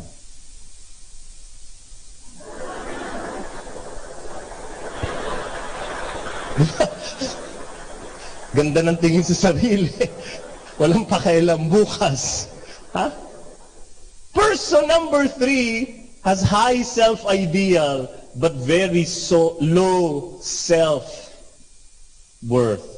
Ito yon, yung mga tao, the self-ideal is very clear but their self-image is very bad. And they are broken inside. Ito yung binabanggit ni Bo kanina, that we don't want you to be rich but you're broken inside. What happens is that they use money as a band-aid for their brokenness. And some people like that will become very rich, but no matter how rich they become, they will not be happy. They will not be happy. Are you waiting for another picture?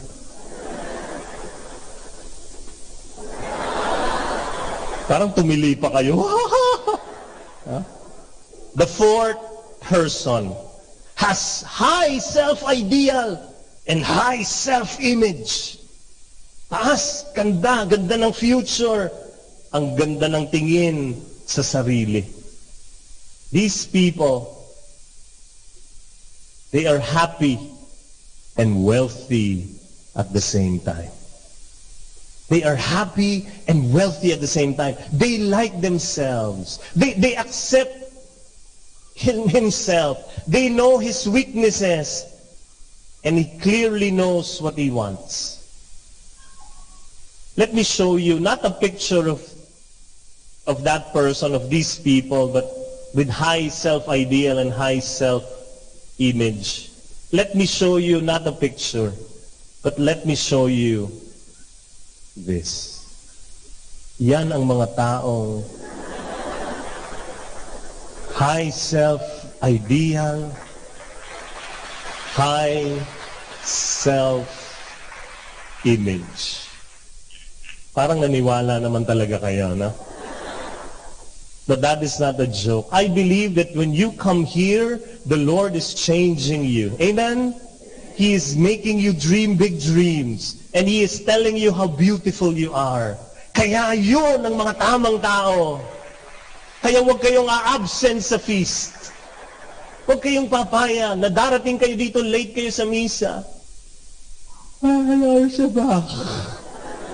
Why? Because the Lord is blessing you and you will become that fourth person. My best friend, Mark Victor Hansen, said,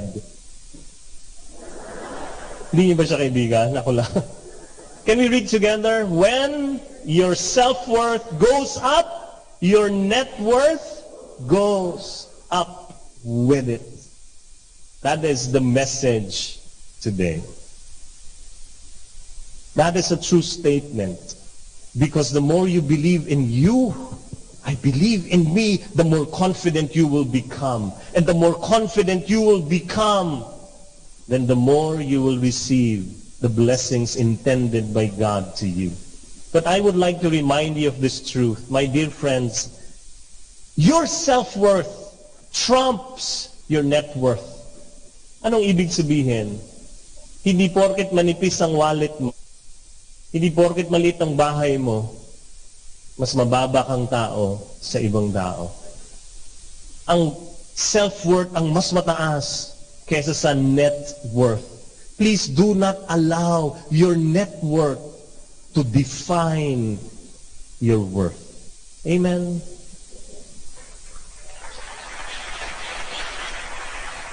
Tingnan nyo nga yung katabi nyo, may pera ba yan?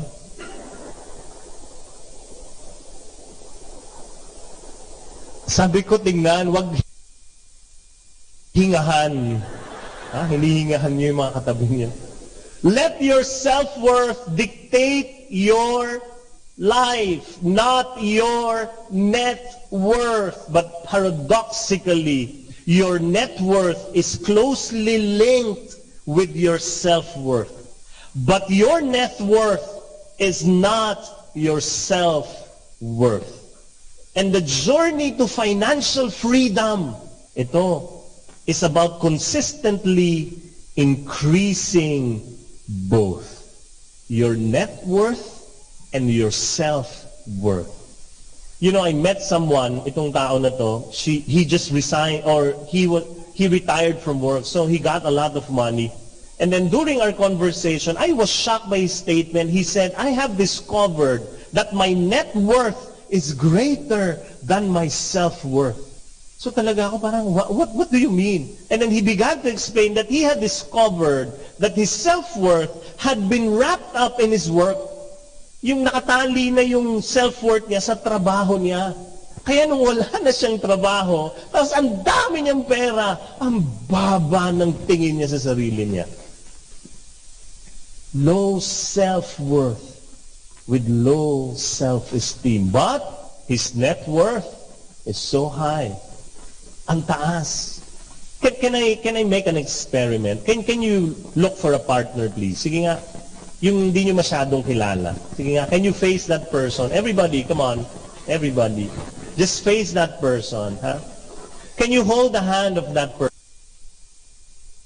person? Everyone. Nakikita ko kayong lahat. Hawakan nyo yung kamay nung katabi niya. Alam nyo ba kung saan galing ang kamay na yan? Nagtatanong lang ako, ha?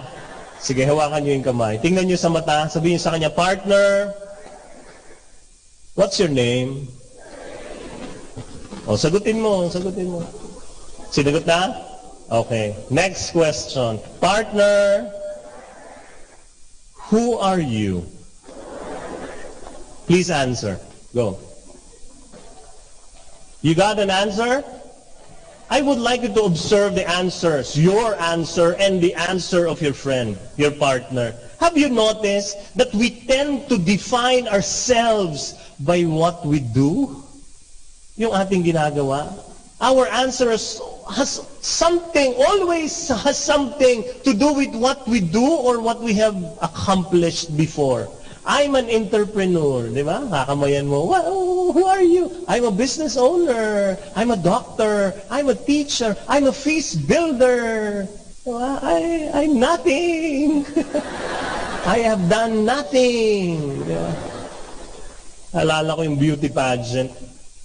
Sali siya talaga. Ganyan, di ba? Mga beauty pageant, nakaganon. Tapos question time. So ang question ng judge, what is your greatest feature? Siyempre, nakaganyan, sumagot. Good evening, everybody. Thank you for the question. My greatest feature is my graduation feature.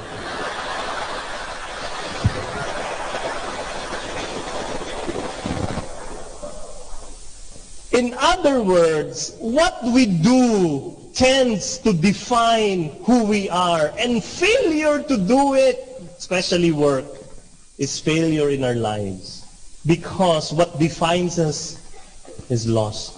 Nawawala. Kaya tuloy yung belief natin, I need to perform very well. I am valuable, I am important, I am significant if I do well. If not, I'm not. Let me share with you my journey of self-esteem. When I was in high school, I was just an average student. Alam niyo ibig sabihin ng average? My target grade was 82. 82. Ayokong maka 83 or 84. Talagang 82 lang. Kasi pag tumaas ang grade ko, nilalagnat ako.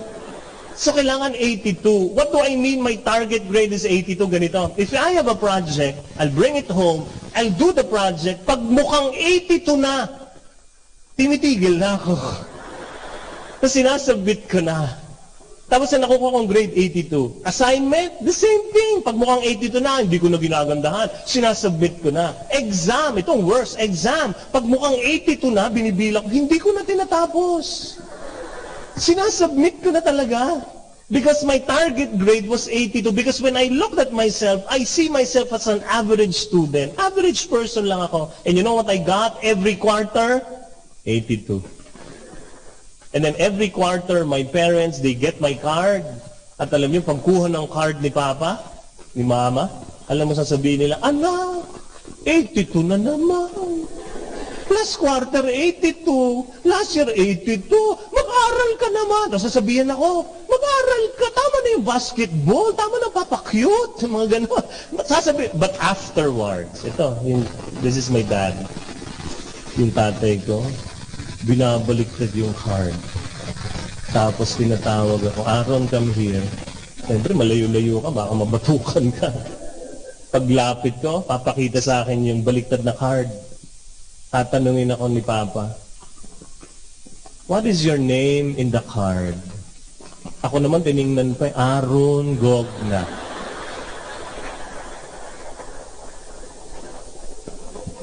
Pero alam nyo, pagkatapos nun, sabi ni Papa sa akin, even if you are just an average student, your name will never change. You will always be my son.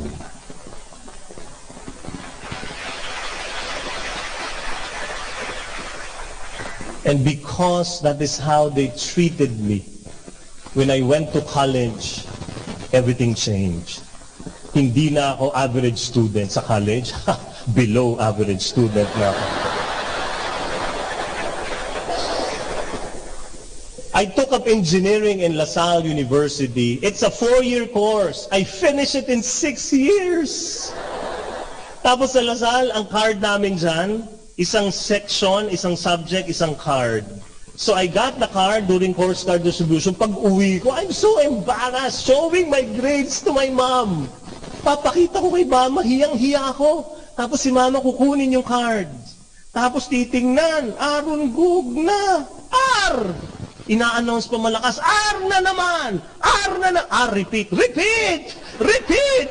No? Hiyang-hiya ako talaga. Tapos sasabihin ni mama sa akin, anak, mag-aral ka naman ng mabuti. Ang mahal-mahal na tuition mo sa La Salle. Tama na yung ganyan, ganyan. Papagalitan ka. Pero pagkatapos, lapit ka rito, anak. Babalik na rin yung mga cards. Tapos sasabihin at tatanungin sa akin, anak, anong pangalan mo sa mga cards?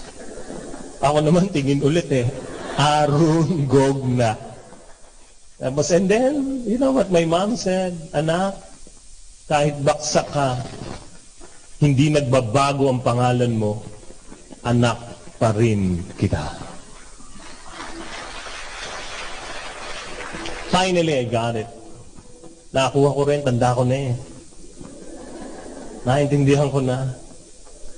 Minsan pinagkakamalan akong teacher, kaklasig lang naman ako. Yung gano'n, parang tama na, oo.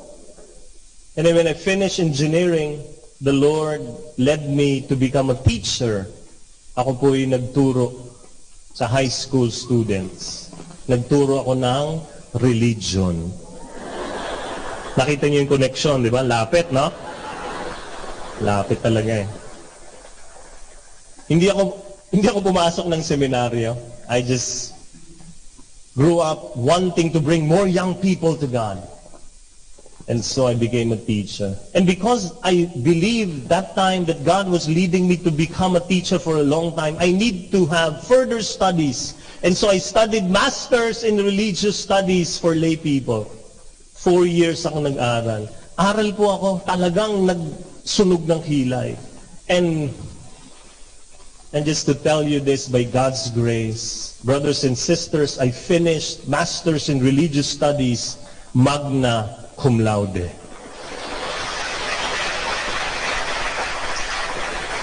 Bakit? Naintindihan ko yung sinabi ng magulang ko sa akin. Hindi yan depende sa ginagawa mo. Depende yan kung sino ka. And then there I saw who I really am. Just imagine the graduation. Yung nama. Tapos lalagyan ako ng medal. Habang nilalagyan niya ako, binabagalan niya talaga. Naangiti pa. Sabi sa akin, anak, naalala mo nung baksak-baksak ka? So, opo. Diba? Hindi nagbago yung pangalan mo. Anak pa rin kita. Ngayon, anak, magna cum laude ka. Hindi pa rin nagbago. Anak pa rin kita. Grabe, iyak ako noon. Bakit? Natutusok niya ako ng record. Sakit pala doon. Who you are is far greater than what you do. You are a child of God. So receive God's blessings so you can be more generous. You are a child of God.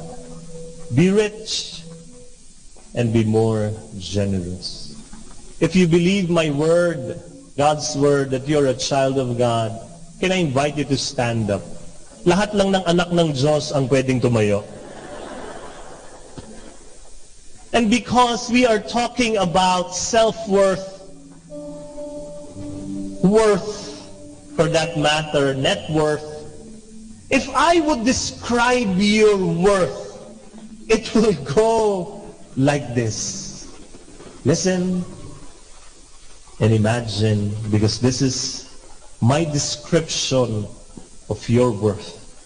You are made in heaven, limited edition, one and only, priceless, refund, unavailable, quality checked, and irreplaceable. And, brothers and sisters, you are paid by the blood of Christ. That is your worth. That is who you are. Let the Holy Spirit complete this message for you today. In Jesus' name, amen. Amen.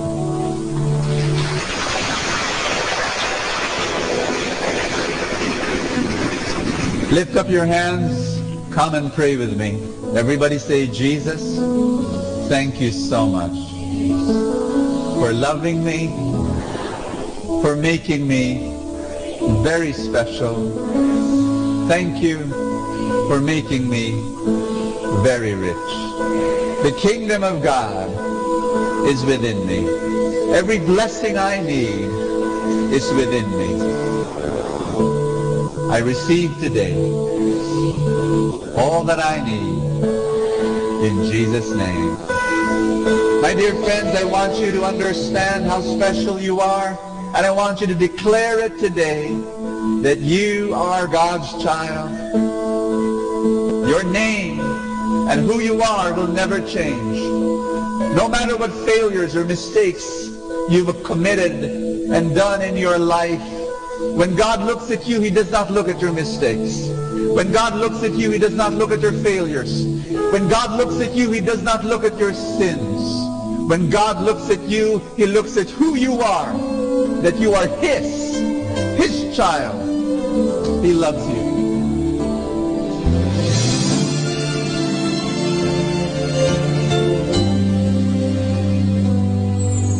I try to reach out for you, but I fall. Sometimes you seem so close and yet so far. Oh, I need another chance. I need to know your mercy. Just give me the strength to change within.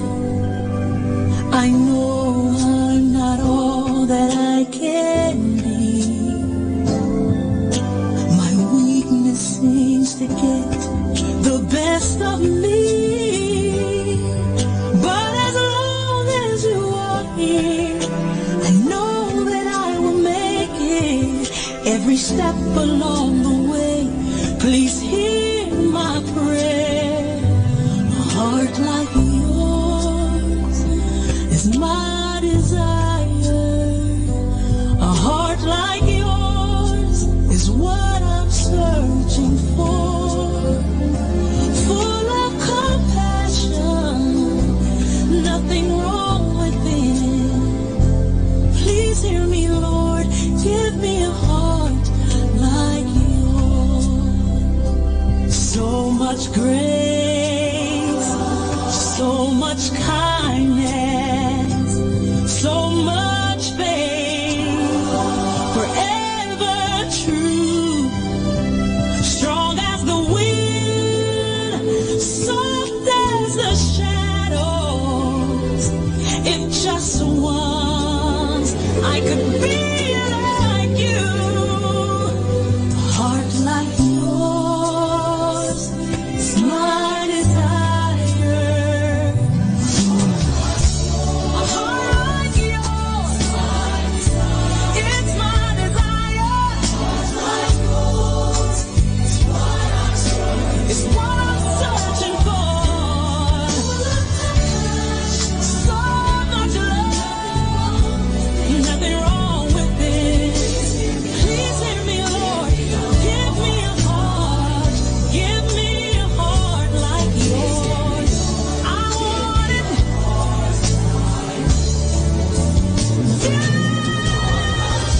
A heart like yours is my desire. A heart like yours is what I'm searching for. Full of compassion. No, nothing's wrong with it. Please hear me, Lord. Give me a heart like yours. Give me a heart like yours.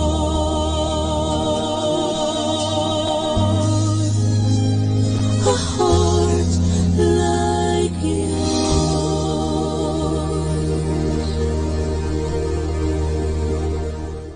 Atin pong napakinggan ang talk ni Boss Sanchez na recorded sa feast na ginanap sa PICC. Manatili pong makinig sa Radyo Dominico ng Manawag sa mga pangaral ni Boss Sanchez. Maraming salamat po. Ako po si Bo Sanchez ng Kerygma. Binabati ko po ang lahat ng nakikinig. May kasama ka, si Jesus, si Maria, at kami. Manawag Dominican Radio. And now back to the music.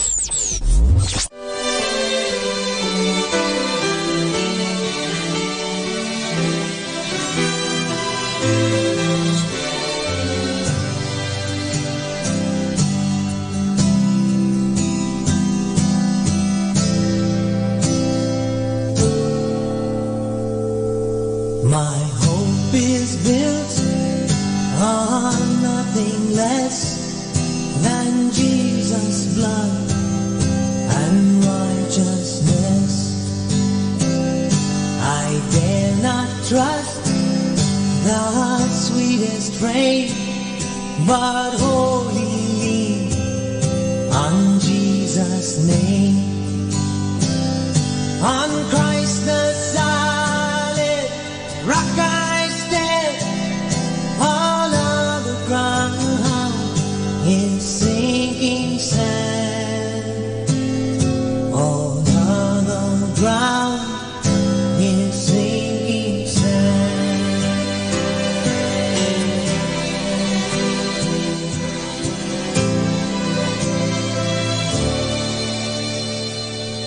When darkness hides His lovely face, I rest on His unchanging grace.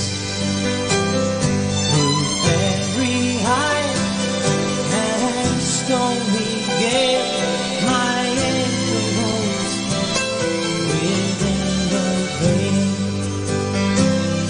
On Christ the solid rock I stand, all of the ground is sinking sand.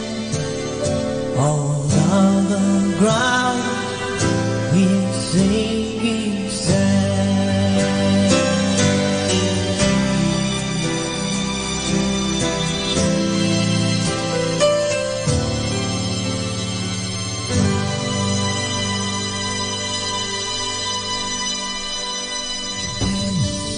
Te amo, ja ti voglio blu. Io hevet othka, I love you. The sounds are all as different as the lands from which they came. And though our words are all unique, our hearts are still the same. Love in any language, straight from the heart, pulls us all together, never apart. Once we learn to speak it, all the world will hear. Love in any language, fluently spoken here.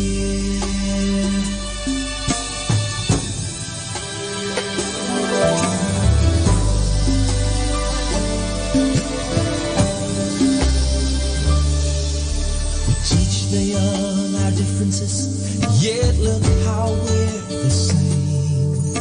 We learn to laugh, to dream our dreams, we know the sting of pain. From Leningrad to Lexington, the farmer loves his land. And daddies get all misty-eyed when they give their daughters hand.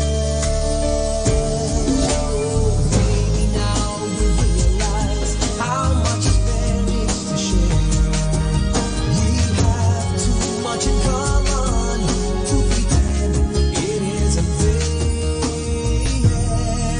Oh, love in any language, straight from the heart.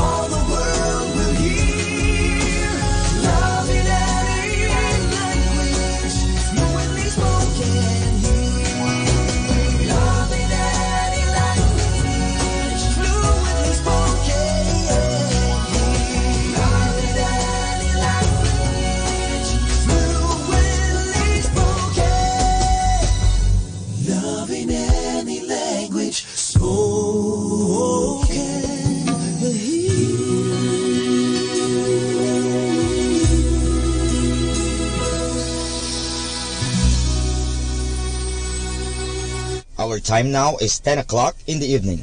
Let us now have our time check prayer.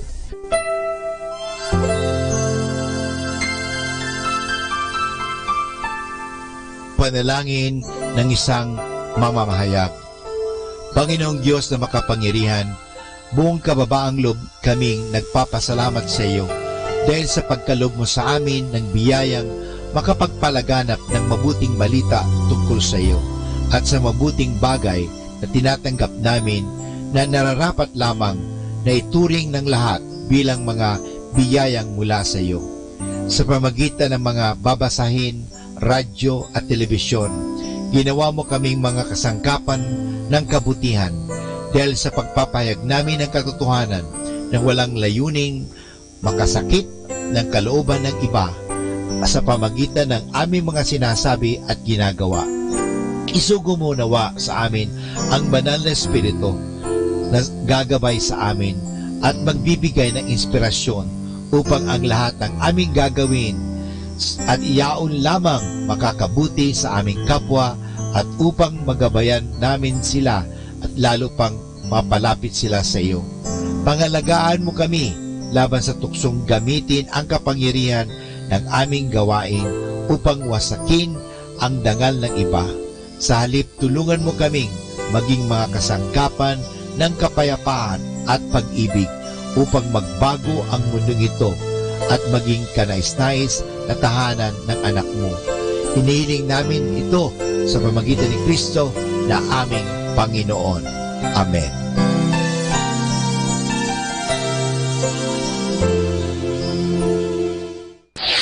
Ito ang Manawag Dominican Broadcasting Incorporated. Isang dekada nang naghahatid ng mabuting balita sa himpapawid. May kasama ka si Jesus, si Maria at kami. Our positive thought for this hour. A relationship with God is the most important relationship you can have. Embrace it every day.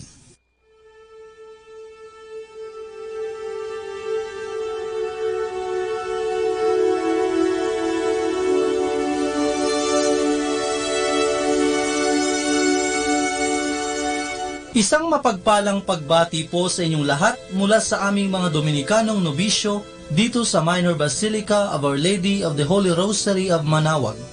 Kayo po ay nakikinig sa Binhi ng Buhay. Nais po naming ibahagi sa inyo ang bunga ng aming mga pagninilay sa Ebanghelyo ngayong ika-27 ng buwan ng Enero taong 2019, ang ikatlong linggo sa ordinaryong panahon.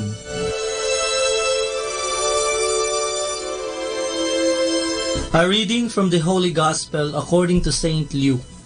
Several people have set themselves to relate the events that have taken place among us, as they were told by the first witnesses, who later became ministers of the word. After I, myself, had carefully gone over the whole story from the beginning, it seemed right for me to give you, Theophilus, an orderly account so that your excellency may know the truth of all you have been taught.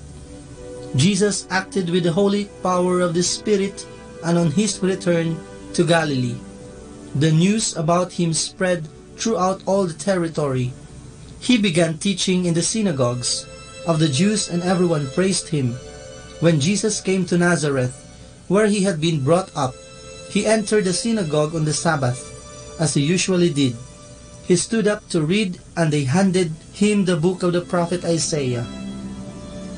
Jesus then unrolled the scroll and found the place where it is written, "The Spirit of the Lord is upon me.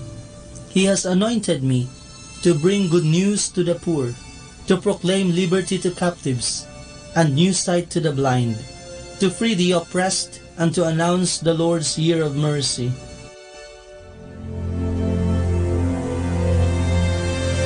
Sa ating ebanghelyo ngayong linggo ay mababasa natin na binuksan ng Panginoon ang banal na kasulatan at binasa niya ang nakasulat.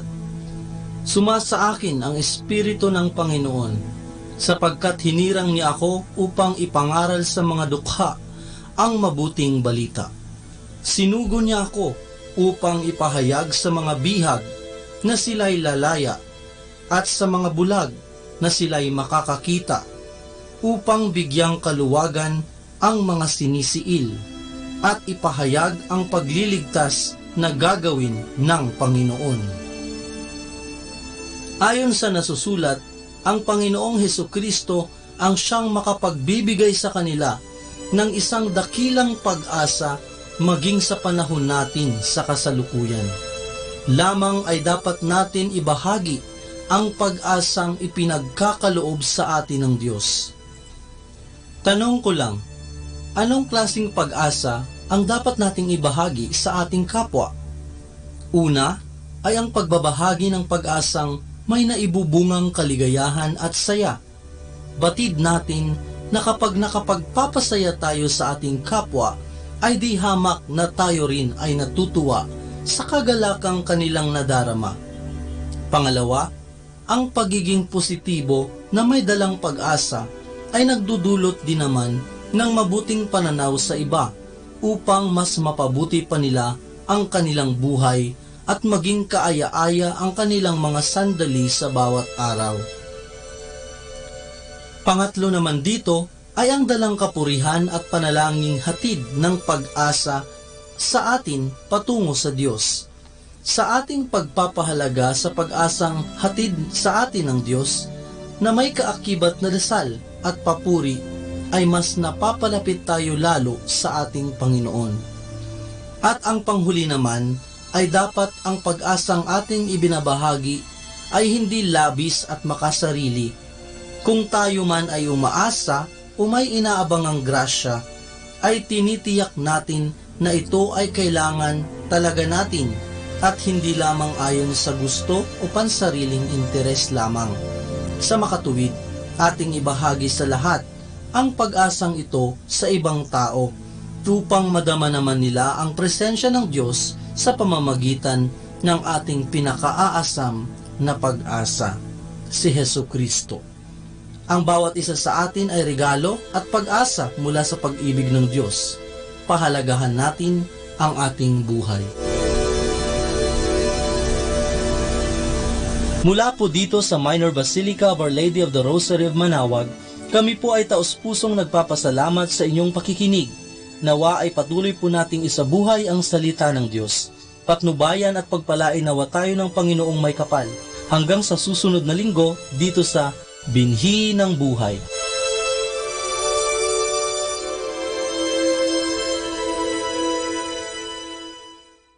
Atin pong pakinggan ang mga pasabi mula sa Minor Basilica ng Our Lady of the Rosary of Manaoag. Here is the schedule of Barangay BEC Saturday Masses at 4:30 in the afternoon for the month of February 2019. February 2, BEC Babasit Pugaro, BEC Bliss Pugaro, and BEC Marikdem. February 9, BEC Lalamaan, BEC Santa Ines, and BEC Borac. Bisita ni Maria Mass at 4 o'clock in the afternoon, BEC Santa Ines. February 16, BEC Tubul West, BEC Lixi, and BEC Pantal. Bisita ni Maria Mass at 4 o'clock in the afternoon, BEC Cabanbanan Centro. February 23, BEC Uraan West, BEC Cabanbanan Centro, and BEC Bukaw. And that's the schedule of Barangay BEC Saturday Masses at 4:30 in the afternoon for the month of February 2019.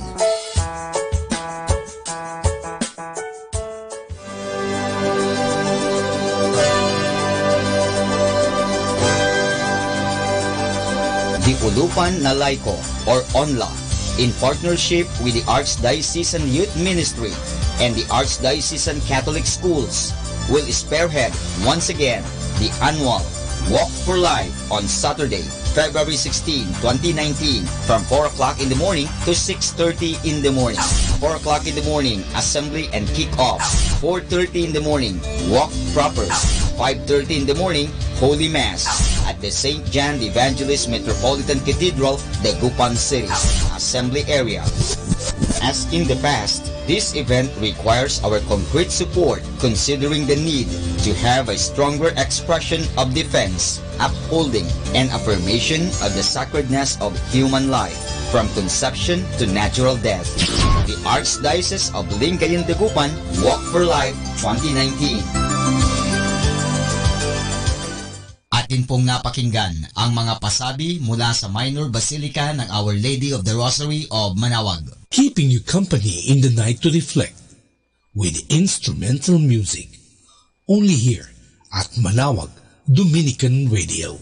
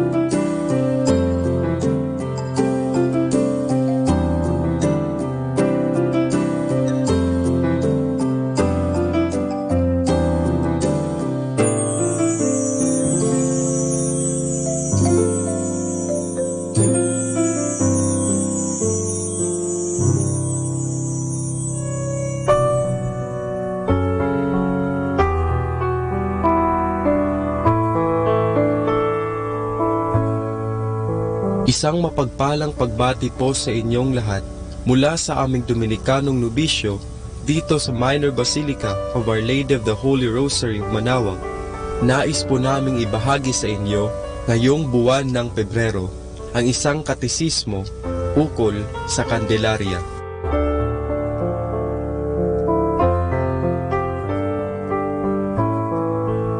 Ang Candelaria ay kilala rin bilang kapistahan ng pagpapakilala ng ating Panginoong Hesus sa templo. Ang pagdiriwang na ito ay isa sa pinakapatandang tradisyon nating mga Kristiyano.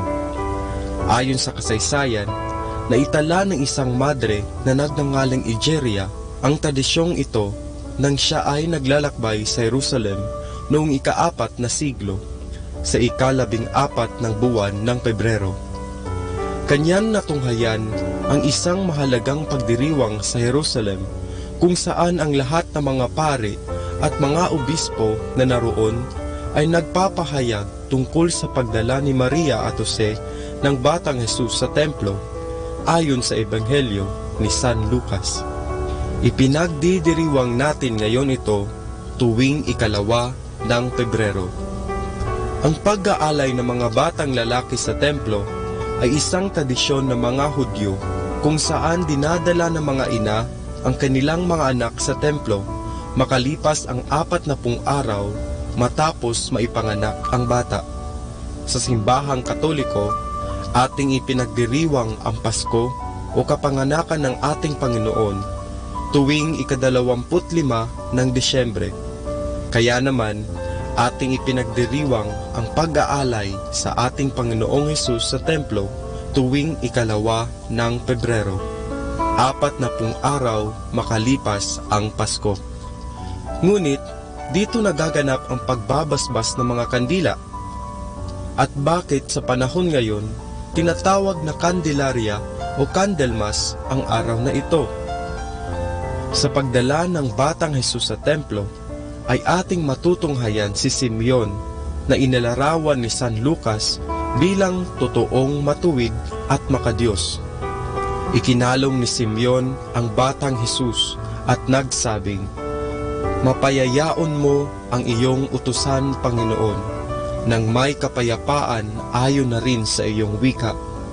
Pagkat nakita na ng aking mga mata ang iyong pagliligtas na inihanda mo sa paningin ng lahat ng mga bansa, ang liwanag na ibubunyag mo sa mga bansang pagano at ang luwalhati ng iyong bayang Israel." Ang mga linyang nagsasabi na si Jesus, ang liwanag na ibubunyag mo sa mga bansang pagano, dito isinasagisag ang mga kandilang ipinababasbasan sa kapistahan ng Candelaria. Ang simbolo na tumatawag sa atin ay tanging si Jesus lamang ang ilaw na siyang magdadala sa atin sa kaharian ng ating Diyos. Sa panahon ngayon, unti-unti na tayong nalulukob ng kadilimang alay ng mundo tulad ng pagiging makasarili, madamot, mapagmataas at iba pang uri ng kadilimang bumabalot sa ating mga puso. Ngayon, sa ating pagdiriwang ng Candelaria, tayo ay pinapaalalahanan na sa bawat pagsindi natin ng ating mga kandila, dapat nating isaisip ang ilaw na ipinagkaloob niya, ang ilaw na nagliligtas, nagdadala ng katotohanan at nagpapaliwanag sa kadiliman ng ating mga puso. Ikaw, para saan ang kandila mo?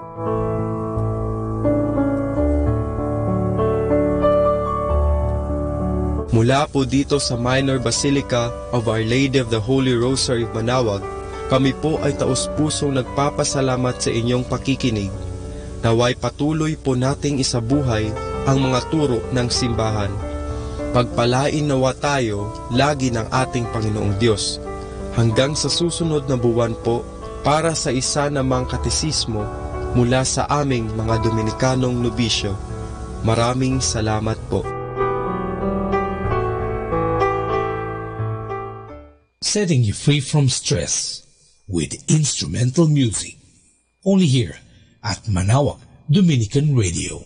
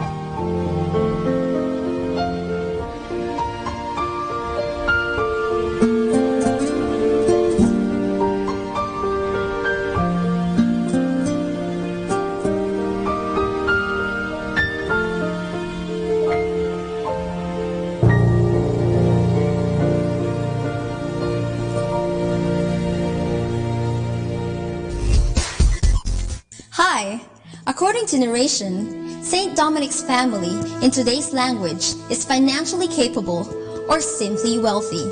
But this wealth that they have did not consume them. Instead, this made them even more accessible to those in need. Thanks to the generosity of his parents, Dominic and his siblings were introduced to a life of giving. More than accumulating is essential to finding one's purpose in life. And this lesson still applies today. And this search for purpose led them to a deeper understanding of what Jesus has to offer to those who are willing to leave everything, to carry one's cross, and follow him. The De Guzman family didn't do anything spectacular. Instead, they lived their ordinary lives with extraordinary grace. And this grace enabled two of the members of the family to become priests.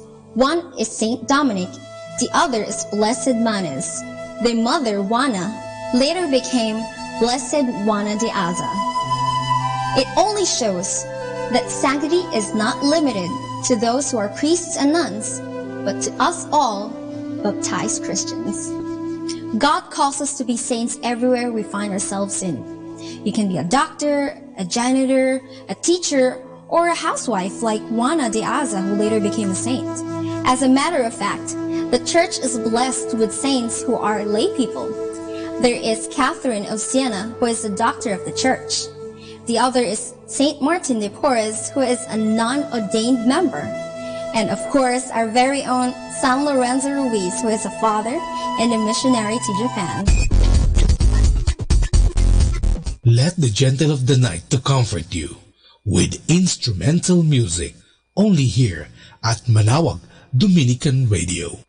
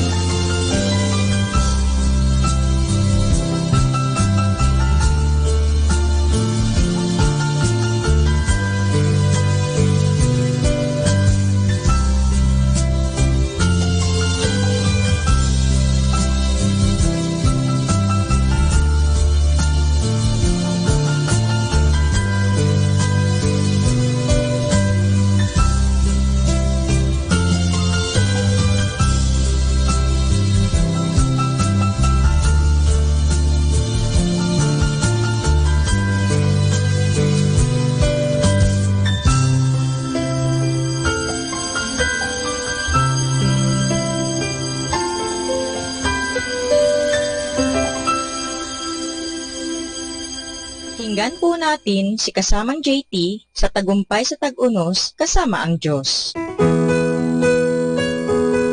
Ngayon po ay Pebrero 1 at ating pagnilayan ang inspirasyon na pinamagatang sa labas ng tanggulan. Kapag gumuguho ang daigdig sa paligid mo, maaring pakiramdam mo'y gumuguho na rin ang loob mo. Sumisigaw ang loob mo, O Diyos, bakit mo ako pinabayaan? Nasaan ka kapag humihingi ako ng tulong? Nakabasa na ako ng mga kwento ng Arctic Explorers na nalagay sa katighatian habang nakatungtong sila sa natibag na yelo na unti-unting natutunaw. Wala silang magawa at umaasa na lamang na may sasaklolo sa kanila. Kung minsan ay ganun din ang pakiramdam mo sa buhay. Nawawalan ka ng kapanatagan ng loob dahil sa isang nawasak na relasyon, bumabagsak na kalusugan, o unti-unting nauubusan ka na ng kabuhayan. Ngunit huwag kang mawalan ng pag-asa at sumuko. Heto kung bakit. Noong ipinahayag ni Propeta Nahum ang mangyari sa syudad ng Ninive, isinulat din niya, ang Panginoon ay mabuti, isang kanlungan sa panahon ng kaguluhan. Ipinagmamalasakit niya ang mga nagtitiwala sa Kanya. Sinabi ni Nahum, ang Diyos ay mabuti. Pinaniniwalaan mo ba ito? Kung hindi, tulad ka rin ng isang taong nakatuntong sa yelo na unti-unting nalulusaw at lumulubog sa dagat. Pagdating ng saklolo, hindi mo tatanggapin ito dahil iniisip mo, niloloko lamang ako nila. May mga taong di matanggap na tayo'y nakatira sa isang mundong di perpekto at sa Diyos nila ibinubuntun ang sisi sa mga dumarating na trahedya sa kanilang personal na mundo. Ngunit ang mundong ito'y di langit. Isa itong larangan ng tunggalian. Huwag natin sisihin ang Diyos para sa mga kasamaan na dulot ng iba. Sa halip, pasalamatan natin siya sa kanyang katapatan at kabutihan. Kinakailangan dito ang isang hakbang ng pananampalataya. Ayon kay Nahum, ang pananampalataya ay may dalawang bahagi, paniniwala at pagtitiwala. Kailangan mong tumayo sa iyong paniniwala. Iniaangkla ng pananampalataya ang ating buhay sa isang hindi nambibigo, ang ating batong kanlungan at tagapagligtas.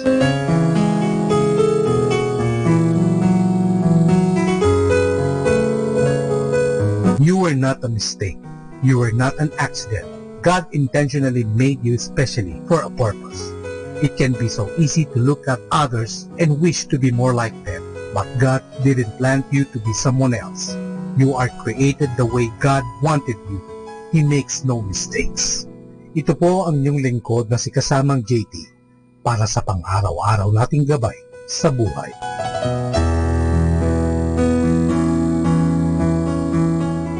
Atin pong napakinggan si Kasamang JT sa Tagumpay sa Tag-Unos, Kasama ang Diyos, sa inspirasyon ni Harold J. Sala. Dito po lamang sa Manawag Dominican Radio. May kasama ka, si Jesus, si Maria, at kami. Instrumental music, only here at Manawag Dominican Radio, your blessing radio.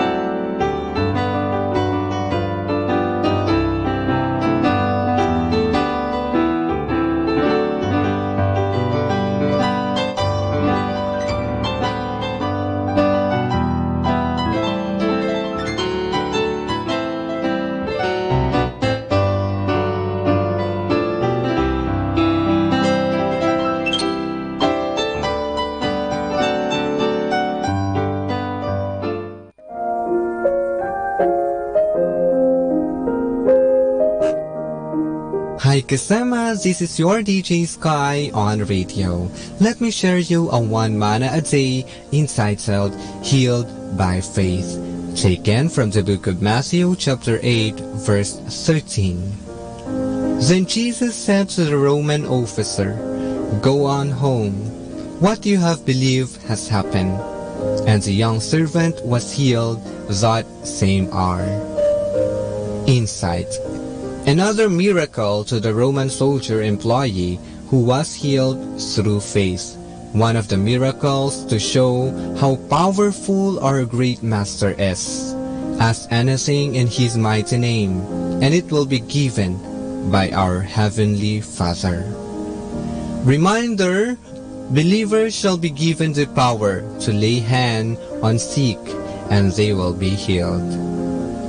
This is again your DJ Sky, sharing one manna a day only here at Manawag Dominican Radio. Hindi ka nag-iisa dahil may kasama ka. Our time now is 11 o'clock in the evening. Let us now have our time check prayer. Panalangin para sa kalusugan ng katawan. Ama naming mapagmahal, katulad ng buhay, ang kalusugan ng katawan ay biyayang kaloob mo. Kaya't marapat lamang na ito'y pagyamanin at pangalagaan. Tulungan mo akong umiwas sa lahat ng labis at hindi makakabuti sa aking kalusugan. Ilayo mo ako sa masasamang bisyo na sumisira sa kalusugan ng isip at katawan. Lubin mong sanayin ko ang aking katawan sa lahat ng makapagbubunga ng kalusugang ito. Wastong pagkain, sapat ng pahinga, malinis na kapaligiran, at magandang pananaw sa buhay.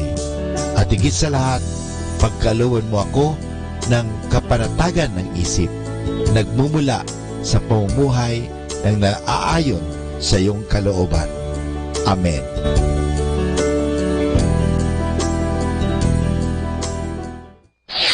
Ito ang Manawag Dominican Broadcasting Incorporated. Isang dekada nang naghahatid ng mabuting balita sa himpapawid.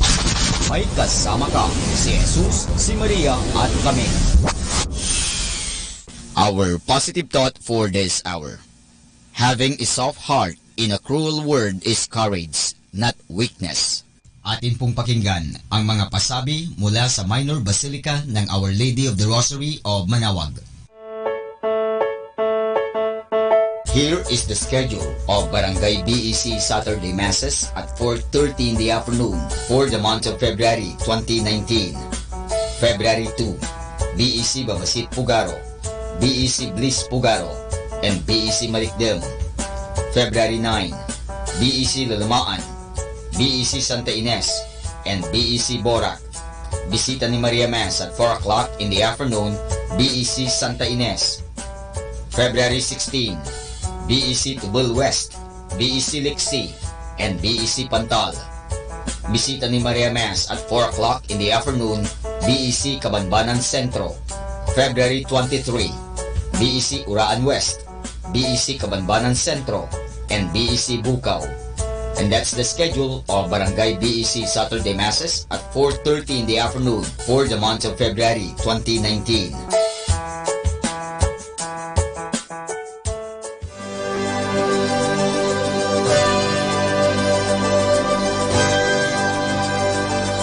The Ulupan na Laiko or ONLA, in partnership with the Archdiocesan Youth Ministry and the Archdiocesan Catholic Schools, will spearhead once again the annual Walk for Life on Saturday, February 16, 2019 from 4 o'clock in the morning to 6:30 in the morning.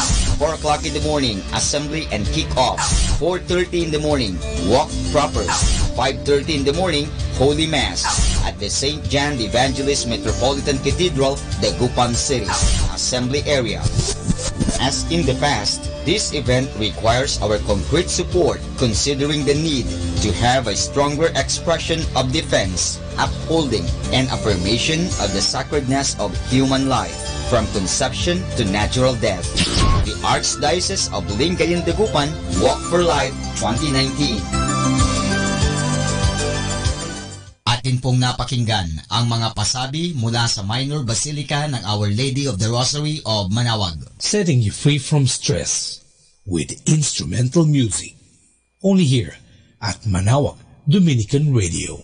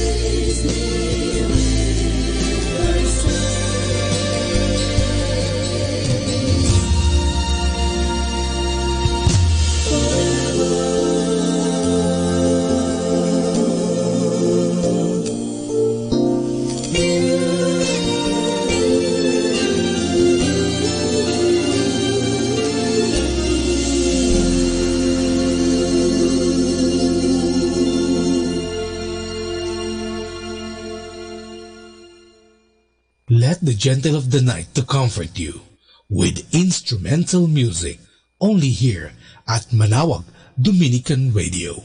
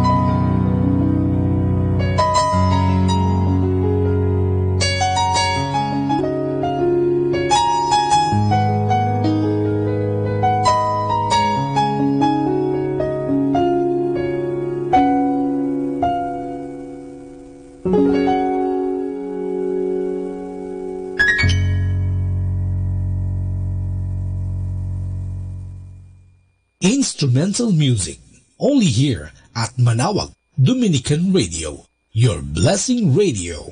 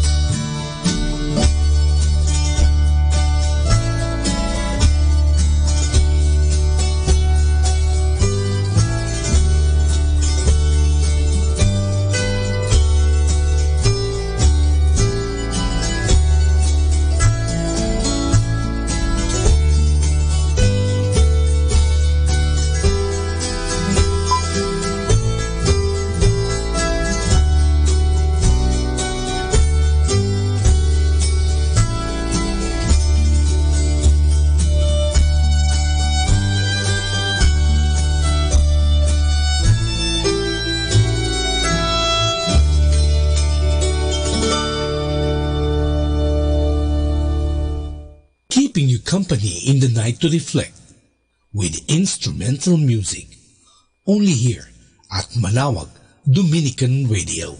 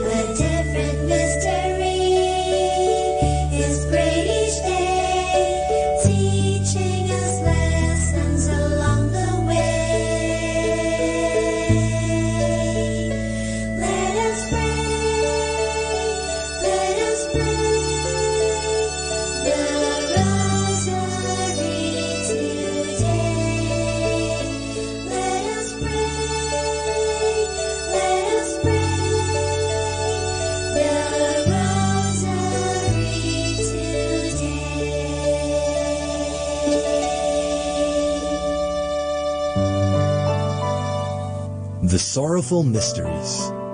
The sorrowful mysteries are sad stories because they are about the passion and death of our Lord Jesus. But at the same time, they are good stories.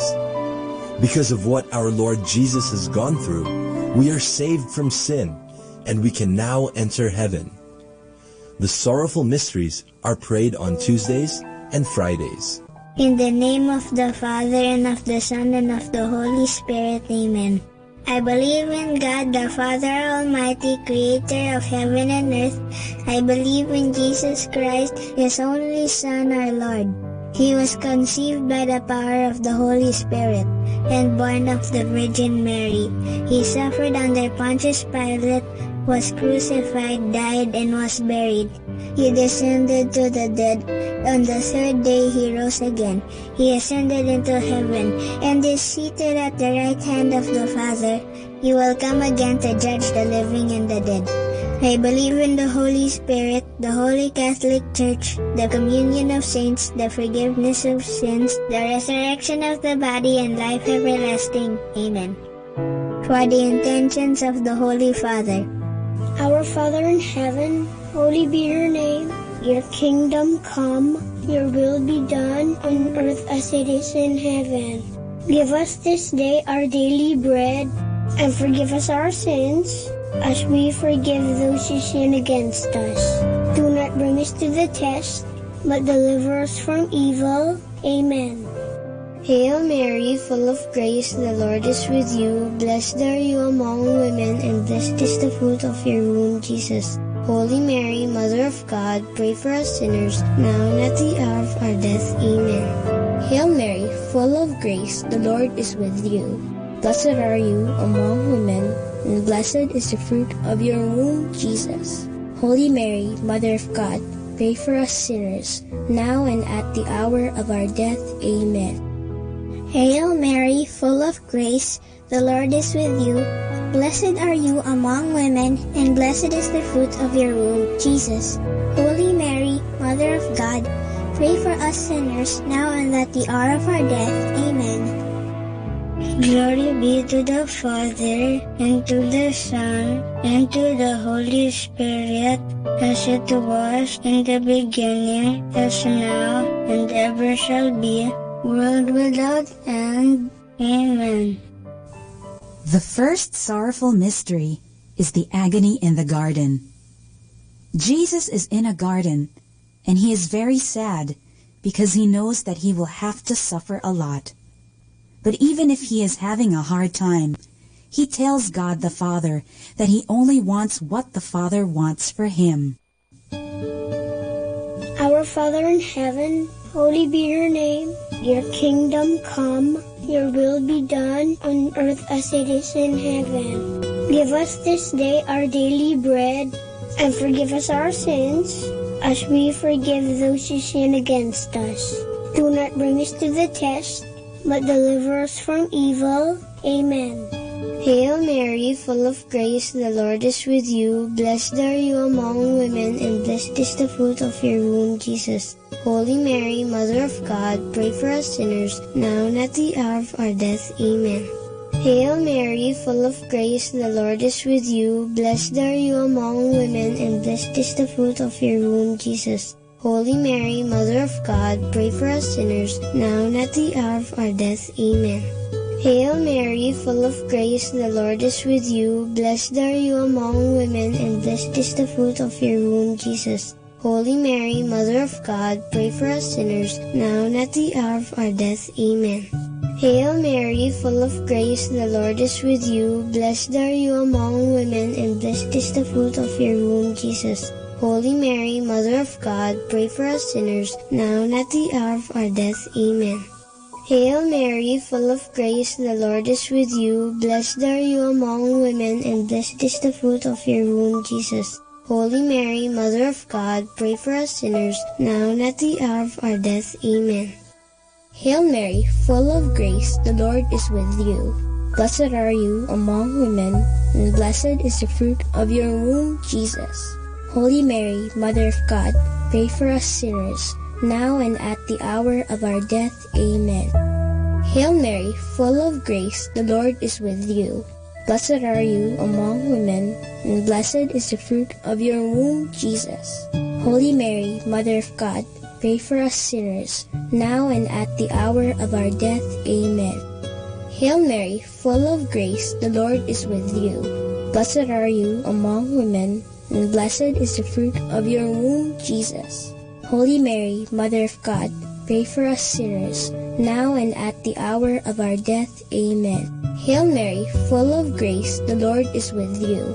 Blessed are you among women, and blessed is the fruit of your womb, Jesus. Holy Mary, Mother of God, pray for us sinners, now and at the hour of our death. Amen. Hail Mary, full of grace, the Lord is with you. Blessed are you among women, and blessed is the fruit of your womb, Jesus. Holy Mary, Mother of God, pray for us sinners, now and at the hour of our death. Amen.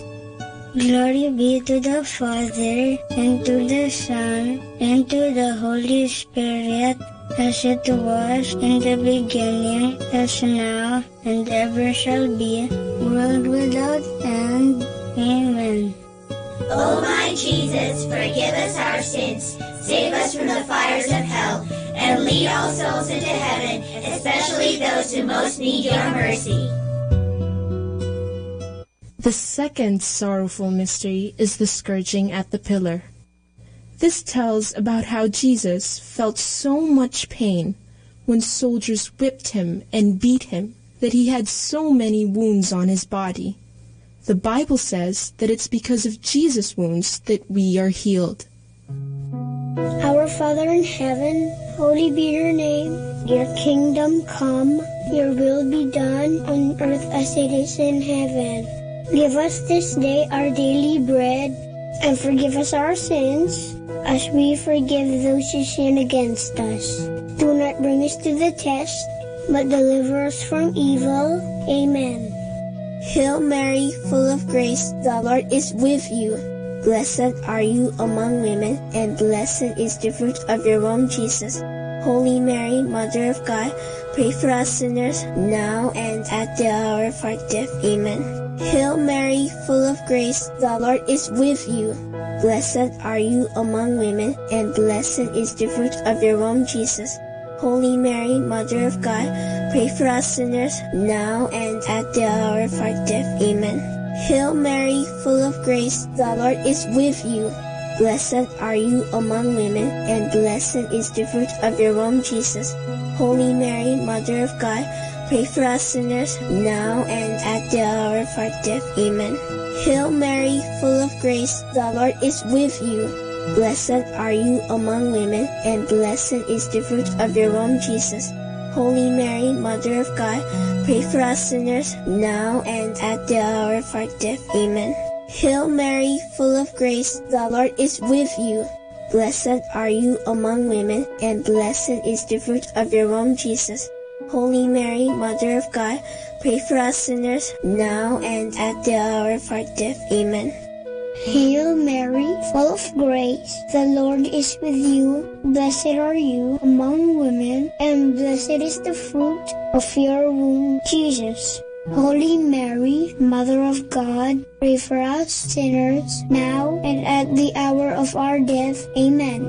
Hail Mary, full of grace, the Lord is with you. Blessed are you among women, and blessed is the fruit of your womb, Jesus. Holy Mary, Mother of God, pray for us sinners, now and at the hour of our death. Amen. Hail Mary, full of grace, the Lord is with you. Blessed are you among women, and blessed is the fruit of your womb, Jesus. Holy Mary, Mother of God, pray for us sinners, now and at the hour of our death. Amen. Hail Mary, full of grace, the Lord is with you. Blessed are you among women, and blessed is the fruit of your womb, Jesus. Holy Mary, Mother of God, pray for us sinners, now and at the hour of our death. Amen. Hail Mary, full of grace, the Lord is with you. Blessed are you among women, and blessed is the fruit of your womb, Jesus. Holy Mary, Mother of God, pray for us sinners, now and at the hour of our death. Amen. Glory be to the Father, and to the Son, and to the Holy Spirit, as it was in the beginning, as now, and ever shall be, world without end. Amen. O my Jesus, forgive us our sins, save us from the fires of hell, and lead all souls into heaven, especially those who most need your mercy. The third sorrowful mystery is the crowning with thorns. Here, Jesus is given a crown to wear.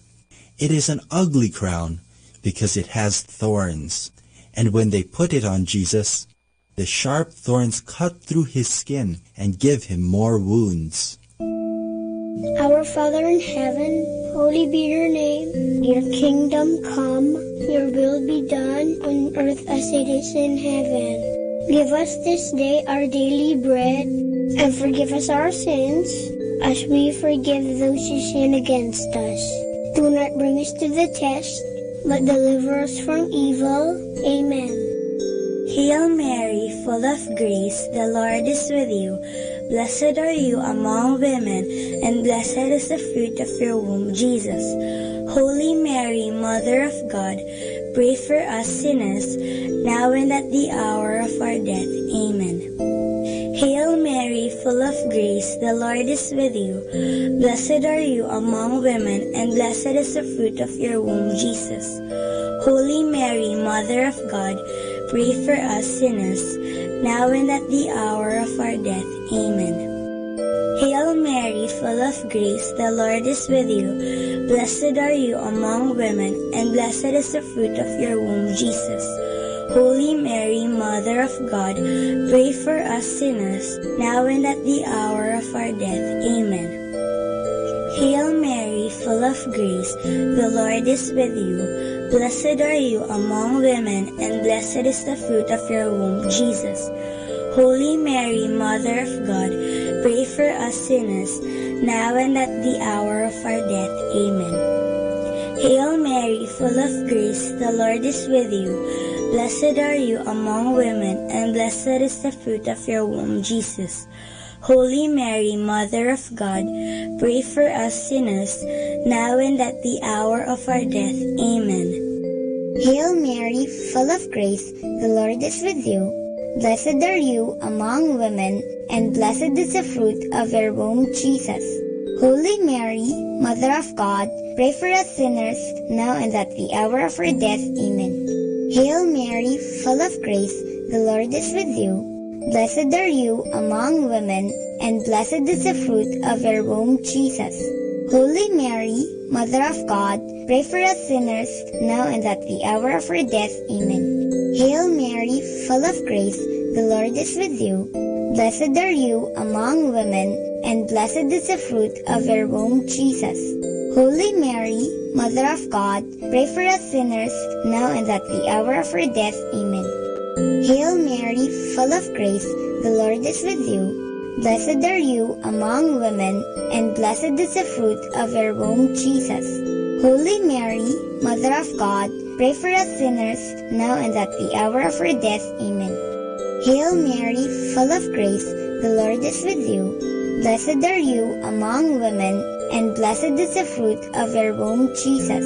Holy Mary, Mother of God, pray for us sinners, now and at the hour of our death. Amen.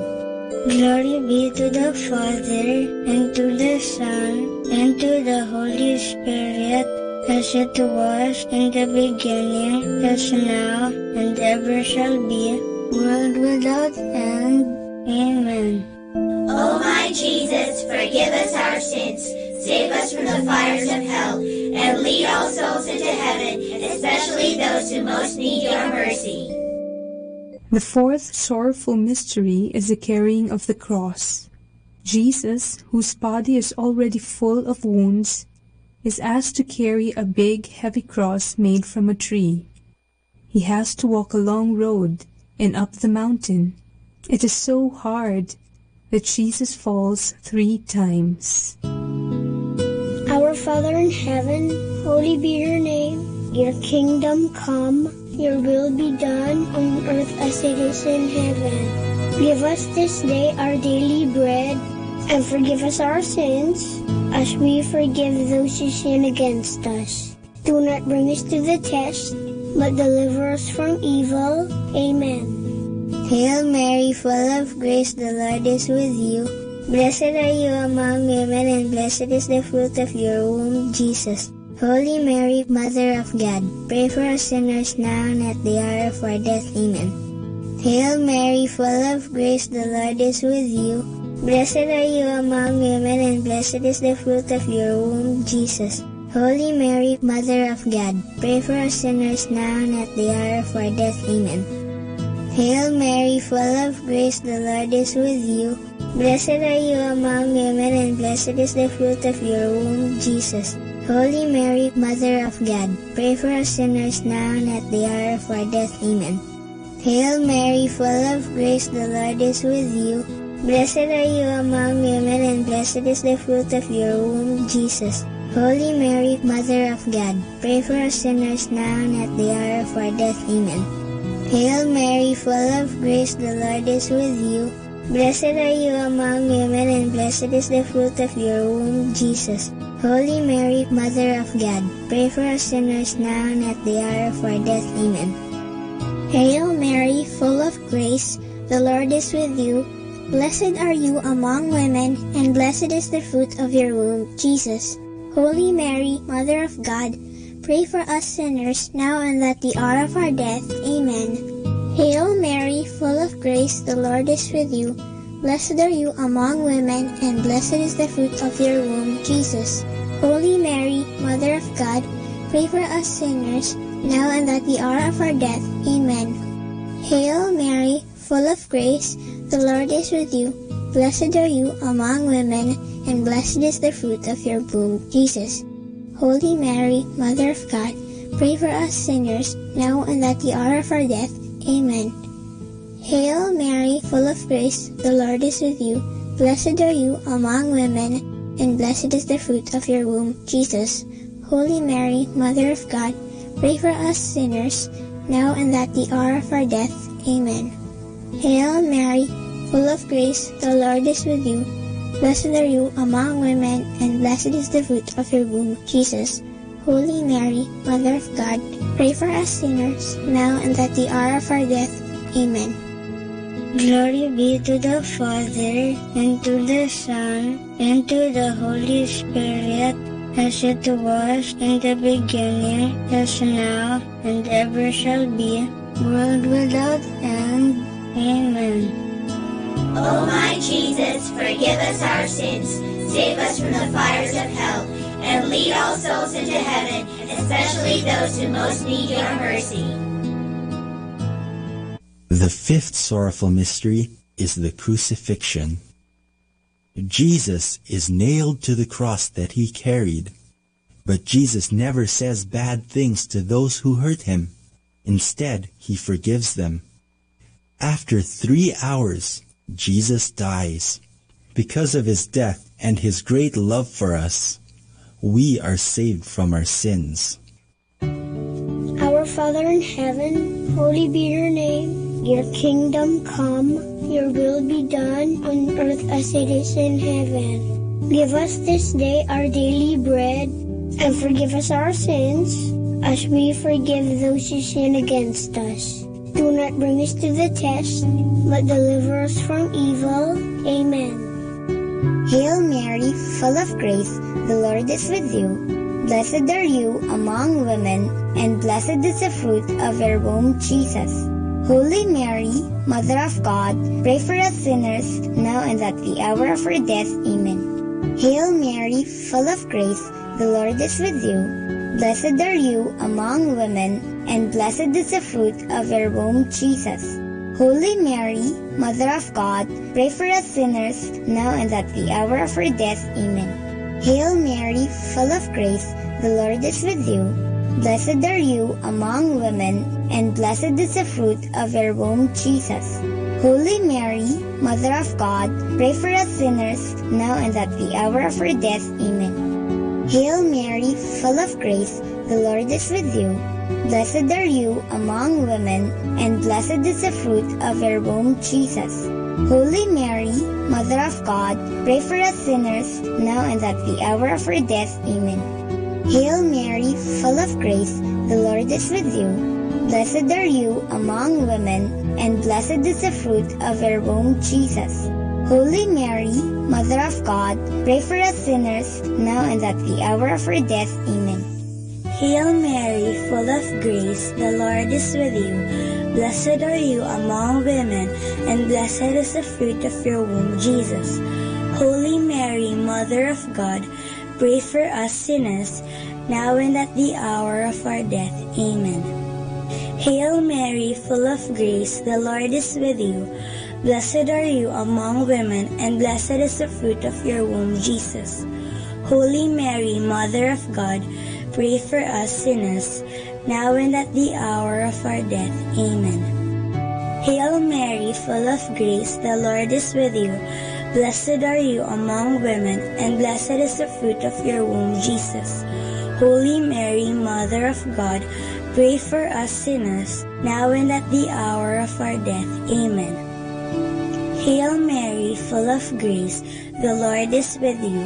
Blessed are you among women, and blessed is the fruit of your womb, Jesus. Holy Mary, Mother of God, pray for us sinners, now and at the hour of our death. Amen. Hail Mary, full of grace, the Lord is with you. Blessed are you among women, and blessed is the fruit of your womb, Jesus. Holy Mary, Mother of God, pray for us sinners, now and at the hour of our death. Amen.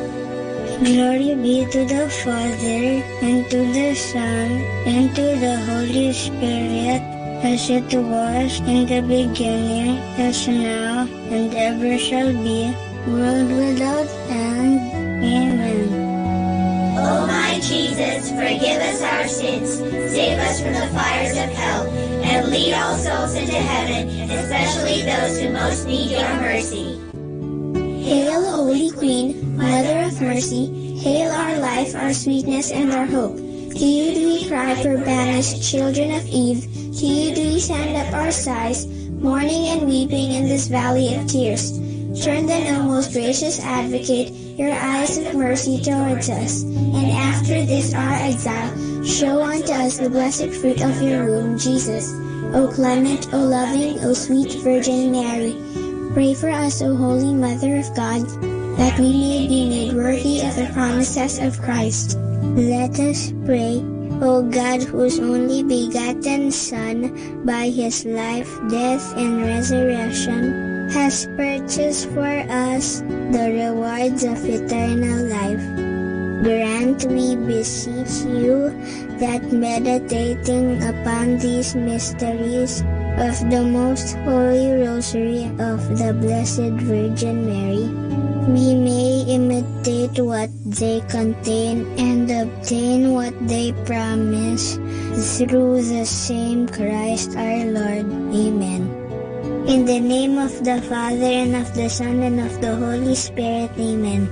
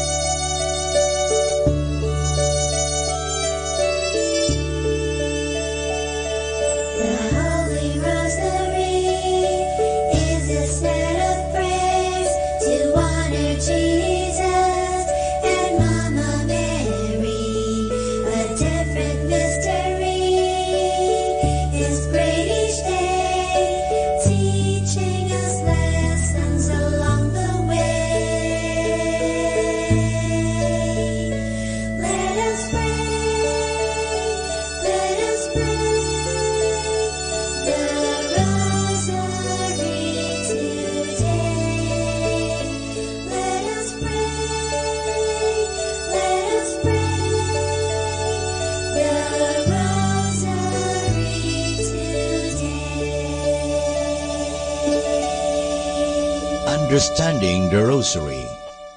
The Rosary is a meditative prayer. The Rosary is often attacked as a prayer that leads to rattling or as a prayer that is boring, as they say. It is always the same. Behind such a criticism is a gross misunderstanding. It is true that the external form is always the same, the repetition of the Hail Mary, and to think about the words we pronounce would be truly boring. But this is not the way the Rosary should be prayed. We should come to a quiet and peaceful meditation about the words, or even better, about the mysteries. This meditative character has been again and again emphasized. Already, the bull of Pope Pius V, dated September 17, 1569, in which the Pope approved the present form of the Rosary, mentions that the meditation on the mysteries is essential for the gaining of the indulgences attached to this prayer. To facilitate meditation, the Rosary offers two important helps. The first one is the tranquil succession of Hail Marys. It is kind of a blessed monotony which should lead us to an external quietness. We are not always confronted with new thoughts and words which demand our attention, but we are set free to concentrate fully on the meditation. The second one are the prayer beads, which are a help to involve also our body in this prayer. The fingers proceeding from one bead to the other in regular intervals are apart and help to come to calmness of the whole person, and in this way they contribute to an atmosphere of meditation. Like in any prayer and meditation, it is important to emphasize the life dimension. We do not meditate for meditation's sake, but considering what God did for us and how much He loved us, we cannot help but get affected by it.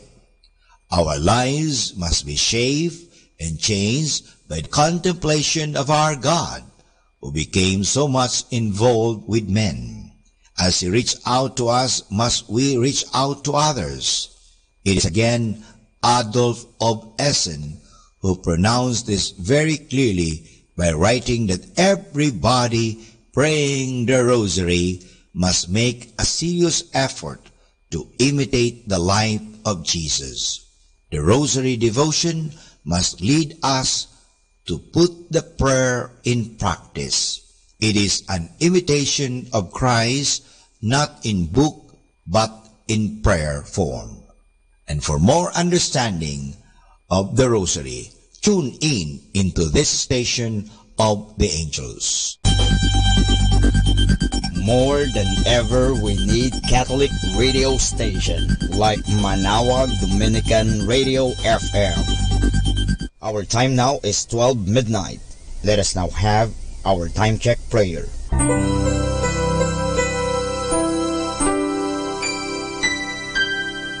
Panalangin ng pagsupil sa nga puwersa ng kasamaan. Sa ngalan ni Jesus, sinusupil ko at iginagapos ang lahat ng kapangyarihan at puwersang nasa hangin, sa lupa, sa tubig, sa ilalim ng lupa, sa impyerno, sa kalikasan at sa apoy. Ikaw ang Panginoon ng buong santinakpan at niluluwalhati kita dahil sa iyong nilikha. Sa ngalan mo, iginagapos ko ang lahat ng puwersa ng diablo na kumikilos laban sa amin at sa aming mga pamilya.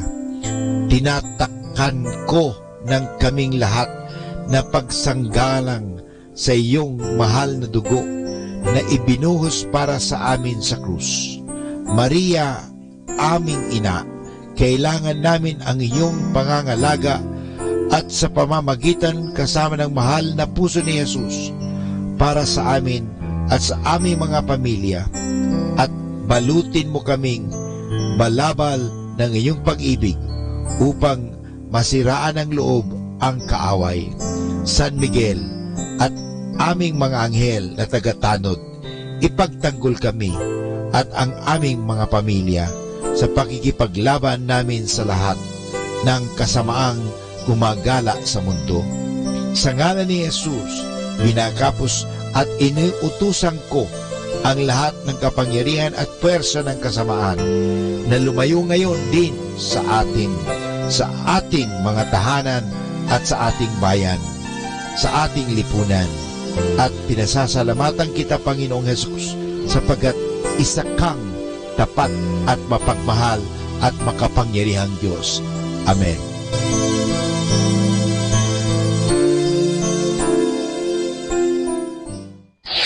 Ito ang Manawag Dominican Broadcasting Incorporated.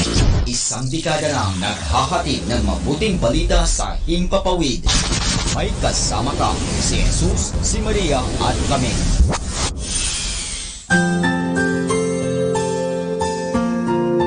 Thank you for praying with us. We hope our prayers and songs have inspired you to start and end your day in our Lord's loving presence. May His peace, love, and joy keep you going every day of your life. God bless you.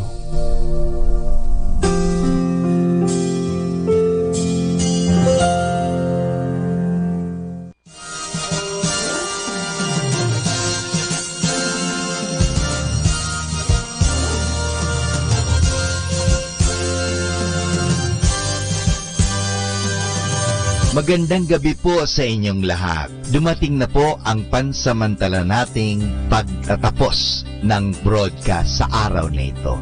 Maraming salamat po sa pagtangkilik ninyo sa Manawag Dominican Radio o dating Radyo Dominico ng Manawag. May kasama ka, si Jesus, si Maria at kami. Ngayon po, tayo ay magpapasalamat sa patuloy ninyong pagkikinig. At nawa na pagpala kayo ng radyong ito. Dahil sa radyong ito, ating ipinapahayag ang salita ng Diyos. Tayo po ay nagkakaroon ng evangelization, catechesis, sanctification, service, at stewardship. Dahil sa Manawag Dominican Radio, tayo po ay naging kasangkapan sa pagpapahayag ng salita ng Diyos, sa pagbabasa ng mga Bible verses at sa pagpapaliwanag ng aral ng ating simbahan. Maraming salamat po dahil sa inyo, kami po ay patuloy na kapaglilingkod. Kaya din po maraming salamat sa mga kapatid kong mga Dominican fathers and brothers dahil sa patuloy nilang pagsuporta sa Radio Evangelization Ministry. Nawa tayo ay magkasama-sama muli bukas alas 5 ng umaga hanggang alas 12 ng gabi. Nawa ang Radyo Dominico ng Manawag ay nakapaghatid sa inyo ng inspirasyon at napagpala po kayo. Ngayon, ating hingin sa Diyos ang kanyang bendisyon o pagpapala.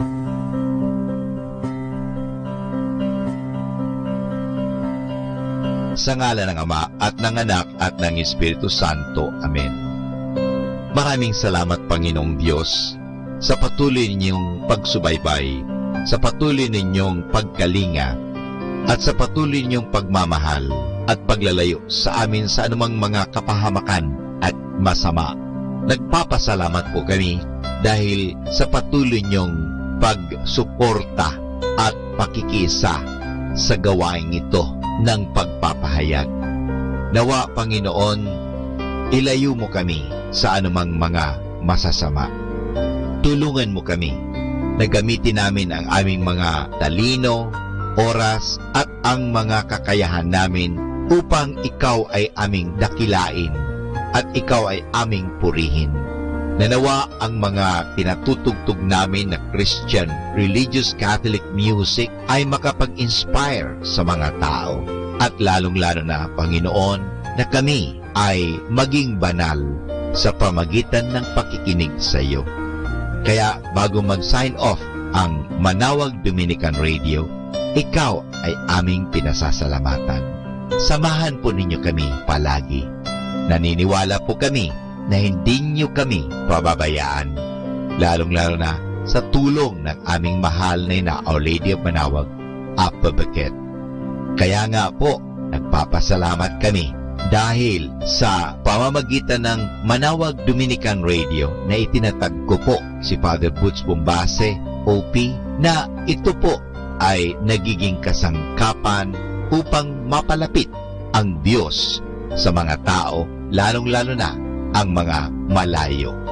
Naniniwala po kami na sa pamagitan ng Manawag Dominican Radio, kami po ay nagiging kasangkapan mo.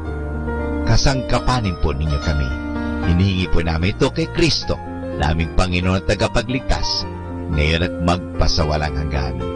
Manawag Dominican Radio, signing off. See you tomorrow. Good night. God bless us all, and something good is going to happen to us all.